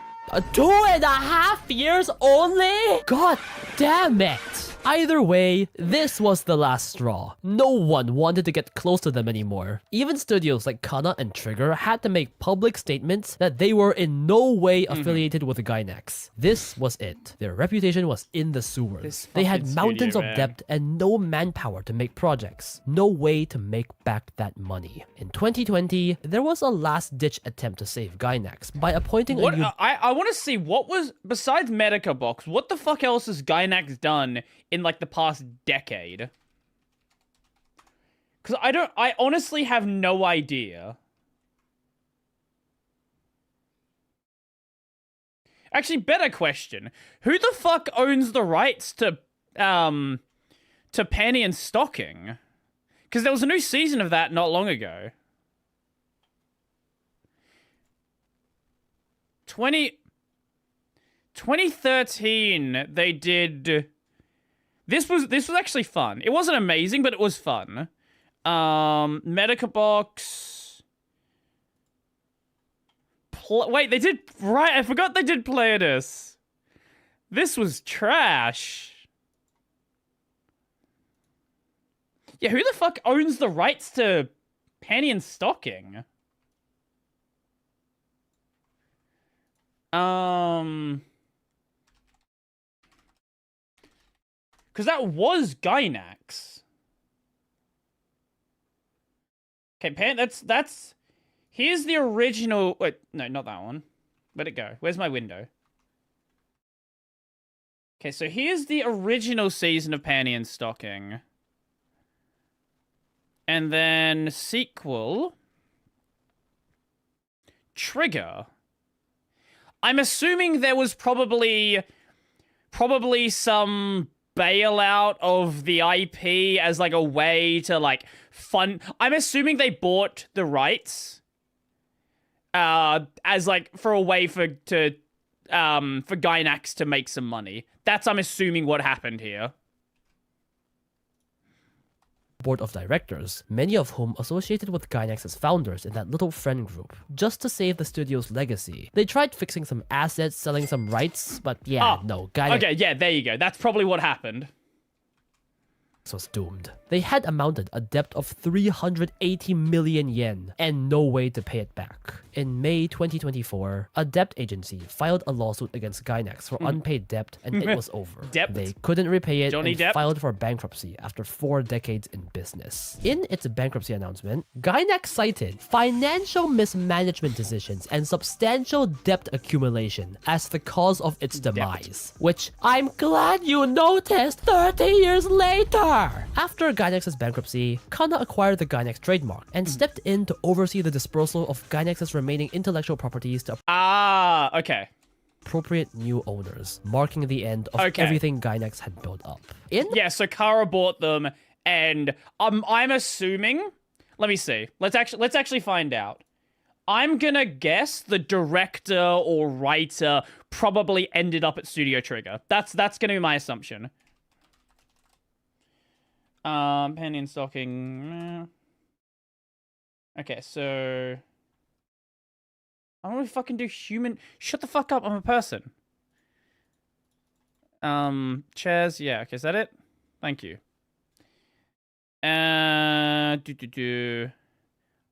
Okabayashi Hiromi. Okay. Masumoto Kazuya Fukuda Jun. Okay.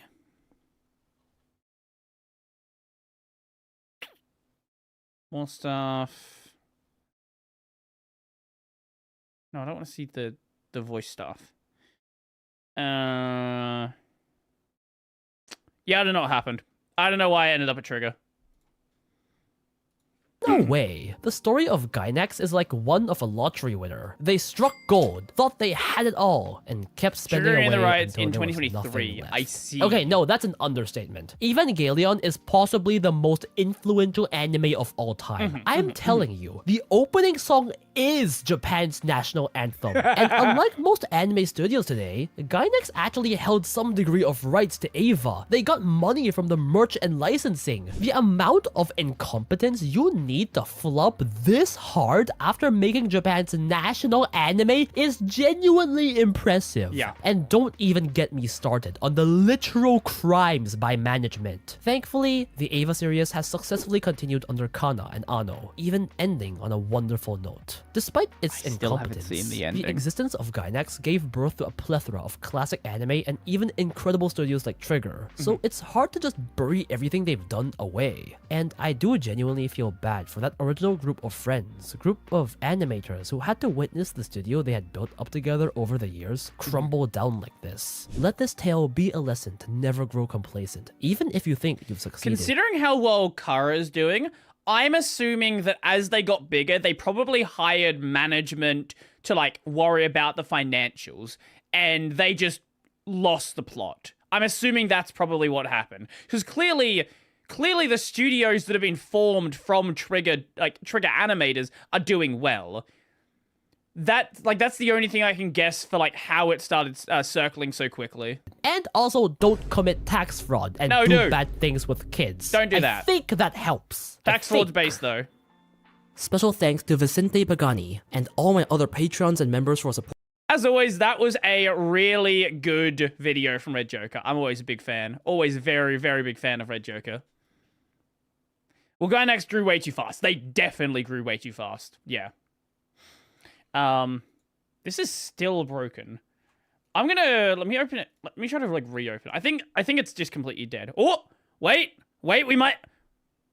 Can we do the Game Awards now? Okay, I think we're good. Hopefully it doesn't break again. We'll see. Okay. We're good now. Best game art direction. View all categories. There's 29 of them.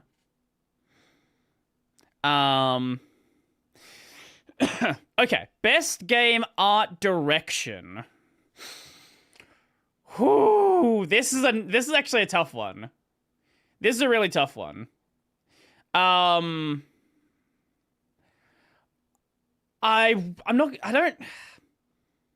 think Split Fiction's really cool. It's a really cool combination of things, but I wouldn't give it to that one. Ghost of Yotei, I don't care. DS2 looks really cool, but it's, I don't know, from everything, I've not played the game, from everything I've seen of DS2, art direction isn't like the thing I would say is the like prime thing about it. Hades 2, this is actually tough for me. I do love E33, and I think E33 looks amazing, but it does have some UE5-isms to it. Yeah, Split Fiction is a really interesting concept. I don't know. You're making a compelling argument for split fiction. You really are. You really are. Hades' art style is so fire. I know. All these three are fucking phenomenal. Okay. There's a lot of things I don't like about split fiction. I think the writing is insufferable. But the art, you know, we'll give it the art. I think we have to give it the art.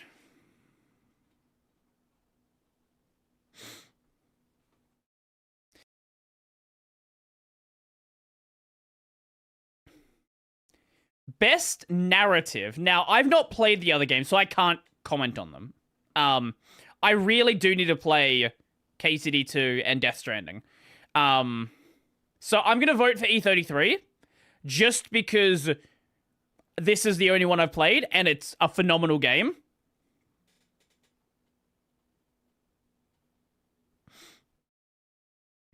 Oh, game direction. Oh, game direction. Oh, sorry, I thought it was art direction. Oh, no. Yeah, okay, no. Yeah, definitely not good. Yeah, sorry, I thought it was a different category. No, yeah, I'm definitely gonna change it then. Game direction, Hades. Yeah. Best narrative, E33, already established that. Art direction. Okay, here we go. Oh, wait, what do you mean? Wait, what do you mean split fiction's not on the list for this one? Wait, I thought it was on the list for this one. I thought, yeah, I do think it's a cool idea. Okay, art direction here.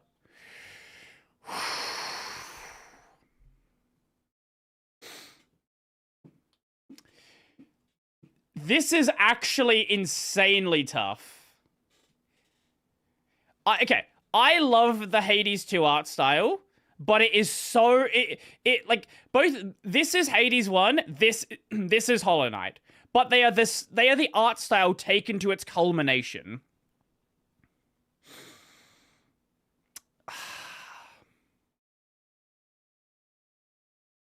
I have a lot of problems with Silksong. It's not the art.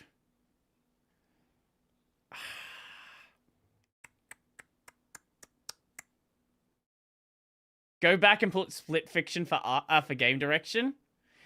I don't know.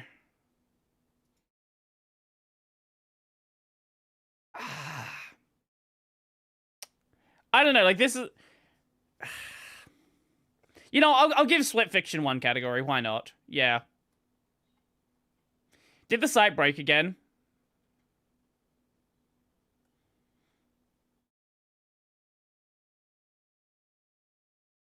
Goddamn fucking site broke again. Oh my god. What a website this is. What a website. We might have to leave the voting on the Game Awards till tomorrow.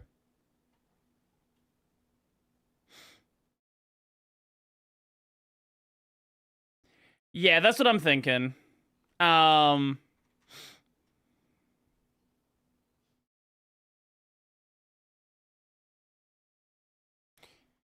You'd think after so many years they have it in good shape. Yeah, you'd think that, but apparently not.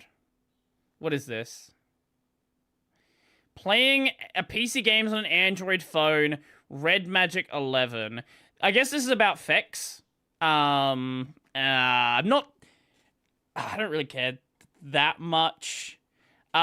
This Nile video is like 40 fucking minutes long. So it's fun, but like it's a 40-minute long Nile video.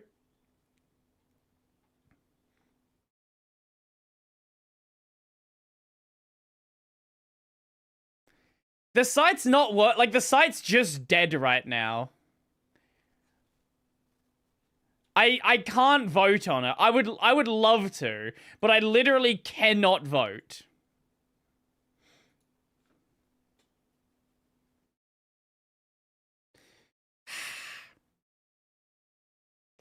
Yeah, we're gonna have to do the voting tomorrow, and hopefully it's working then. Yeah.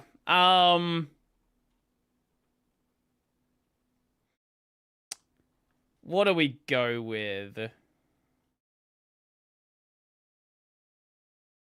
There's a lot of fun stuff in here.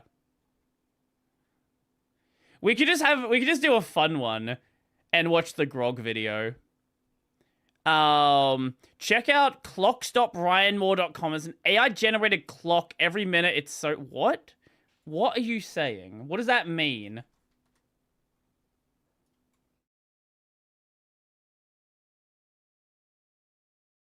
AI world clocks.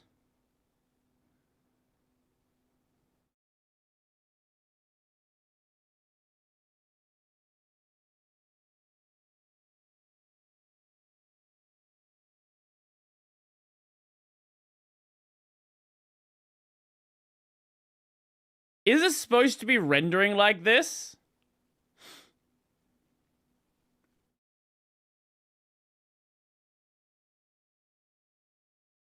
Yes. Okay, we'll wait for the minute to happen and see what happens.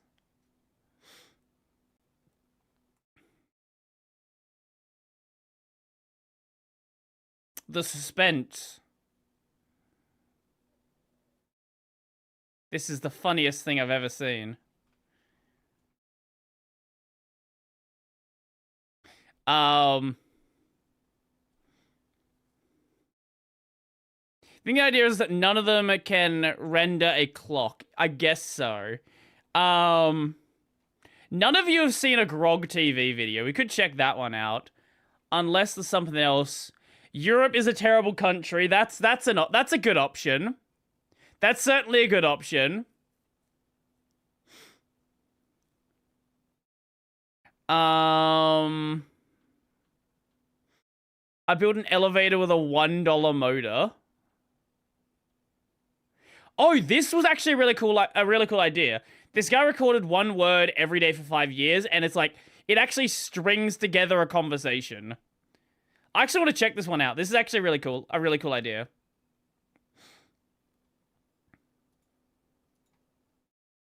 So the video, yeah, the video's at like almost at a million views right now. I don't think there's an ad here. No, it's not. Okay.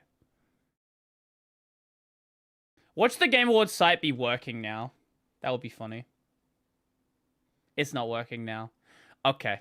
Okay. Anyway, let's check this out. No matter how I start this, I'll most likely wish I had said or done something different, but that's okay. You can't expect everything to be perfect all the time, or really any of the time. Anyway, I put off starting this for 6 months, because I wasn't sure if I could make the commitment. There's so many projects that I'm kind of like that for.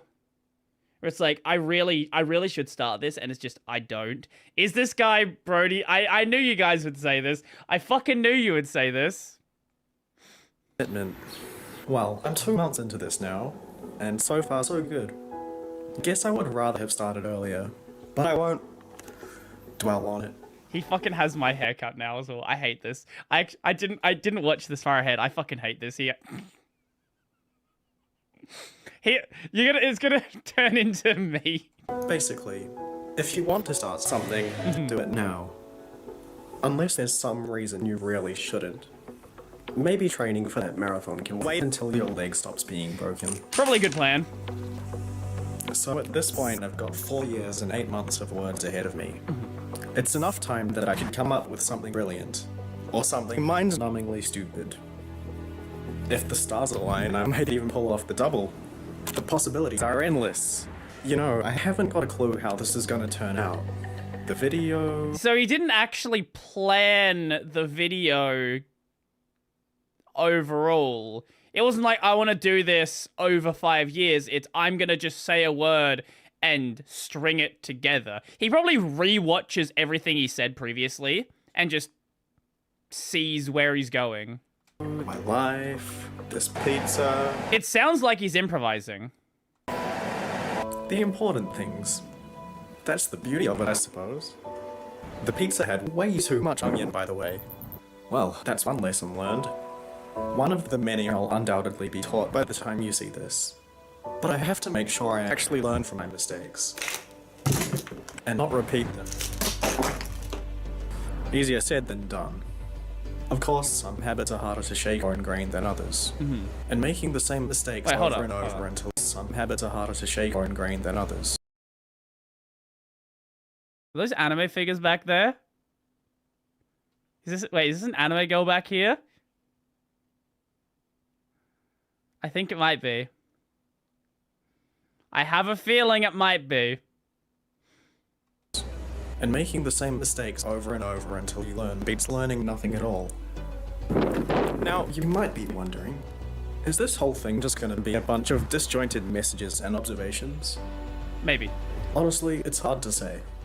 Let's just go with the flow and call any sort of cohesiveness a bonus. By the way, I moved house if you haven't noticed, which is the sort of thing I can talk about without it becoming irrelevant by the time I finish the sentence. Unlike this food I'm about to dig into, because I actually ate it 2 weeks ago. It's strange, but not as strange as the fact that I've been filming this for over a year now. Not sure if I'll keep bringing up how long it's been. You really will. Is it pointlessly annoying? Yeah. Annoyingly pointless? Don't answer that. You'd be a few years late at least. Now, if you don't mind, I'll just beat this dead horse a little more by saying it kind of baffles me that it's already 2022. He's just gonna keep which doing I that, guess for isn't he? you is just a distant memory. Yeah, and I guess, well, this is one of those, like, I'm bored during COVID projects. He started this in 2020, right? This is peak I'm bored in COVID projects. Maybe it's nostalgic. Maybe it's a time you'd rather forget. As for me, well, I suppose it's going alright. I landed a place to live 2 weeks before the end of my lease. So yes, I have moved again. Probably won't be the last time you'll see that. I just hope it's not every 6 months. Yeah, I think the last time I moved was like 3 years ago. I don't like moving. If I could just live in one place for my entire life, that would be great. 100 years in the same house, that would be fantastic. Because it's kind of a pain in the neck. Yeah. Not as painful as an actual neck injury. Which will probably happen to me in the next few years now that I've said it out loud. At least it'd make a funny edit. But any number of injuries or illnesses could befall me, and at a certain point it becomes not so humorous. Imagine if Actually, I better not jinx it. Just dies. I'm kind of following TV and movie logic there, but this is real life. And I know that's what someone in a piece of fictional media would say, but honestly, I don't know where I was going with that. Oh well, full steam ahead to the next topic, which is, of course, the butterfly effect. No, I'm not talking about the film series, even though the first one was awesome. I'm talking about I'm sorry, the there was a concept. series? Wait. I thought there was a series? What? How? Huh? I didn't know that. I actually was entirely unaware. How an insignificant change can cause a ripple effect, leading to a wildly different outcome. I was thinking about this because I realized this whole thing could have gone any number of ways if I simply started it another day. Maybe I rewrite the beginning and go down a completely different path. Maybe I come up with alternative anecdotes because I'm in another location at a specific part of the paragraph. Or just maybe, I receive a terrible injury after deciding to film a word in a precarious spot because of the way it ties into the story. I doubt that would have happened, but you never know. It just fascinates me that one tiny harmless decision can make a life-changing difference. Like that time the guy in front of me won $50,000 on a scratch ticket I would have bought had I left the house 2 minutes earlier instead of eating an extra piece of toast. That was a long sentence. It was also an example of something I can do at any point in this video. Lie. Yep, I made that up. It's the only time though, I promise. Okay, that promise might be emptier than this bottle. But I certainly don't intend on spinning any more tales. At least not without good reason. With that in mind, why not drop a few truth bombs? 1. I had no idea what I was going to say here, but now I've given myself enough time to think of 2. I'm turning 30 next year and I'm a little scared. Not because I think 30 is old. You are. I just You're feel old. like I haven't done what I should have done by now. Relatable, perhaps?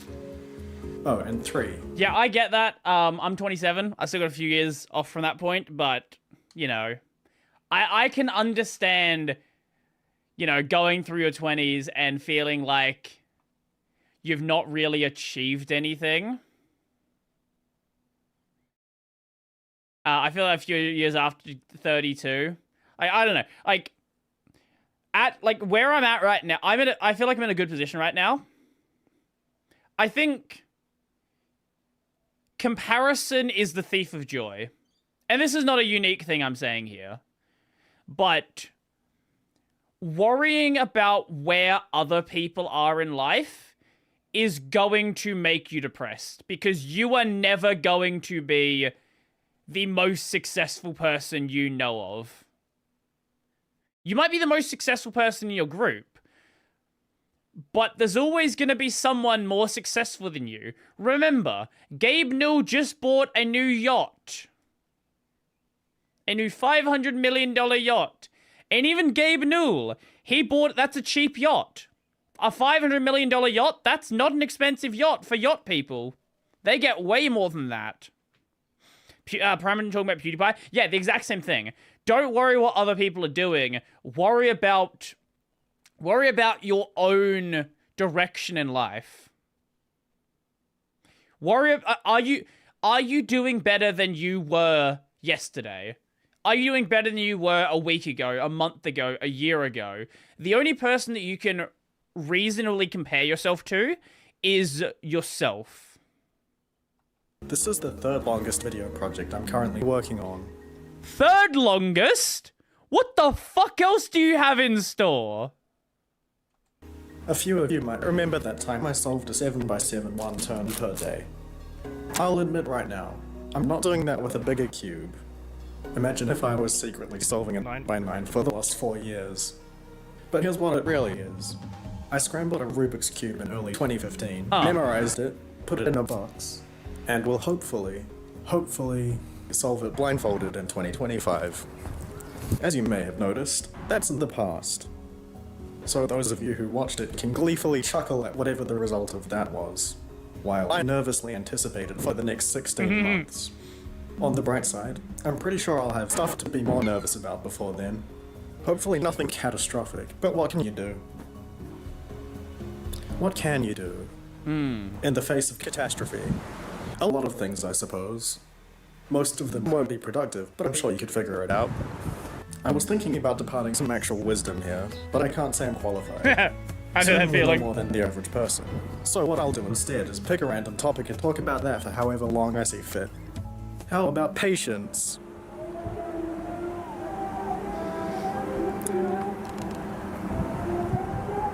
That feels like DMCA in the background. I like this. Can we move past? Can we move past the DMCA, please? Please? Just go somewhere without the DMCA.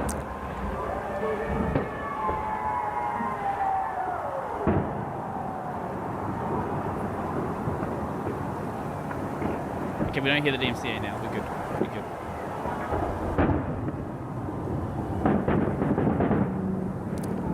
No, I'm happy to wait here. The thing is, YouTube's not happy with the DMCA stuff. You waited patiently for me to continue. I still have almost 2 years to wait before I can release this video. Kind of an apples to oranges comparison there, but it does show that there are different kinds of patience to have. Waiting 30 seconds for a light to turn green sucks. Waiting a year for a new... I hope that he runs out of words and the sentence just ends. ...movie can suck, but it's not necessarily as frustrating as the light. The long wait for a new release can also make the payoff more satisfying. Wouldn't say the same about traffic. But all of this begs the question. How patient? Wouldn't say the same about traffic. That is a legendary Luffy. Wait, speaking of Luffy, have you guys seen the Free-Ren picture?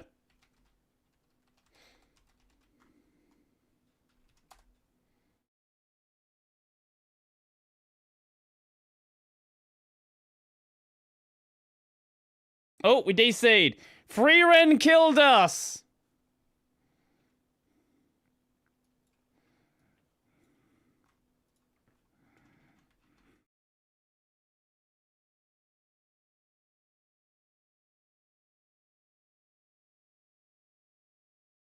Just for the Twitch people when they reconnect.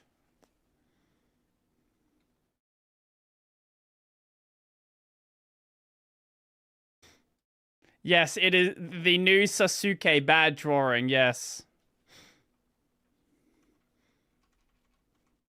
I love this picture. The English VA for Freeren is actually using this as the reason picture. I linked the Jigger vid was because waifu shenanigans that I thought you'd find hilarious. Posted a clip of that specific part in Reacts if you do want to laugh with that. Okay, maybe I'll check it out. But all of this begs the question, how patient am I? It's not the easiest thing to quantify. There's the willingness to take on projects that won't see the light of day for several years. There's also the rage that bubbles beneath the surface when something takes a while to load. Yeah. Or when I'm walking behind an incredibly slow walker. It really just depends. Just punch him.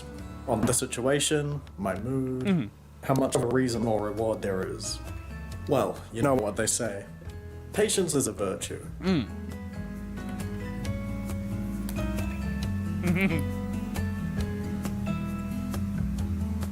That's why it's admirable how politely you waited for this sentence. The fact that I did the same exact joke a minute ago and you let it slide is even better. Yeah, it was like 3 years ago for you.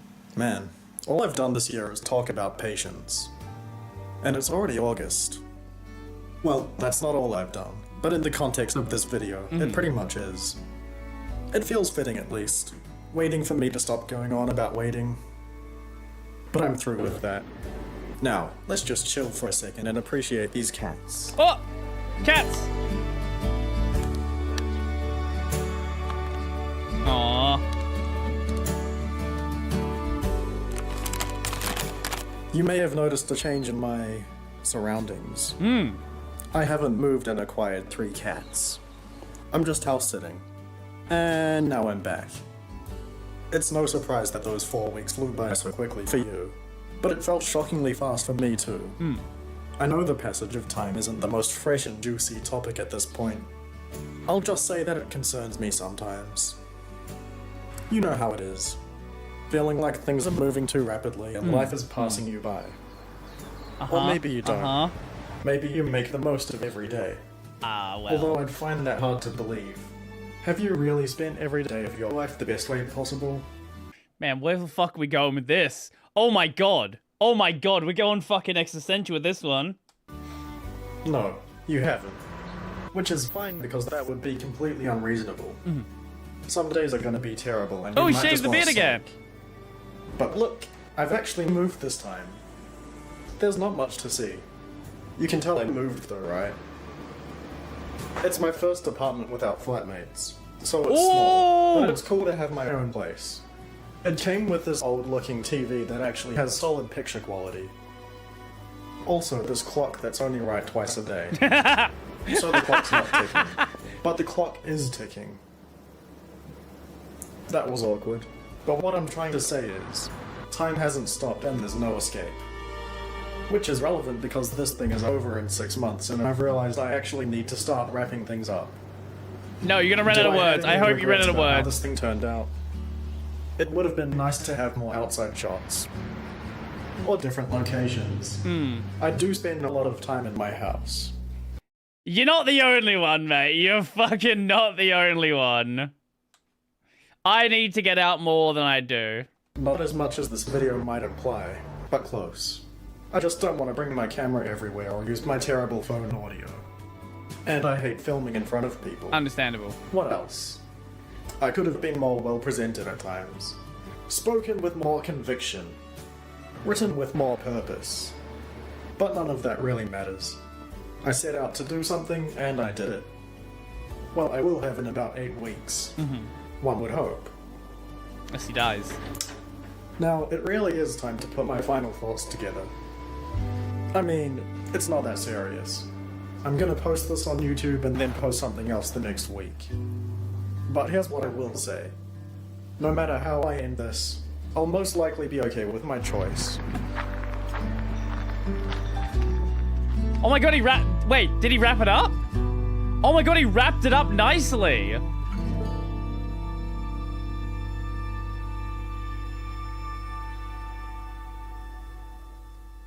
That was really good.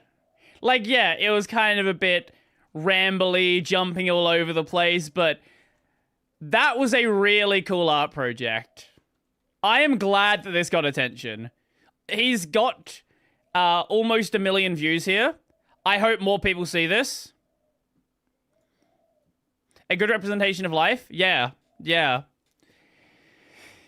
Spending, you know, too much time inside, wishing you'd done more. Yeah, no, I think that was really good. Yeah, the cube solving was a different video. That was, let's see. Something in here.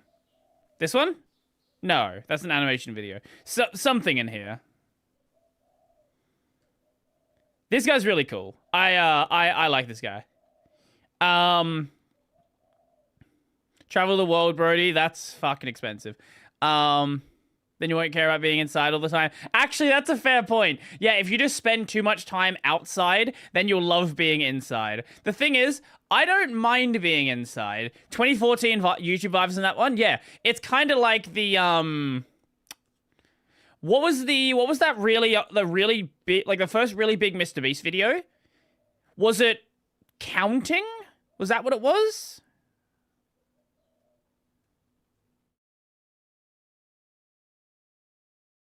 I don't remember. I think it was like Counting to 1 million or something. That was good. I like that. I really did like that. I'll be back in just a second, and we'll check out maybe one more, maybe another one after that. We'll see when we are, because I still want to do that Cloudflare video afterwards. Back in a sec.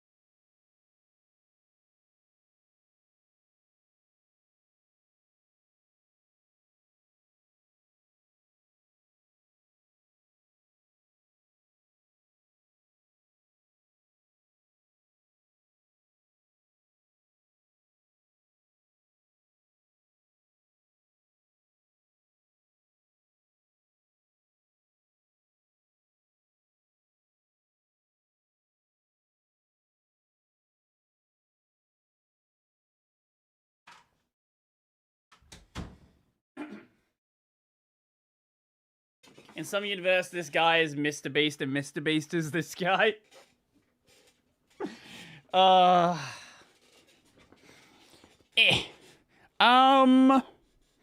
More Linux challenge videos. We love those. We've seen 12 million of them. I don't know why Kylo posted that one. Oh, right. How long was the Chris Wilson video? A few years. Okay, no, this one we are watching. Okay, for anyone who doesn't know who Chris Wilson is like the PoE guy. He is like, the Jonathan Rogers and other people involved in the project. When people think of PoE, this is like one of the guys. And apparently this video is really good as well. He is bold, which is very important. Anyways, we'll go bye. Catch you later. Catch you later. Yeah, I really wanted to check this one out. Apparently, it's a really good video. And it's ranting about how mobile games are evil. And I like that. A few years ago, a friend of mine carried a laptop 6 kilometers through Also, he's a New Zealander. So enjoy. If you like me mispronouncing words, enjoy the New Zealander mispronouncing words. Bush, just to log into a game and keep a daily login streak alive. That's not fun. That's not entertainment. That's a dark pattern. That's what I was doing with Duolingo for a long time.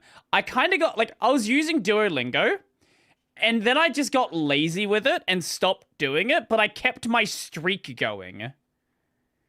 For no reason. just because I knew the number go up. And then I realized what I was doing. I was like, why am I wasting my time if I'm not even using the app? Hi, I'm Chris Wilson. In this video, I want to show you how some modern games manipulate your schedule, your wallet, and even your friendships. You may have heard the term dark pattern before. It refers to a design... Well, one other game that does is fucking Path of Exile with the fucking Settlers of Calgur bullshit.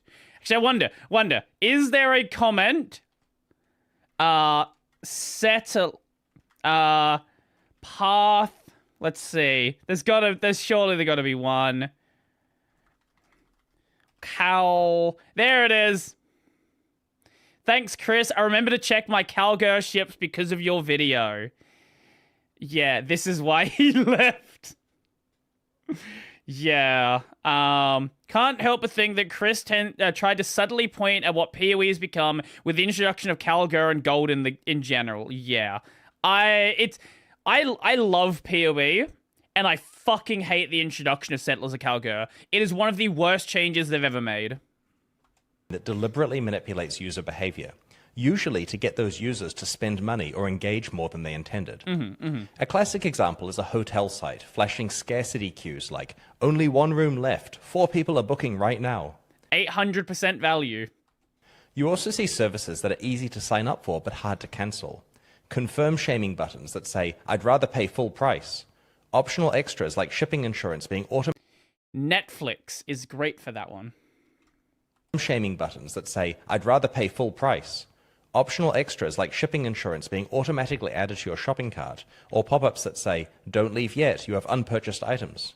Dark patterns like these are increasingly common, to the point where regulators and consumer groups are starting to push back. Finally... Today I want to talk about a less discussed form of dark patterns, and that's their use in the games that we play and make. Given how much money... And make? What a very specific... very specific way to phrase that, Mr. Chris Wilson. Yeah, is part of the reason you left Path of Exile because of the direction it was going. Is made by the games industry, it's no surprise that some developers are applying psychological principles to the reward systems of their games to manipulate players into engaging more. In this video, I'm not talking about gameplay systems that are intentionally addictive or immersive. That's part of the entertainment you signed up for. I'm talking about the meta systems, monetization tricks, retention loops, psychological hooks, and UI traps that manipulate you outside of the actual gameplay. Another way to look at this is, if a developer focuses on making a game as compelling as it possibly can be, and it ends up really fun, interesting, and makes players want to play it again and again, then that developer won't need to rely on manipulative psychological tricks to artificially... Yeah, you want a good example of that? Fucking... Where is it? Where's the game? Do I have it in my thing? I don't. Ball Pit. I haven't played a ton yet, but like I was planning to do like one round of this. I played for like almost 2 hours. Ball Pit is so fucking good. Ball Pit is so good, man. Improve their metrics. Okay, enough preamble. Let's get into some dark patterns. So, like with non-game products, user interface dark patterns are common. For example, some mobile games ask you to rate them out of 5 stars. If you pick 5, you're sent straight to the App Store to leave a review. Anything less sends you to a developer feedback form instead. This quietly biases actual reviews towards higher ratings by making lower scoring reviews harder to leave. Another example of a user interface dark pattern is a game that allows you to spend real money to level up gems that can be socketed into your gear. What a very he's not talking about PoE here, but that we know what... Do you know what game he's talking about here? User interface dark pattern is a game that allows you to spend real money to level up gems that can be socketed into your gear. But players might... What a hyper-specific example. That's Diablo Immortal. That's obviously Diablo Immortal he's talking about. Find that once they have completely maxed out a gem at great expense, more sockets appear, requiring them to spend more money than they initially intended to completely max out their character. Yes, he's talking about Diablo Immortal. He's not saying it, but he's talking about Diablo Immortal. This moving of the goalposts could potentially manipulate players into thinking they were going to complete their character for one price when it actually costs a lot more. They may not have committed to spending as much if they knew that from the start. Dark patterns in games extend far beyond just deceptive user interfaces, though. They're typically categorized as temporal, social, psychological, and monetary dark patterns. I've put some links to some of my references that have comprehensive lists in the video description, but I'll go through a few of the major ones with you right now. Before we get started, I should note that pretty much any mechanism that tries to manipulate a change in user behavior is considered a dark pattern in games, but the severity varies a lot. Some of them are much more mild than others, and with a lot of different opinions about which of them are harmless and which are going too far. Sure. I'll weigh in with my personal feelings about this later in the video. Many live service games have daily login rewards. In behavioral psychology, daily login rewards, okay, Marvel Rivals actually does this pretty well, if I remember correctly. Where it actually, rolls over the login rewards into the following day. You have, daily quests, and it will, roll it into the next day. So it's not yes, it is forcing you to, keep the grind up, but it's not, at the same pace. When an action is followed by a reward, your brain learns to repeat it. Every day that you log in and receive this reward, you'll get a hit of dopamine, building a habit over time. Players who are But yeah, every mobile game does this. Fate Go does this. Fucking School Idol Project used to do this back before the game got shut down. I'm sure Genshin does it. I'm sure everything else does it. This is a common thing in games that aren't mobile games as well. MMOs do this very frequently. Yeah. In addition to logging in every day, I'm sure do it FIFA not does because it. they're excited to play, but because it feels like brushing their teeth, just Yeah. something they have to do. Yeah. Got to keep up your Some streak. games have login streaks. Yeah, there this you is go. where the rewards escalate for each sequential day you log in. When you break the streak, your rewards reset back down to the minimum level.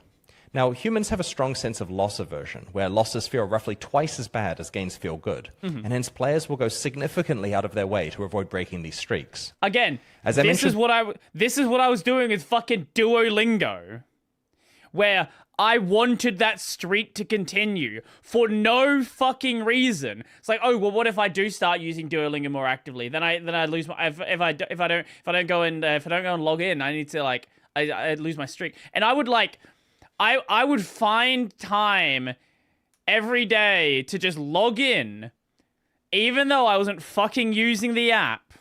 Before, I have a friend who was on an off-the-grid camping trip and had to walk 6 kilometers with his laptop and a 3G modem so he could keep a login streak wasn't that going in bad. some random game he was playing. There are even games out there that let you pay real money to restore a broken streak. Duolingo does this with freezers. You can freeze your streak. In addition to daily login bonuses, many games have daily tasks or challenges which reset every 24 hours. Yeah, daily Players quests. feel obliged to complete these so that the easy rewards don't go to waste. They don't want to miss out on cheap progress that everyone else is getting. Some games rely on dark patterns rooted in social obligation to manipulate you into behaving differently. For example, it's common for mobile base builder games to have guilds or clans where daily participation, like doing quests or donating resources, is important for your guild to succeed. In games like Clash of Clans, they have guilds where they have guilds where if you don't spend a certain amount of money, you're not allowed to be in the guild. Right? They have whale guilds. And this is a common thing, and Diablo Immortal has the same thing as well, where, you're only spending $100 a month? No, you can't be in our guild. You need to spend a minimum $1,000 a month, $5,000 a month. Otherwise, you're poor. Get out of our guild. If you don't log in each day and perform these actions, you let your friends down, which causes guilt and social pressure for you to be active daily. This dark pattern can exploit and strain our friendships, especially when the game is tuned to make daily participation essentially mandatory. Other games feature gifting between players, where reciprocation of gifts is rewarded with extra bonuses. This taps into reciprocity pressure to cause you to feel the need to log in daily and return gifts to people. Some games like Farmville did this so much. Constantly. Some games have refer a friend bonuses, or even outright pyramid schemes, where you make faster progress if you have recruited an extensive network of friends to join the game and play with you. Time-gated tasks, or playing by appointment, are when a game tells you have to come back at a specific time or face consequences. Yep.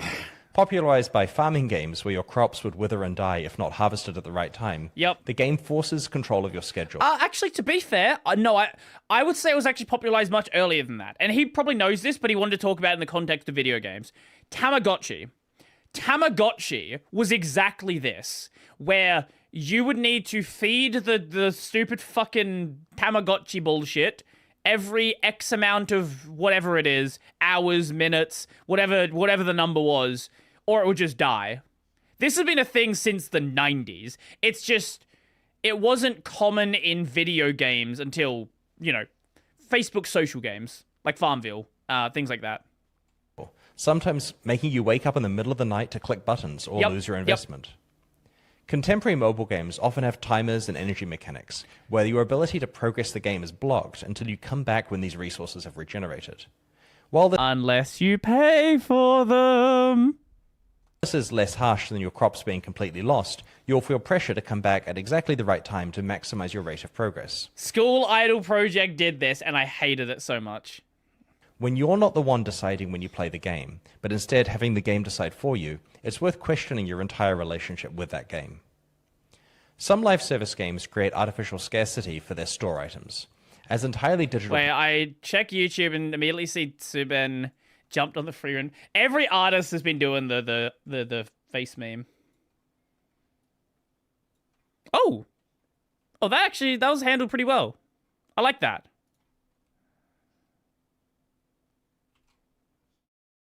That's a really cute art style. Purchases, there's no physical requirement to limit the number of people who can purchase something, but doing so often causes it to sell much faster due to players fearing they're going to miss out.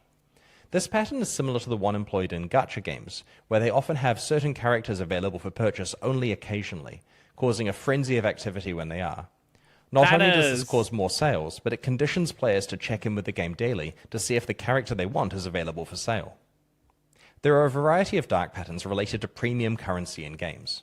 Developers can let me guess. What is Chris going to say here? He's going to say you have 3 different currencies. He's going to talk about currency packs that don't align with the things you're buying. On that note, let me show you Path of Exile. Here, let me show you Path of Exile.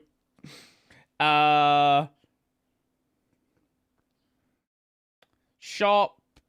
Buy points. So they have pretty, like, they actually have nice sizes. 50, 100, 200. But let's go MTX. Let's go new.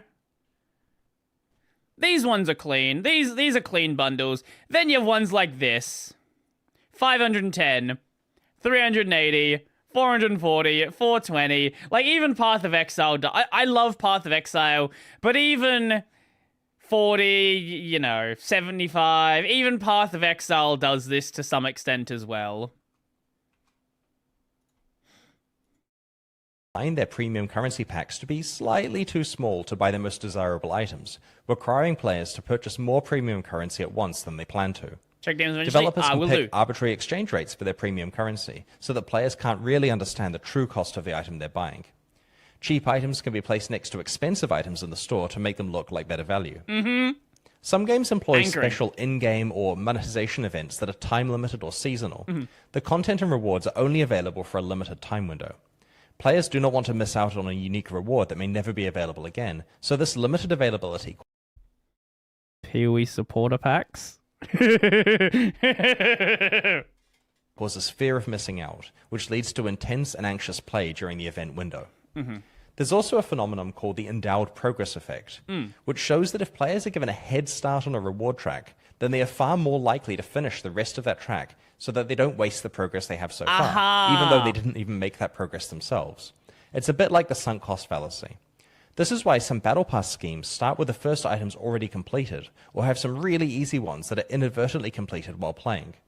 This manipulates players into committing to complete a reward track that they may not have chosen to attempt without the free bump of progress at the start.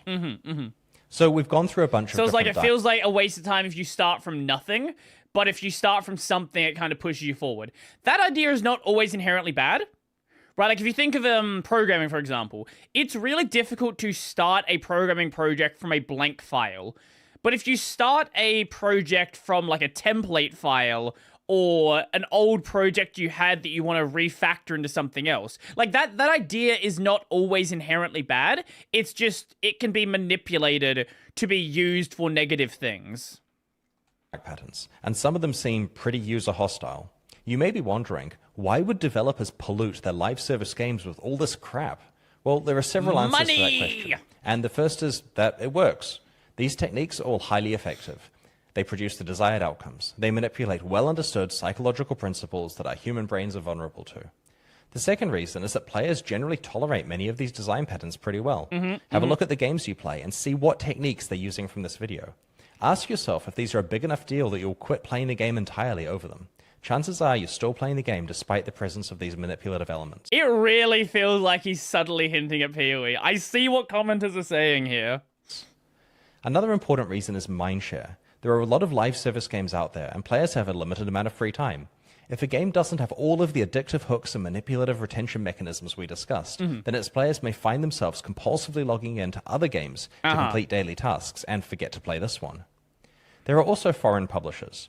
When a game releases and is popular in its home regions, publishers from other countries approach the studio and offer to localize and market the game in their region. But in order to take the risk of investing in license fees and marketing costs, the publisher is going to want to make sure the game is as sticky and lucrative as possible. Right. The publisher dares not suggest changes to the actual game itself, as the game is already proven to be good. So the only way they have to juice the retention and monetization is through meta systems, which very easily stray into dark pattern territory. Finally, the entire games as a service industry measures the value of a game as a function of its daily active user count and its retention rates. If you're making a live service game, you're only going to be able to get funding if you have a solid plan to retain your users. That plan probably ends up involving some number of these dark patterns, because you have to compete against other games using these techniques. If you have a publisher or investor involved, they're probably going to want to see industry benchmarked retention and return from your game, and that is benchmarked against other games that are packed full of dark patterns. If you refuse to use dark patterns in your games, you're effectively competing with games that do use them, while operating at a disadvantage on the metrics that investors care about. This situation really sucks. While by definition, a dark pattern is a design that benefits the developer at the player's expense, some of the techniques mentioned in this video aren't entirely evil, and if clearly communicated and balanced fairly, wouldn't qualify as actual dark patterns. For example, it's pretty clear that escalating login streaks are quite manipulative, because players really want to avoid breaking their streak. But flat daily login rewards might be more acceptable to players, because the penalty for not logging in is just missing one day of rewards. If those rewards are sufficiently generous, and the game is not manipulative elsewhere, players might be happy with that system. There are certainly players who really look forward... Well, in a similar way, Final Fantasy XIV had... Like, it has a login... It has a subscribe streak. It's like, if you've been subscribed for X number of days, there's like 4 gear sets you get from it. Like 4, like, just like cosmetic gear sets, but it's only those 4. So once you've got them, there's nothing else after that. To daily bonuses or special events in their favorite games, and enjoy the structure and rewards that those bring, despite the drawbacks we've talked about. Some developers argue that a little psychological nudge can enhance enjoyment of the game, for example, by encouraging players via rewards to explore parts of the game they wouldn't otherwise try out. Achievement systems are a common example of this. I previously talked about how time-limited events can be manipulative, because they often offer exclusive rewards that require a lot of work to unlock during a narrow time period, and can take advantage of your fear of missing out. This is a problem when the event involves grinding out existing content, but honestly, isn't that bad when the event consists of interesting new content? One thing I will say with Battle Passes is Marvel Rivals actually... Look, a couple other games are doing this as well, where they let you buy the Battle Pass, but when you buy it, it doesn't expire. So you can buy, like, it expires if you're on the free version, but if you've purchased it and you didn't finish it through a, like, whatever pass, you can go back and do it whenever you want. Like, it's not going to stop you, which I think is something that should be required by law. If you sell something to the customer, you shouldn't be able to just take it away after 3 months. For example, back in January of 2017, Blizzard celebrated the 20-year anniversary of Diablo 1's release by introducing a special event into Diablo 3. The Darkening of Tristram was an homage to Diablo 1 within the Diablo 3 engine, complete with a pixelization shader and a strict orthographic isometric projection like Diablo 1. Players got to play through this mini version of Diablo 1 with their Diablo 3 characters, and it was honestly pretty cool. Even cynical old me reinstalled Diablo 3 and had a fun time checking it out. It looks like they're still running this anniversary dungeon event annually since then. This was a very well executed example of a time-limited in-game event that was a net win for everyone. I have nothing to complain about there. Yeah, a lot of games do like Christmas events and Halloween events. Yeah, fair. On the other hand, time-limited events that don't introduce new content can be more dangerous. A number of years ago, a fellow game director told me a story about a live service game he was running. He wanted to increase player activity in the gaps between expansions, so he decided to try running a double experience weekend. It was a huge success and saw way more players playing than usual. After Call the of Duty fucking loves these. Constantly they're doing fucking double XP weekends. However, player numbers dipped down below where they were before the weekend. So they ran another double experience weekend the following weekend. You can predict... Yeah, and if you're not playing on the double XP weekend, you're just wasting your time. ...where the story went. After a while, people only played on those special weekends because playing on weekdays felt far less worthwhile in comparison. The game eventually shut down. While games that overuse dark patterns alienate their users and eventually see the opposite of the good retention they were aiming for, the primary victims of dark patterns are the players themselves. Players affected by dark patterns find themselves compelled into behavior they wouldn't normally perform, whether that's making purchases they hadn't planned for, logging in on days they hadn't intended to play on, grinding content they wouldn't normally choose to grind, referring friends who might not have an interest in the game, or having to set an alarm at 4 a.m. to tend some crops. These actions have both... This is not caused by a dark pattern. This is caused by RuneScape players being fucking psychos. People do this with RuneScape. RuneScape players feel like if they're not getting optimal XP, like they force the dark pattern. Like the game doesn't have, it's not forcing you to play it. The game, like everything continues in the game around you, but people in this fucking game feel like if they're not getting optimal experience, they're not playing the game. People will fucking like, at work, they will have RuneScape on their phone and click the thing every 5-10 minutes, whatever it is, to make sure they stay logged in. Also, seen a daily login system where at the end of the month, it give you XP boosting access to the last 30 days. An impact on their day-to-day life, but also reduce their enjoyment of the actual game itself. They often lead to feelings of anxiety, fear of missing out, commitment pressure, guilt, and frustration. The scary thing is, I'm an adult in my 40s who has spent his career working in live service games. My DM is that he's level 99 in everything. Yeah, I'm literally telling you from my housemate. My housemate does this. I will watch him, and he is like, I'm not fucking joking. He'll be playing, I don't know, Cyberpunk or Need for Speed Heat or something on one monitor, and on the other monitor, he will be like, he's finished, he's got 99 now, but when he was still working on 99 Combat, he was grinding the crab, and every 5 or 10 minutes, he would click on the crab, and whenever the crab moved to a location, he would follow the crab to where it went. For like weeks and weeks on end, hours every day. I deeply know all about these tricks and still find them affecting me far more than I'm comfortable with. Imagine what it's doing to kids who are incredibly vulnerable to the constant bombardment of gambling, compulsion, addiction, loss aversion, and anxiety-inducing dark patterns that these games contain. So far in this video, I've tried to offer a relatively neutral take on the pros and cons of these game design patterns.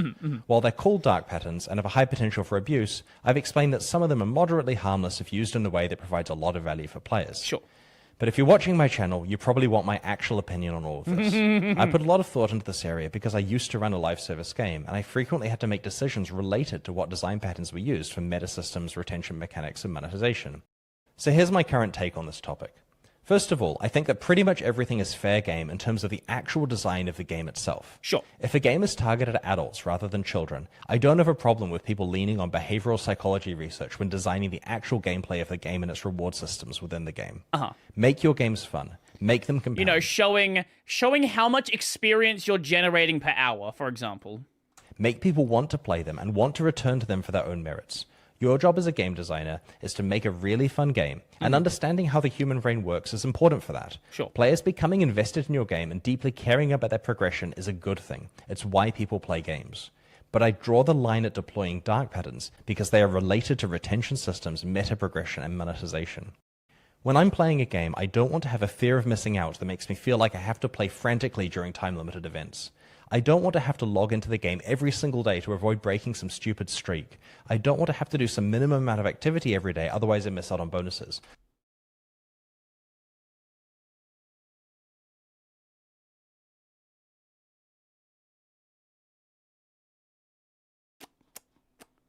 Give me 1 second. Let me... Oh, there's this fucking update. Okay. We won't... How long's the update? Okay. The update install. Let me just show you. Let me show you when the game decides it wants to finish updating. Let's go into Path of Exile.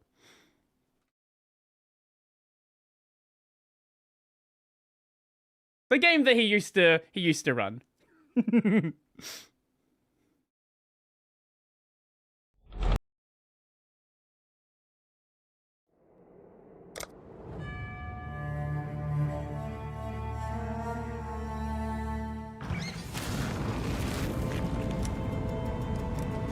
Okay, so this is Path of Exile. Let's go to a place called King's March. Fair weather. So, this is King's March. This has a system where... Do I have any gold on me? I do. So this is a system where you have these workers. You got your smelters here, you got your miners, you got your disenchanting, all this good stuff. You got boats over here, your farmers, mappers if you're rich. And each of these workers have a wage cost. It's a cornucopia of talent. Each of these have a wage cost for whatever role they're doing. And basically, when they run out of gold, the town shuts down. So this is like a background system that if there's not gold here, you are just wasting time. Basically, the game encourages you to always come back and make sure there is enough gold in here to make sure the town is going to continue running until the next time you play. Also, you have these boats here which come back every couple of hours, and you want to make sure you're always sending out boats. Yeah. I fucking hate this system was added. I don't want to have to spam my friends to remind them to log in, otherwise I miss out on rewards. I hate all of this bullshit. When I was growing up, games were designed to be fun, not manipulative. Bullshit. They didn't have literal behavioral scientists and psychologists on staff trying to rewire my brain. Look, Is this the mechanic you were looking for in the comments? Yes. Yes, that is Settlers of Kalgur. Or King's March.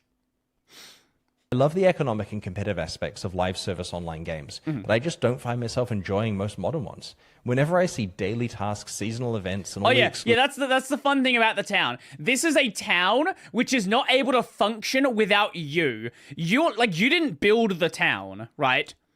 These are people that are like building their settlement, and they cannot function. They don't have an economy without you funding them. This is the worst town on the fucking planet. How do you not have an economy that functions without me giving you gold?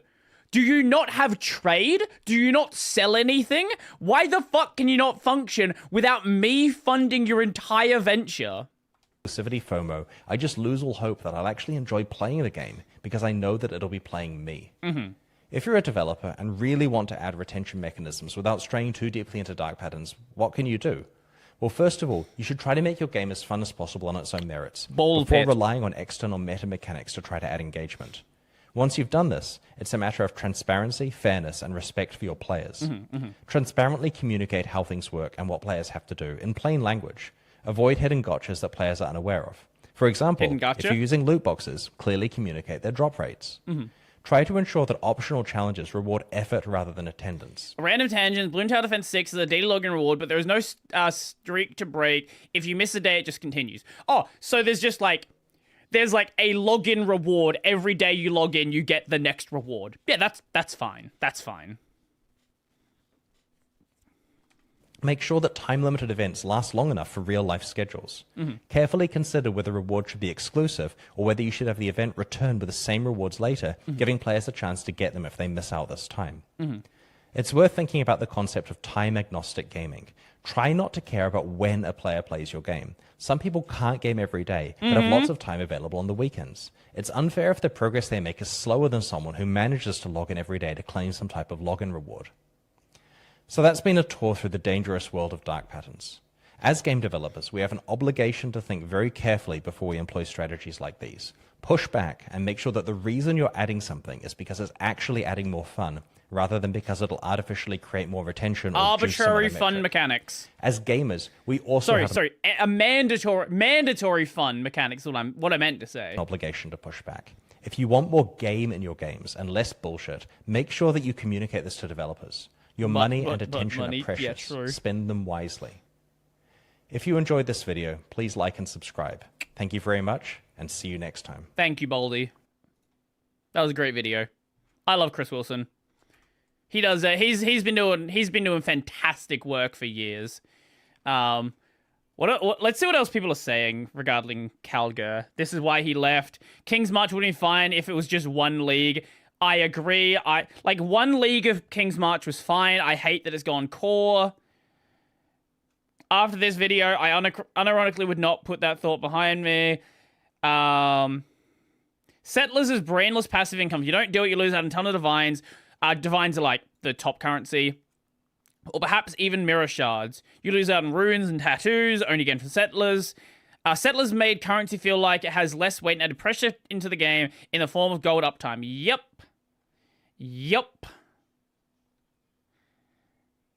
No, it isn't. Who are you replying to? This is why he left. I don't think adding gold to PoE was bad. I think gold is fine, because gold has made trading a lot easier. It's made, like, gambling for gear easier. Like, that's all fine. The issue is King's March. King's March is the entire problem. Can we watch the 4-minute Sam time video? We can check that out, and I think we'll end it there. Someone post it here? Yes, this one. Microsoft reacts to the new Steam machine. What do you mean Steam machine? That's an Xbox. What do you mean? That's an Xbox. Whoa, guys! Valve just released a new Steam machine that can run a bunch of the PC games and applications without installing Windows or Xbox. Yeah, but it's an Xbox. It's an Xbox. It plays Xbox games, therefore it's an Xbox. Come on! What did we do to Valve's CEO to deserve this? Well, except blue screen his whole award speech. That's what I get for working at Microsoft. Oh, we're in trouble. Oh, hi there. Hi, Sam. I'm Sam Tucker, from the company that used to be the best at gaming, and now we're the best at laming. Copilot is your everyday AI companion. As you may have heard recently, that Valve have just announced their all-new Steam machine. Woo! The console computer that can play a bunch of PC games on Steam. But I have to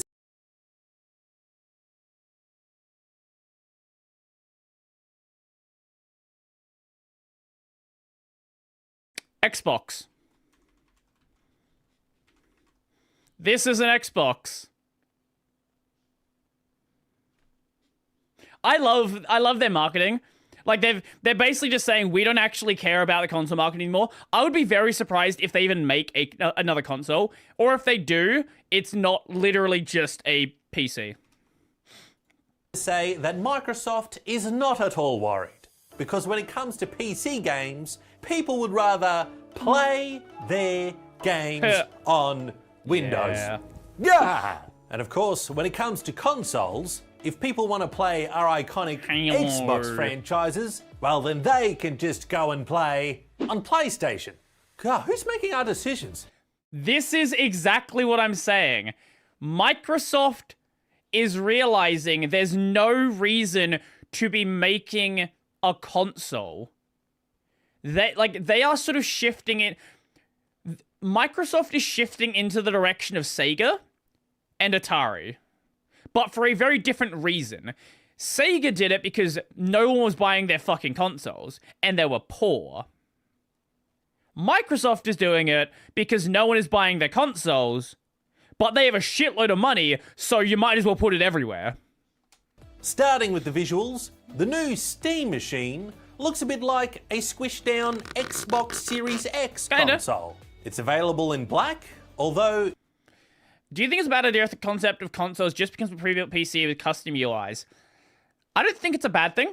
I think for the customer, exclusives are bad. See, the problem with the console, the modern consoles, is the only one offering value is Nintendo, right? Because think back like this, right? When the PS1 came out, it was a CD player. When the PS2 came out, it was a DVD player. When the PS3 came out, it was a Blu-ray player. When the DS came out, handheld clamshell thing. When the Wii came out, it was motion controls. When the Switch came out, it was portable. When the Switch 2 came out, it was also portable. They actually didn't make a second console. It was the same thing. But with the PS5, the Xbox, they are basically PCs already. They are x86 powered machines. They are effective. Like, the Xbox is literally running a fork of Windows. There's not really a reason for them to actually exist. The only thing is that consoles, for now at least, are the only way to have physical media for games. I don't think we're gonna have physical media for the PS6. I think there is a really high chance that it's either gonna be phased out. Like, I think the main console they're gonna have will be a digital console. I legitimately do think, like, next gen is going to be the death of physical media. If not the death, it's certainly going to be, like, it's certainly going to put it on life support. Because I'm sure Nintendo would fucking love to get rid of physical media.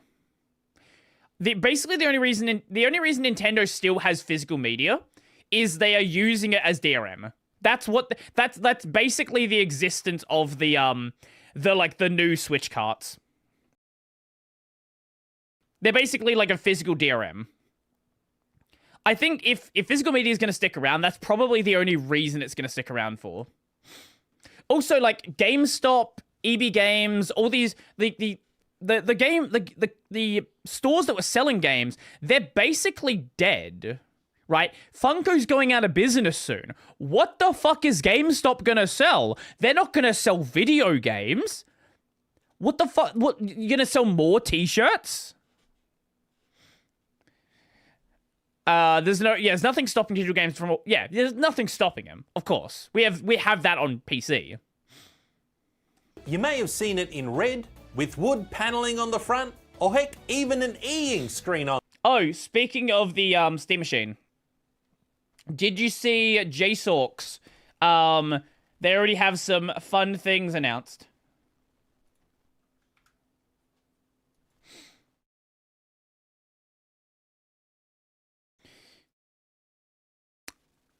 JSORX is doing it.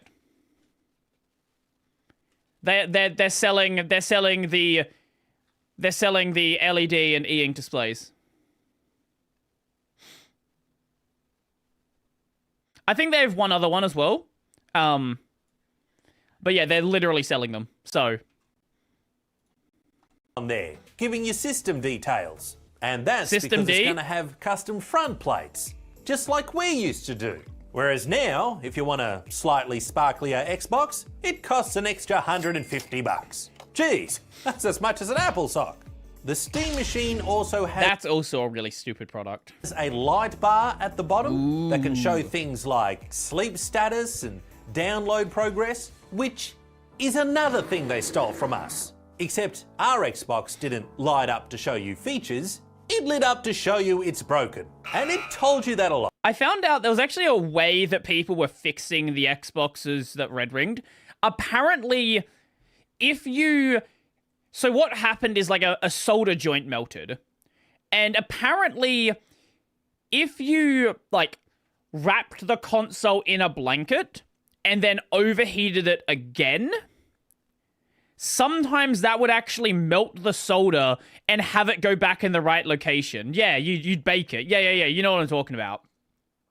So you could basically melt the solder back into where it should have been. How does that work? I don't know, but apparently it did.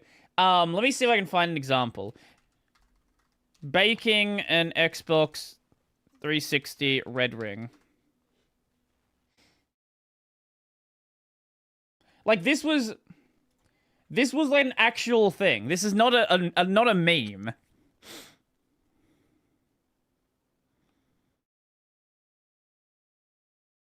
Like, people... And look, if your console's fucking dead anyway, you might as well try it.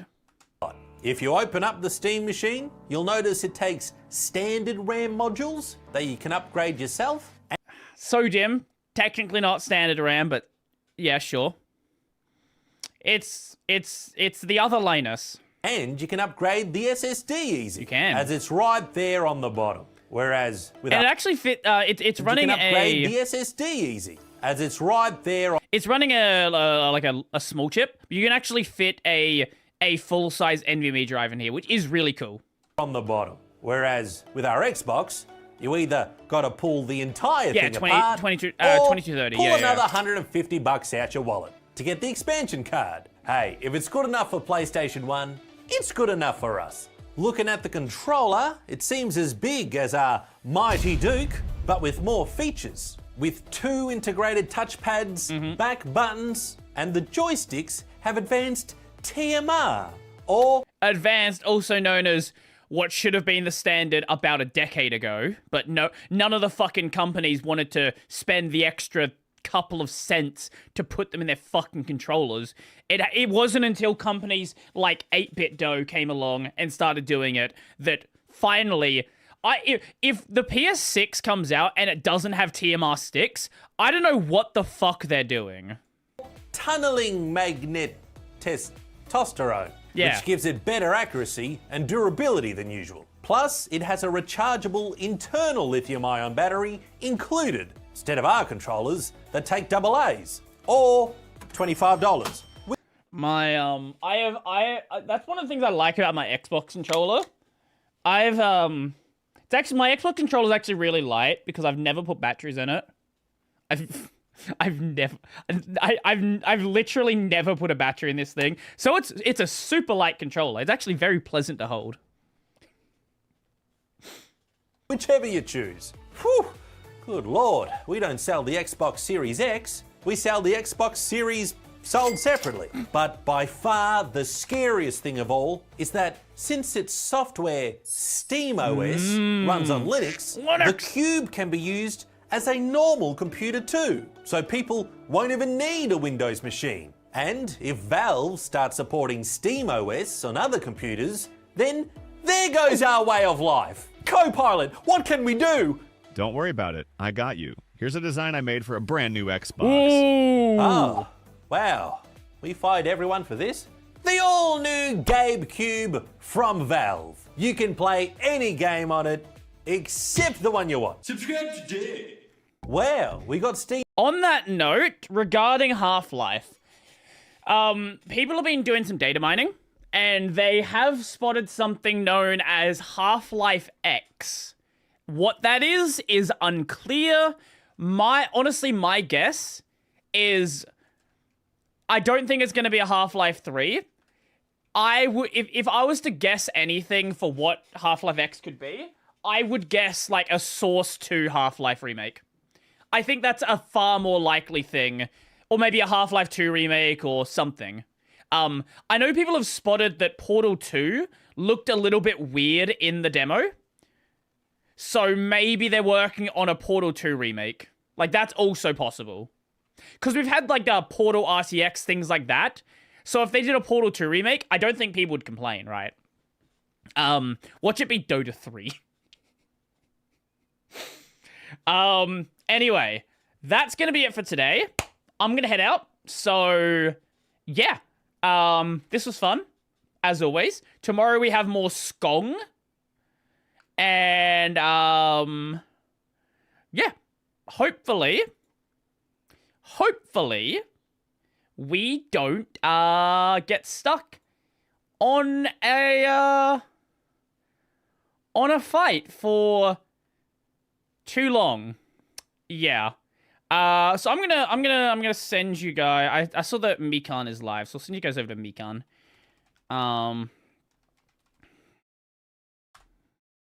So enjoy the rest of your day, all that fun stuff, and I am gonna go and rant about how Lunduke is a moron. See you guys later.